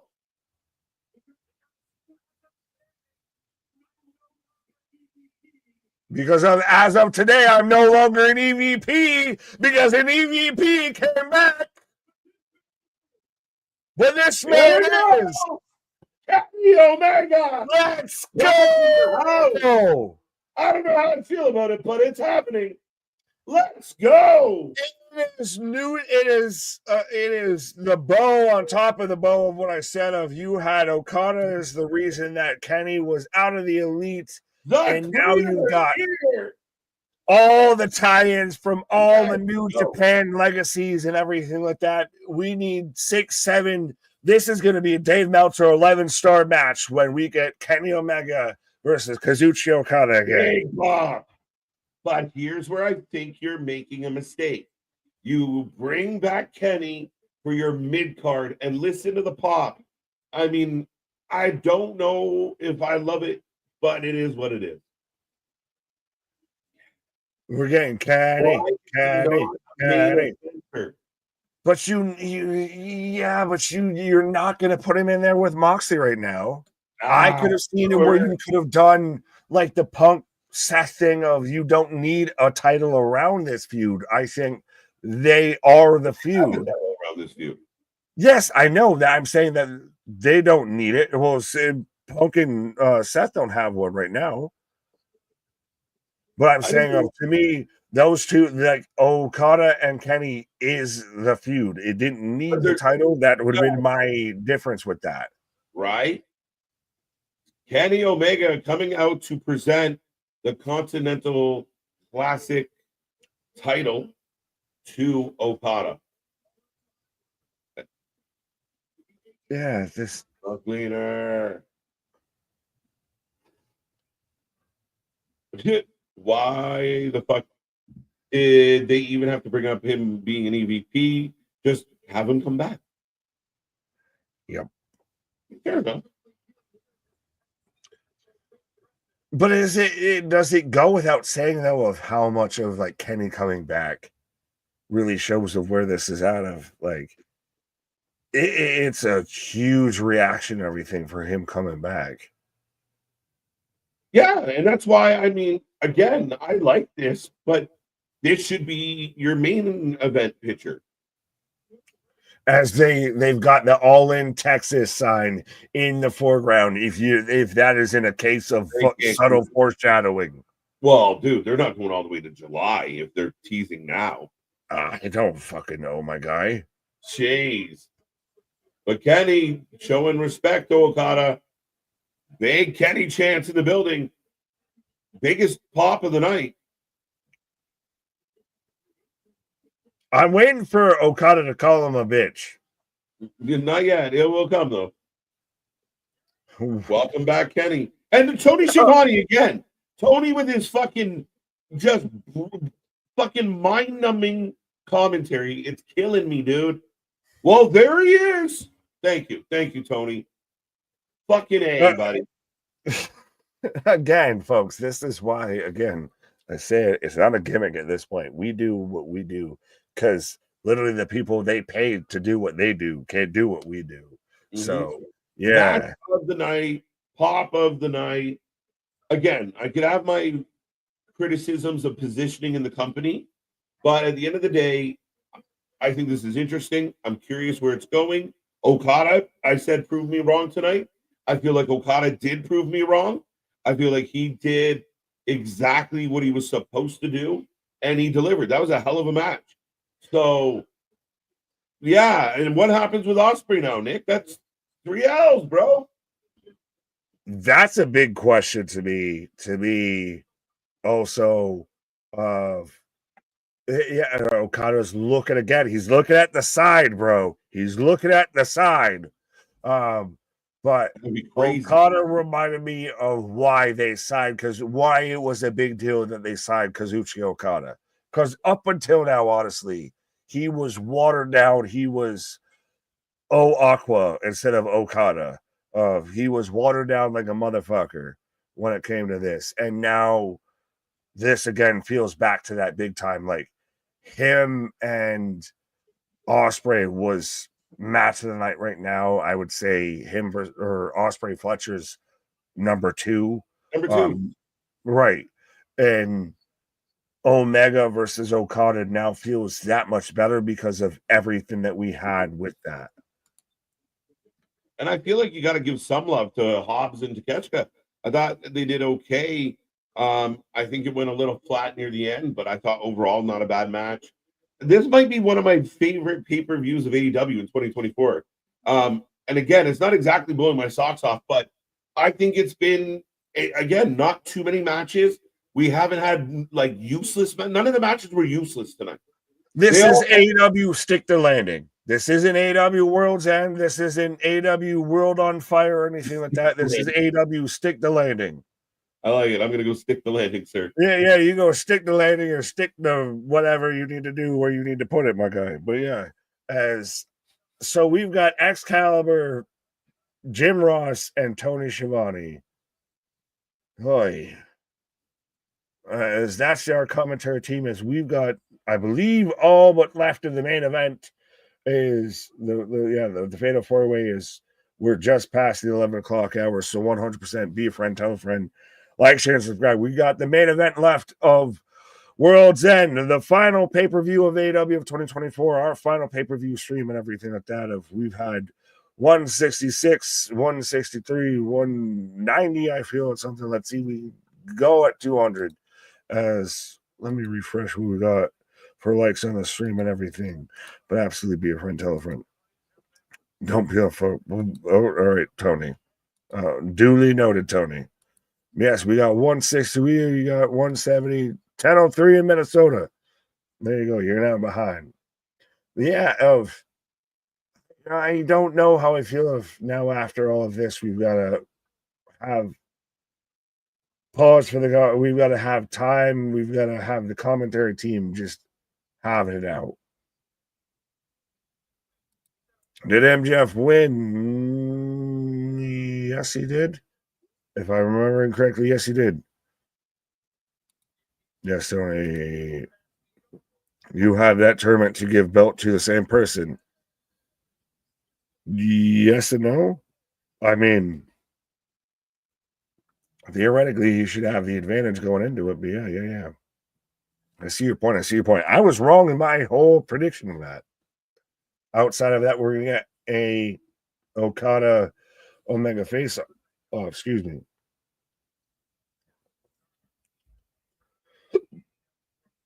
But we are right now getting the hype up video and everything for the 4-way match. Excuse me. Goddamn hiccups. Between Moxley, Orange Cassidy, Hangman Page, and Jay White. So 100% let me know who you're taking for this match, how you feeling when it comes to the AEW World title at this point of even they're showing the briefcase and everything of it's been a month or so more, I feel at this point that we have yet to actually see the AEW World title. We've just seen a briefcase.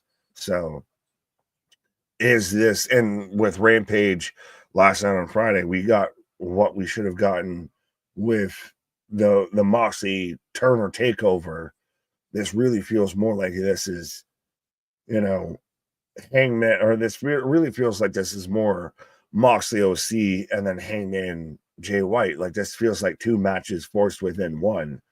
But could this really be to where Moxley runs roughshod and Moxley takes over? I still think we were setting up for the Moxley Darby thing at some point. This man's driven a car trying to take them out. He got Pillmanized and thrown down a flight of stairs. And I do think, too, with them getting close to, the North Carolina, the Charlotte area and everything, that we could get, the Rated R superstar Copeland versus Moxley here. But I've got KJ's favorite theme song outside of Judas in my mind, but I've got Jane for Orange Cassidy playing right now. So we are kicking off with the main event of the evening, folks. So let us know who you're taking. I will drop it in the chat if it hasn't already done so before. I'm waiting for the great voice beyond to yell at me if that it's already been there, but Monks, I must put up Max, but OC versus where's their hard? But yes. I'm taking Mox to retain here. Like I said, I still think that you've got, branches on the vine and everything when it comes to this. We've still got the whole Darby thing that needs to be paid off. And I think that now we're getting the Darby Allin story that needs to be really incorporated in this. Of maybe if this was the singles versus OC and Moxley, I might believe he could win it more. But yeah.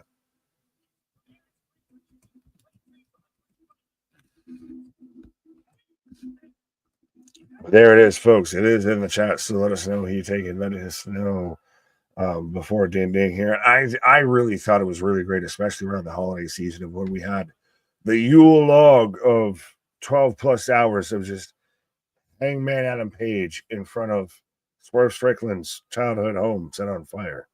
So, like, Hangman's been really great in 2024. I'm surprised no Swerve on the card of Jay White.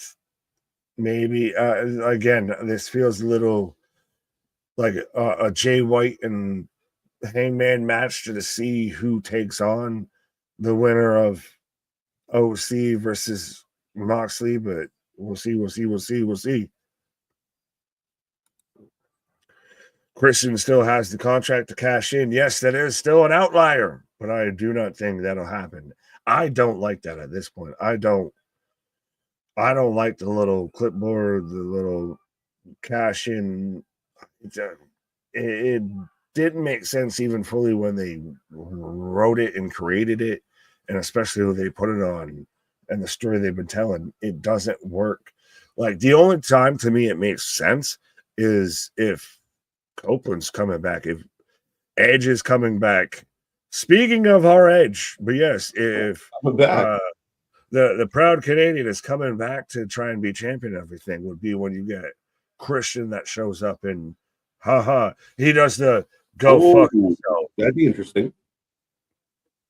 Think about it. The memory that this man has of seeing his plank partner is out there with him taking Spike and whipping his huevos until he says, "I quit." So I could see him. Imagine he comes out to congratulate, Copeland becomes new AEW World Champion, and he just grabs him by the collar and says, "Go fuck yourself." Here comes the Death Riders. I didn't know they had that. I like that. Okay. Mild thing. You make the crowd sneeze. Tony Schiavone's killing me tonight. I don't think he'll be coming from the entrance. Thanks, Tony. Tony, it's like you're there every fucking week or something like that. Like, Jesus, tap dancing Christ. We watch this once a week. You work there, and we can figure this out easier than you. So Mox coming out with Just Shafir. True or false? Darby gets involved in this tonight. Broken neck. But then again, we saw everything that should break his neck earlier tonight and didn't matter. So I forgot they killed Darby, you bastards. They Pillmanized it. It's Darby Allin, the Kenny McCormick of AEW. You killed Kenny, you bastards. I mean, he no-sold a bus, right? Neck and threw him down a flight of stairs. He no-sold a bus. The man can come back from anything. He sat there and jokered and just drove a car into their shit and just like, come at me. Are all members of the Bang Bang Gang injured? I knew one of the ass boys was, I think, left cheek was injured. And then Juice came back from injury, got re-injured. Right cheek, I think, is healthy, but I don't know where he is. I don't even want to guess at what the fuck. Yeah, their left cheek, right cheek, who's who, none of that. I got Nick turning into the Macho Man over there. Oh, the cream always rises to the top, my guy. Yeah, dig it. Someone says Darby does get involved, but I mean, Michael, he was pretty much. I overlooked the fact that they threw him downstairs last night. They all but killed this man. They Pillmanized him and chucked him downstairs. Well, and we talked about this, and then me and Anthony talked on the pre-show and everything like that of the ending of Rampage last night was basically what the Moxley takeover of Turner should have been. They just did it 2 months too late. Yeah. Predictions are closing up, folks. We're about to get the ding ding. So let's go. Let's go. Let's see what the chat had to say, Nick. 76% Moxley, 10% Page, 14 OC, only 3 lowly percent for Mr. White. What about Mr. Black? Mr. Pink? Right. Why do I got to be Mr. Pink? Oh, I got to be Mr. Pink. Mr. Brown. Shafir just broke a handcuff? What? To the briefcase, to the championship. Oh. Again, the championship that we haven't seen. And I saw someone that was like, I'm surprised no podcaster out there talking like if the AEW championship was in OC's backpack, would people be in uproar? It's like, motherfucker, we've been talking about this since it happened. Did they show the championship rematch, guys? I was talking. No. Okay. We've seen a briefcase, and now I see OC flying. John Moxley never came back with my car. Thank you, Paul. Member for 13 months. Be a member, folks. Right. Got to be Moxley. Moxley out there in his Dodge Toyota Tundra. Yeah, his Toyota Tundra commercials. Like a rock. Right. As Page and White are working together right now. Does this feel to you a little like Moxley versus OC and then Hangman versus Page? Like this is 2 matches fused together. A little bit. I mean, it kind of like when they first rumored that this was going to happen, I was like, nah, that's silly. And then it happened. But here's Claudio. So why didn't you just come out with him? Why would you wait 30 seconds? Because you don't get the reveal. Then nobody reacted to it. Like, oh, they're here. Even Toni. What is everything with this title? No one reacted to it. And now they're fighting in the crowd, folks. Claudio showed up. Yuta showed up.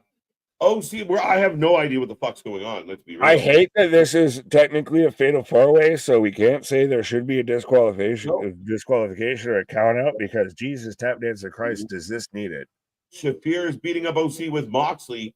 Page getting beat up by Claudio. Claudio not in the match at all. Yeah, by the way, when did fucking Shafir just turn into fucking Scarlet Witch or, and Black Widow out there of that's Vidania of like, I know you speak English. You cut a whole promo in English. Like, what do you do? Not very well. No, she don't speak period very well. Moxley with a headlock on OC.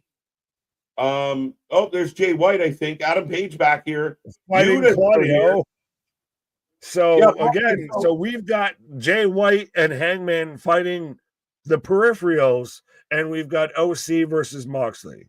What I find very interesting about that choice, Nick, is it happened right away. 30 seconds into the match. Like you didn't have a chance for the actual combatants to kind of set their tone. And they're already taken out. It's basically become a one-on-one match between Moxley and OC, which is odd. Is it like you're setting up a tag match? And I've had this thought, but I know it's normally a meat of the year show, like a spring, summertime, like Blood and Guts, an Anarchy in the Arena of the Death Riders versus Hangman, Jay White, OC, Darby, what have you. If you want to throw in FTR, whatever combination you want to get of Team Babyface versus Team Death Riders, I feel is a foregone conclusion at some point here. Maybe.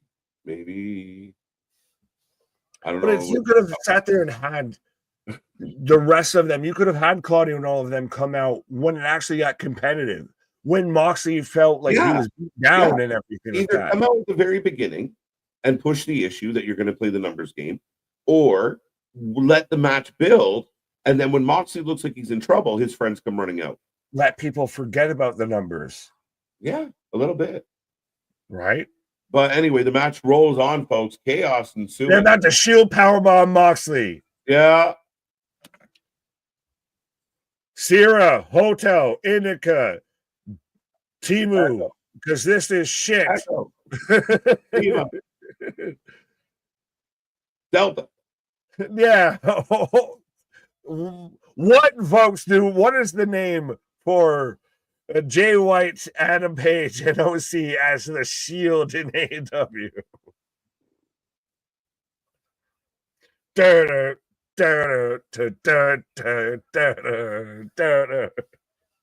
Right. Mox is so lame, says Tony.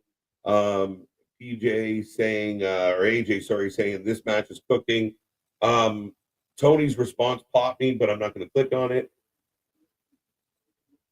Yeah, Breaking Bad, my guy. Oh. Yeah, science, bitch. Well, this is interesting. So now we've essentially got a triple threat number one contenders match as your world champion Been taken out. takes a nap on the sidelines. Right. Echo, Delta, Lima. The camera go back up. Christian. Oh, well, why is he sitting up there in a turtleneck? Christian. At last, you're on. Does the show have to have ADD? ADDD. That's hilarious. Way to prove a point, KJ. But like, focus on something for a second. The minute wrestling starts, they go to Christian. Like, focus. Here, Tony. Who are we looking at now? Look, we got Hook. Why the fuck do we give him that hook? Give this shit the hook. Yeah, we're giving Hook the Hook and Christian storyline time during the main event. My God. They're about to cut to us up in the upper balcony like Statler and Waldorf. Like, Right. Hey, you remember when the world title match was about the world title? Right. Adam Page with the boot. They're back on the outside. I mean, I think we lost a little pace here, but OC getting a boot as well. All the energy the crowd had kind of dissipated. And Claudio Yuta just said, we've done enough, and left. Just left. Yeah. We Our don't work need here is done. Our work here is done. Listen, if we friends and you leave before the end of the fight, we're not friends anymore. Yeah, bitch, you better hope I get my ass kicked, because if I win, I'm coming to kick your ass. Put the match in the ring and focus on the ring. Why has Orange Cassidy gone from freshly squeezed orange juice to Sunny D when it comes to this feud? Just some shit you about that looks close to what you're supposed to be in the fridge, but just you ain't it, dog. Right. As finally OC gets slid in the ring by Adam Page. Yeah, the purple stuff here. And the commentary continues to bore the fuck out of me. And we're the commentary on it. We're the alternative commentary. Yeah. That's why we exist, folks. Some might call us an evil. We're a necessary evil. Right. Page getting a boo from OC. Up to the top. Cut off. Sunny D, Nick Cassidy is more like high C. No, high C is actually good, goddammit. You're high. See? Yes, I am. See? High C? I do that at times with people at work. I'm like, hi, Nick. Yeah, I wish I was. Why did the crowd go to bed? What happened to the crowd? I don't know. I think they've been tucked in. Dog there. Jay White back in. To sting it. Yeah, I think that cutter. I think going outside of the last little bit of Okada and Ospreay, AEW's done a really good of they've spread out the bed sheets. They've, put on the nice aromatics. They put on the ASMR so you can fall asleep to, the lo-fi music. They've all but tucked these fuckers into bed when it comes to this. Yeah. Big clothesline by Jay White. Out goes Page. Why did the crowd die in this match? Moxley's back. He's alive. To die is to live. OC with a big kick. John Moxley no-sells it because he's a robot. Because I'm fucking cool. And a cutter that didn't go proper at all. He's got abrasions on his back. Yo, look at the back of his fucking head. Holy shit. I can see your brain. Whatever it might be. Moxley and Page with a stare down his face. Moxley got a close shave. Man got a nick with a fucking straight edge. Crowd chanting cowboy shit, This folks. is why you don't take a straight razor to shave your head, folks. You nick yourself one time and you're fucked. Right? Like Homer with all the little squares. Little patches of tissue paper. Right? That's the TP that they've been throwing at Ricochet. Yeah, he needs some right now. OC back in to the top. Oh, Jesus. and again, the crowd's dead. Wake up, folks. Roll through. Oh. 2. Pace picking up. Big boot by Page. Dragon screw. All right. Oh. The match is good enough. It's got my attention. I'm surprised that the crowd's kind of sitting on their hands. Big DDT. And Moxley sells a little. We get a golf clap. Yep. Well, trust me. Are they Not trying to the be profile? But if I looked at the front row of this, I feel like there's a reason why a lot of them sit on their hands. It's called the stranger. Nah. There's a touch runner for later.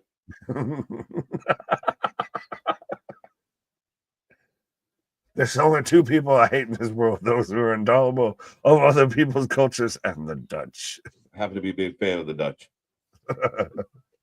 Yeah, you do that. I'm offended. The back of Moxley's head is. Oh yeah, No, he looks like he got untapped from the fucking Matrix. My God. Facts. As all 4 men are up in the middle, OC faints. Shot to Mox. And he didn't even drink no poison. He just fainted. I have fallen. I am wounded. And rolled out. Snapdragon to Moxley from Jay White. Jay White on fire until Adam knocks his head off. Deadeye. Oh, she's alive. How did you faint and get back up? Right. I am wounded. Not anymore. Superman punch. Up and over. Oh, blocked. Yeah, by right. Robo block. Superman punch. Down with Moxley. And Page yanking the ref. 2-2-2-2. Do you think that the internet might run with it if Moxley was to lose the AEW World title to a Superman punch a la Roman Reigns?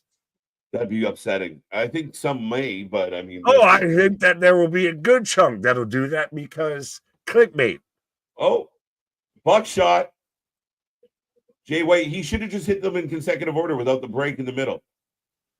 It should have been one perpetual motion if they wanted to do that cool. But 2 buckshots. Moxley in. Crowd goes quiet. Dead eye on Mox. There we go. I like the dead eye as a move. Yeah, that's why it was the dude Mox buster. is all And why it's been a kind of common move. back. What kind of party are you going to that looks like the back of Mox's head? I don't want to know. I don't fucking want to know. Don't invite me to that shit. Oh, I'm out here wondering why Hangman looks like he's got a tire from Guy Fieri. Big boot. By the way, chair. Buckshot. Adam effectively taking out all 3 men with buckshot. Yeah. Second dead eye and a buckshot. They're begging Man, for a ref. Buckshot roulette. The ref, get out here, get out here. Oh, C gonna roll through. 1. Dude, my heart stopped for a second. Breaks it. Big kick to the balls. You got the kick to the balls? Yes. Yes. So the kick is up. Blade Runner. No, he rolls out. Yep. Why are you shooting him? Blade Runner to Mox. Mox Hey, kick man, over. No way. No way. One, Yuta! two. Yuta touched the ref. Has Yuta never seen how to break up a count before? I don't know. Yuta looks like he's never seen a meal before. He's out there, will job for food. Will job for food. Shafir back in the ring. How is Marina Shafir the biggest badass in this? Well, I'd rather fight Yuta than Shafir. Yeah! Blade Runner on Shafir. Yuta up. Happy feet. Tap this. Oh, shit. Claymore. The Busaiku knee. Yeah. Moxley, double hook. Death. Right. That's why they called him the Death Riders, because this motherfucker couldn't figure out how to hit his finisher. One. And it's over. There we go. Ramsburg. Second last match was better, bro. But still, your world champion, Jon Moxley, basically thanks to Wheeler Yuta. Yeah, third best, fourth best match of the night. Definitely not first or second. No, Moxley matches suck. Not Even a terrible match. People. I think they made some silly decisions in it, but yeah. I mean, now do we get a surprise? But they're picking on Jay White. Poor Jay White eats the L. Yeah. Well, we knew Hangman and OC were protected, so Jay White's the only guy left. Yeah, but this felt like, I said it before, this felt like a Moxley OC feud with Hangman and Jay White as the peripherals.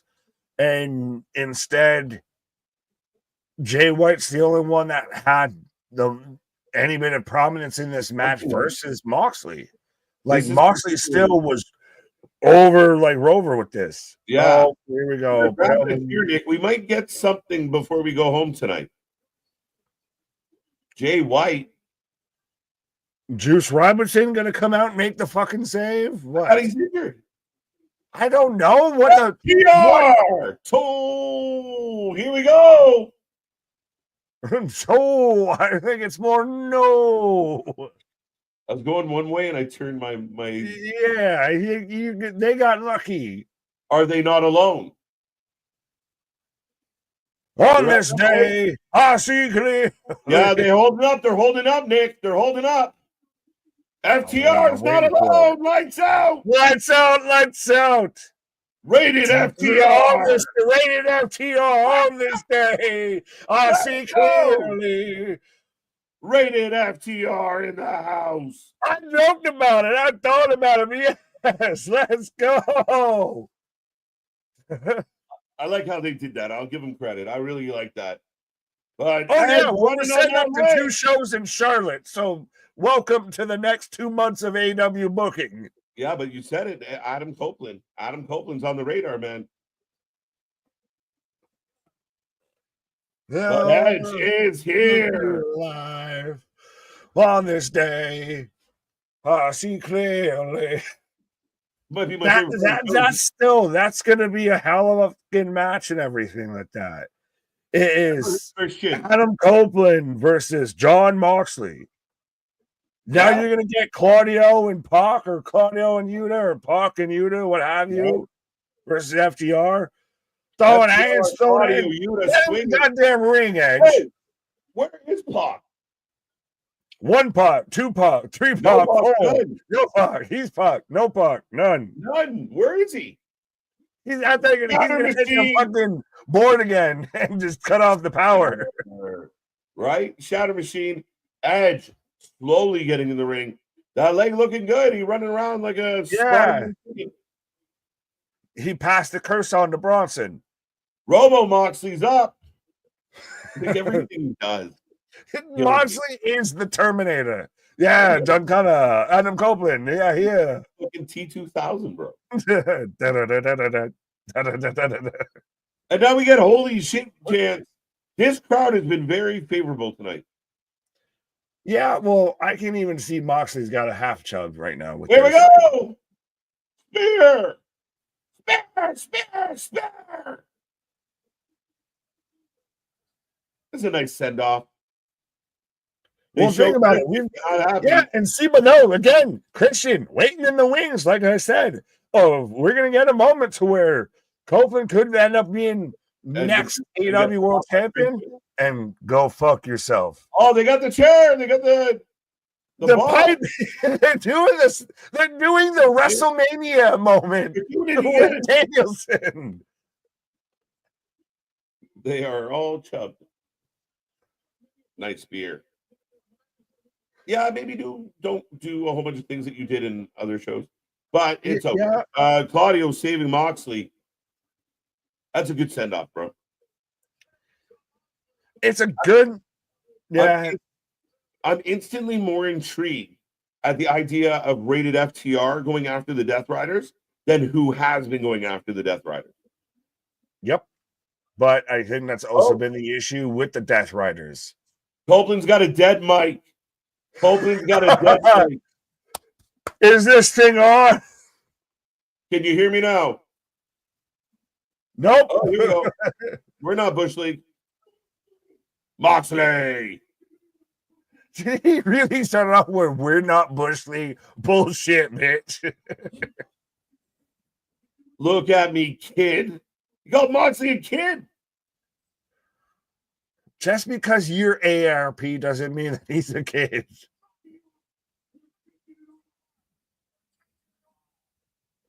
We're taking it all. Well, they need another person. Or are they going to go trios? Do they win the trios and world title? I don't know.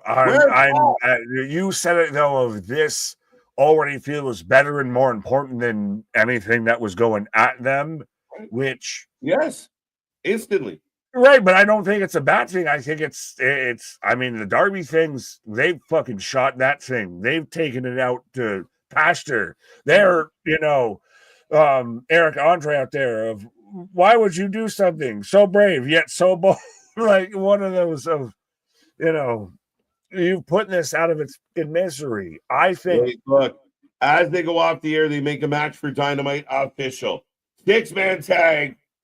Moxley, Yuta, Claudio taking on Rated FTR. And that's their debut on Max. So, folks, you're right, but now you've got debuts on dual streaming services next week. You've got the debut, one's the next week and the other's the after week. I forgot my timelines, but you've got the debut on Max of Death Riders versus Rated FTR, and then following up, you've got Netflix with all of that with Monday Night Raw. Yeah, man.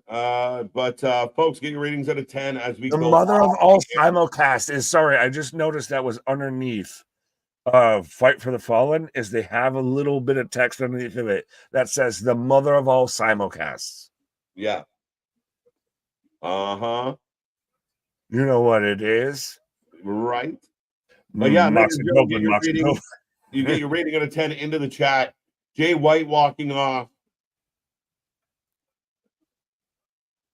But let us know how you felt about tonight. Good night, bad night, in between night. How did you feel? Why did you feel how you felt? The commentary is the worst part of the show. What? The commentary is the worst part of the show. It's fucking bad. That's a given. That's why we do what we do and why we tell people to mute what they do. Like, do you have any excitement going off the air from this pay-per-view? Not that I'm not creating in my own head if I just don't listen to them and everything and just see the visuals and all that, because we're just circling everything as we got the whole little tease into Revolution. So we don't even sell All In Texas. We're selling Revolution.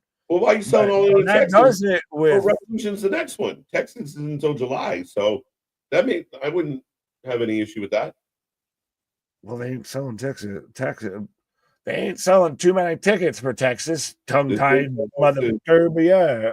So that's the end of the AEW broadcast. And we got 20 minutes before the press conference. So let's see if we can get out of here in 20 minutes. We're on the clock.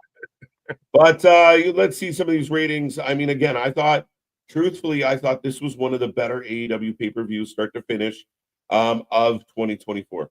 Yep. Truthfully, I thought it was solid. Like, we're wrapping up the show tonight, Nick. 5 hours in, but I still feel energized. I still feel spry. I feel like it was a good vibe for most of the show. You didn't oversaturate the big moments. You had a couple big ones. A couple things that would change, a couple things I didn't love. But overall, I think this was one of the best feelings I have coming out of an AEW pay-per-view that I've had in a long time. Absolutely. I said this from Thursday on. To me, this was stick the landing. That's all I need you to do is stick the landing. And God damn it, did they stick it? They stuck it.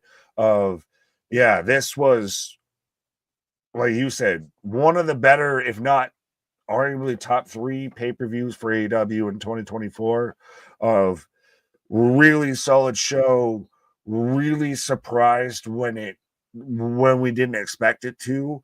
Yeah.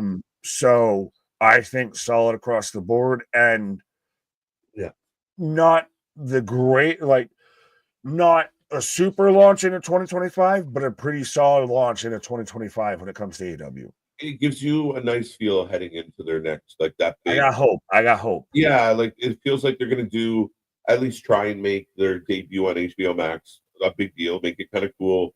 Rated FTR got a huge pop tonight. Your three biggest pops are rated FTR, Swerve Strickland, and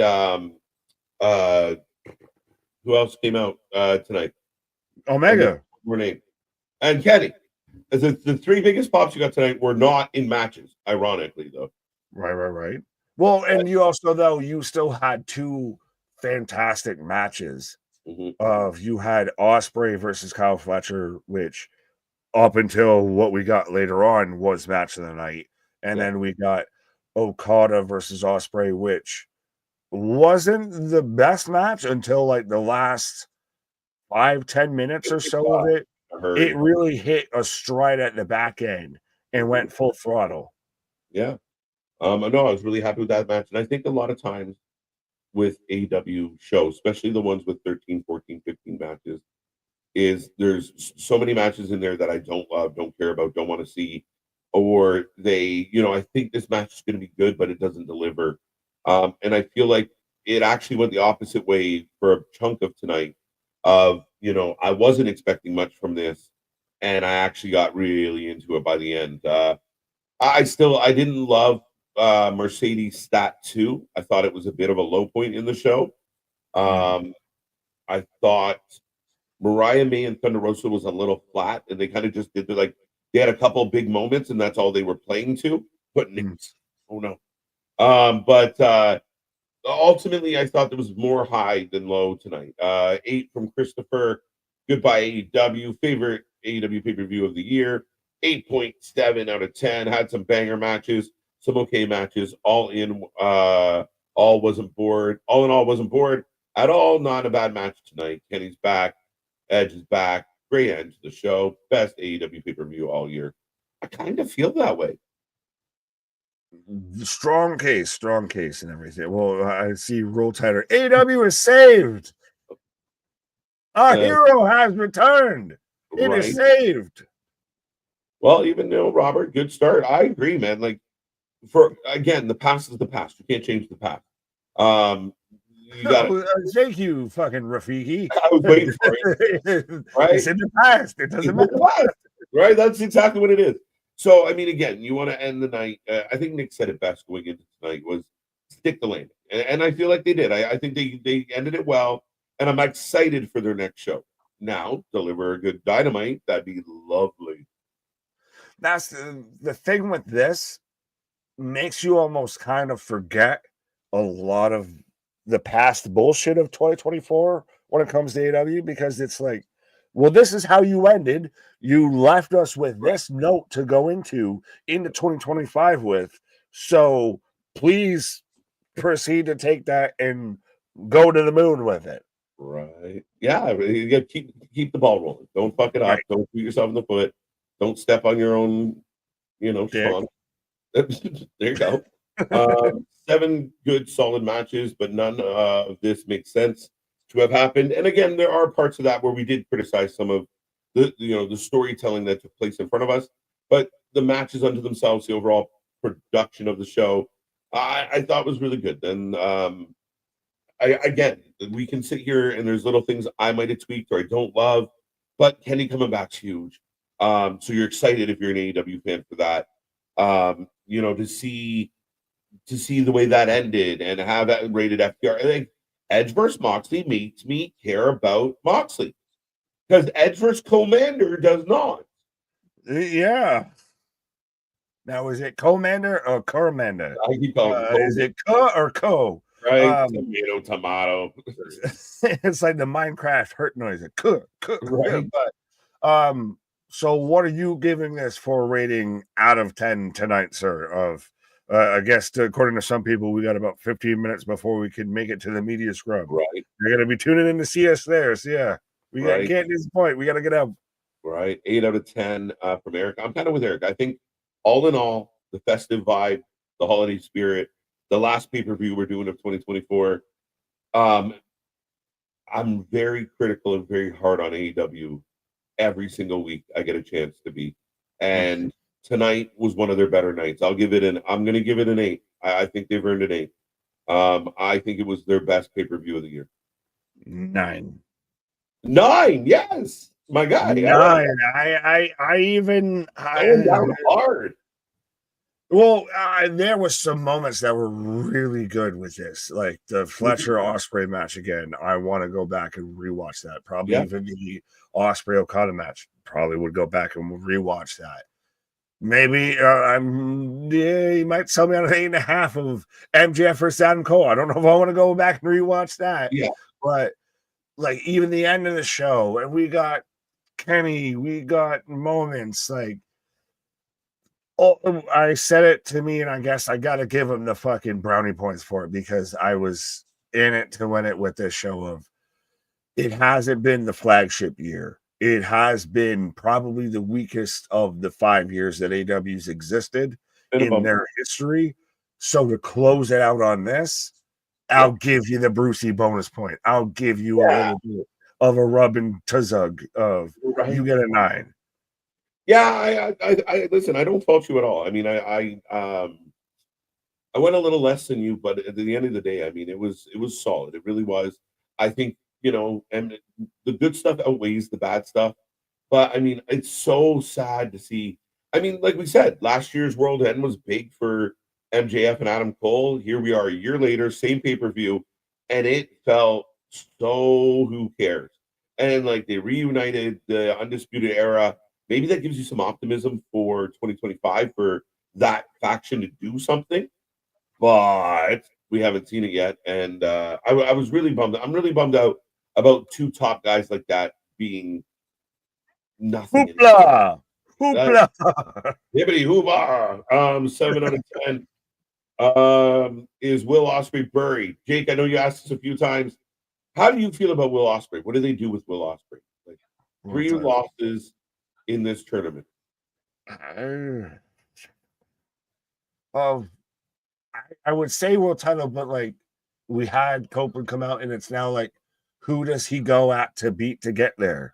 Like that's the thing, and that's the MJF issue of it becomes a barren wasteland, but in the in-betweens, you're either in the title picture or the mid card.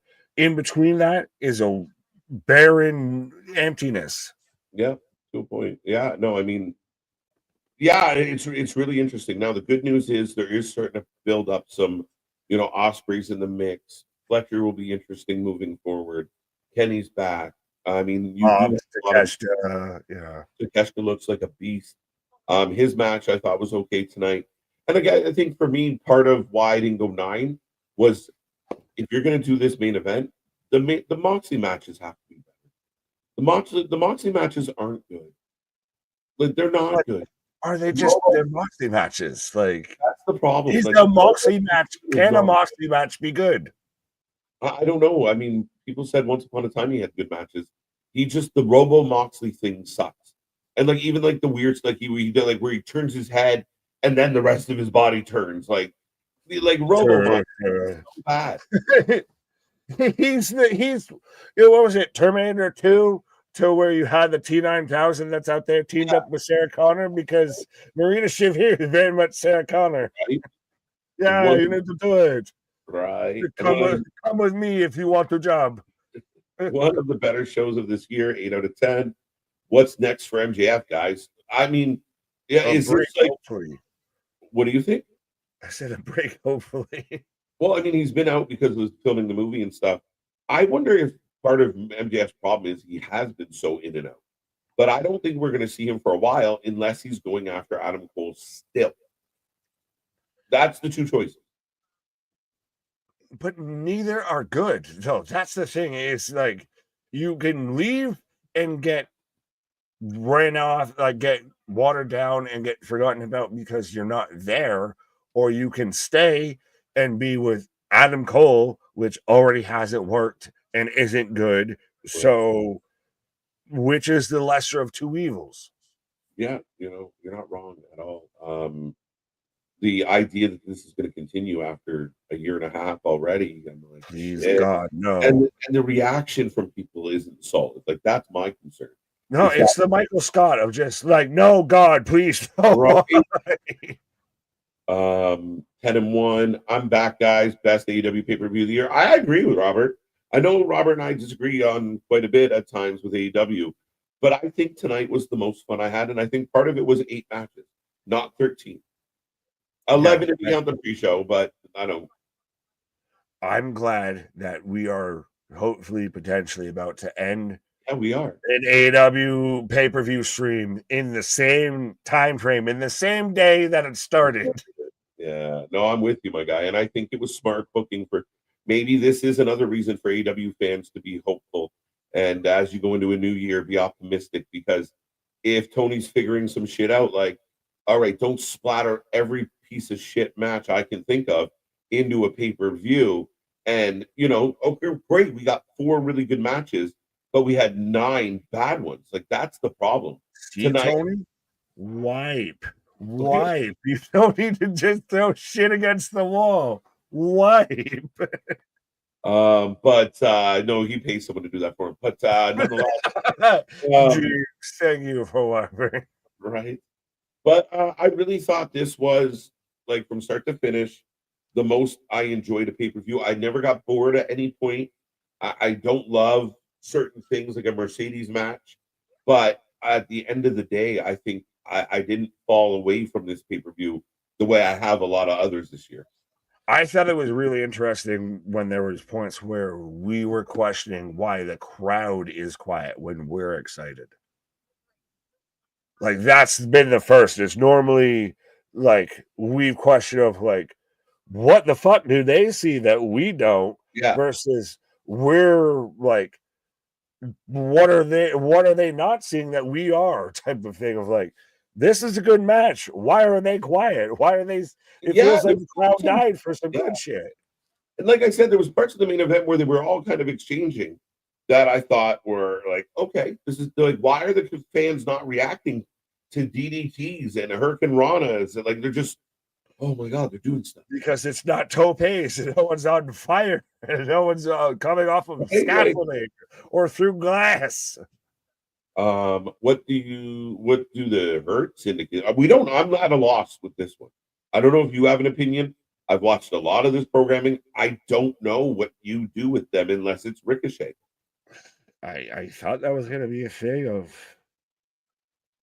I thought they could have been a world title thing. I'm surprised we got no match between Lashley, Swerve, Shelton, none of that, nothing. So I don't know, and I'll at least say it with this: of tonight, at least made me excited for AEW going into 2025. When going into tonight's show, I felt more just disappointed for AEW going into 2025. Yeah, in a lot of ways. Yeah, and I could see why. But you guys are forgetting that Ospreay just got as big of a pop as anyone in the first match and started the Continental Finals pop massive. I listen, Charles. I think that Ospreay should be playing and flirting with your main event belt. I feel like he should be the face of this company, and they don't agree with me. But I mean, that's what I would be doing with Ospreay. Like the fans love him. No one's saying he's not over. It's more of one of those of you can't, especially in this company of all places, because of the tone and what they've set in place to a bit. You can't try and really, you don't have the room to sell someone that's lost 4 straight matches into a world title, whatever. Like, you have to build them up a bit and everything of that. You have to justify it. No one's saying that Ospreay isn't a star. No one's saying that Ospreay isn't, should be, could be, would be the face of this fucking company and everything. Right. It's more of the detriment of what do they do now, because he's eaten loss after loss after loss after loss with this. Yeah, I mean, that's my curiosity of, it's like, you have Gretzky on the third line, and I'm not sure why. Right. I'm not, I struggle to figure this out. But what if MJF starts a faction? I hate that idea. I've been there, done that. Don't do it again. Well, there was people that thought that I was sitting beside that thought, Wardlow, Wardlow, Wardlow. I'm chanting it, man. Who's next for Mariah May? Toni. Amnesia Toni. Yeah. Right? I mean, I can Has to be. Right? What's next for Tony Khan? No comment, but we have a pretty good idea what's next for him. A party tonight. Party Puckers in the house tonight. Right. It's messed up. Death Riders more so. Mox just left Marina for dead. Can you believe that Jay White hit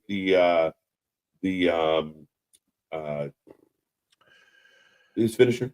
Blade Runner.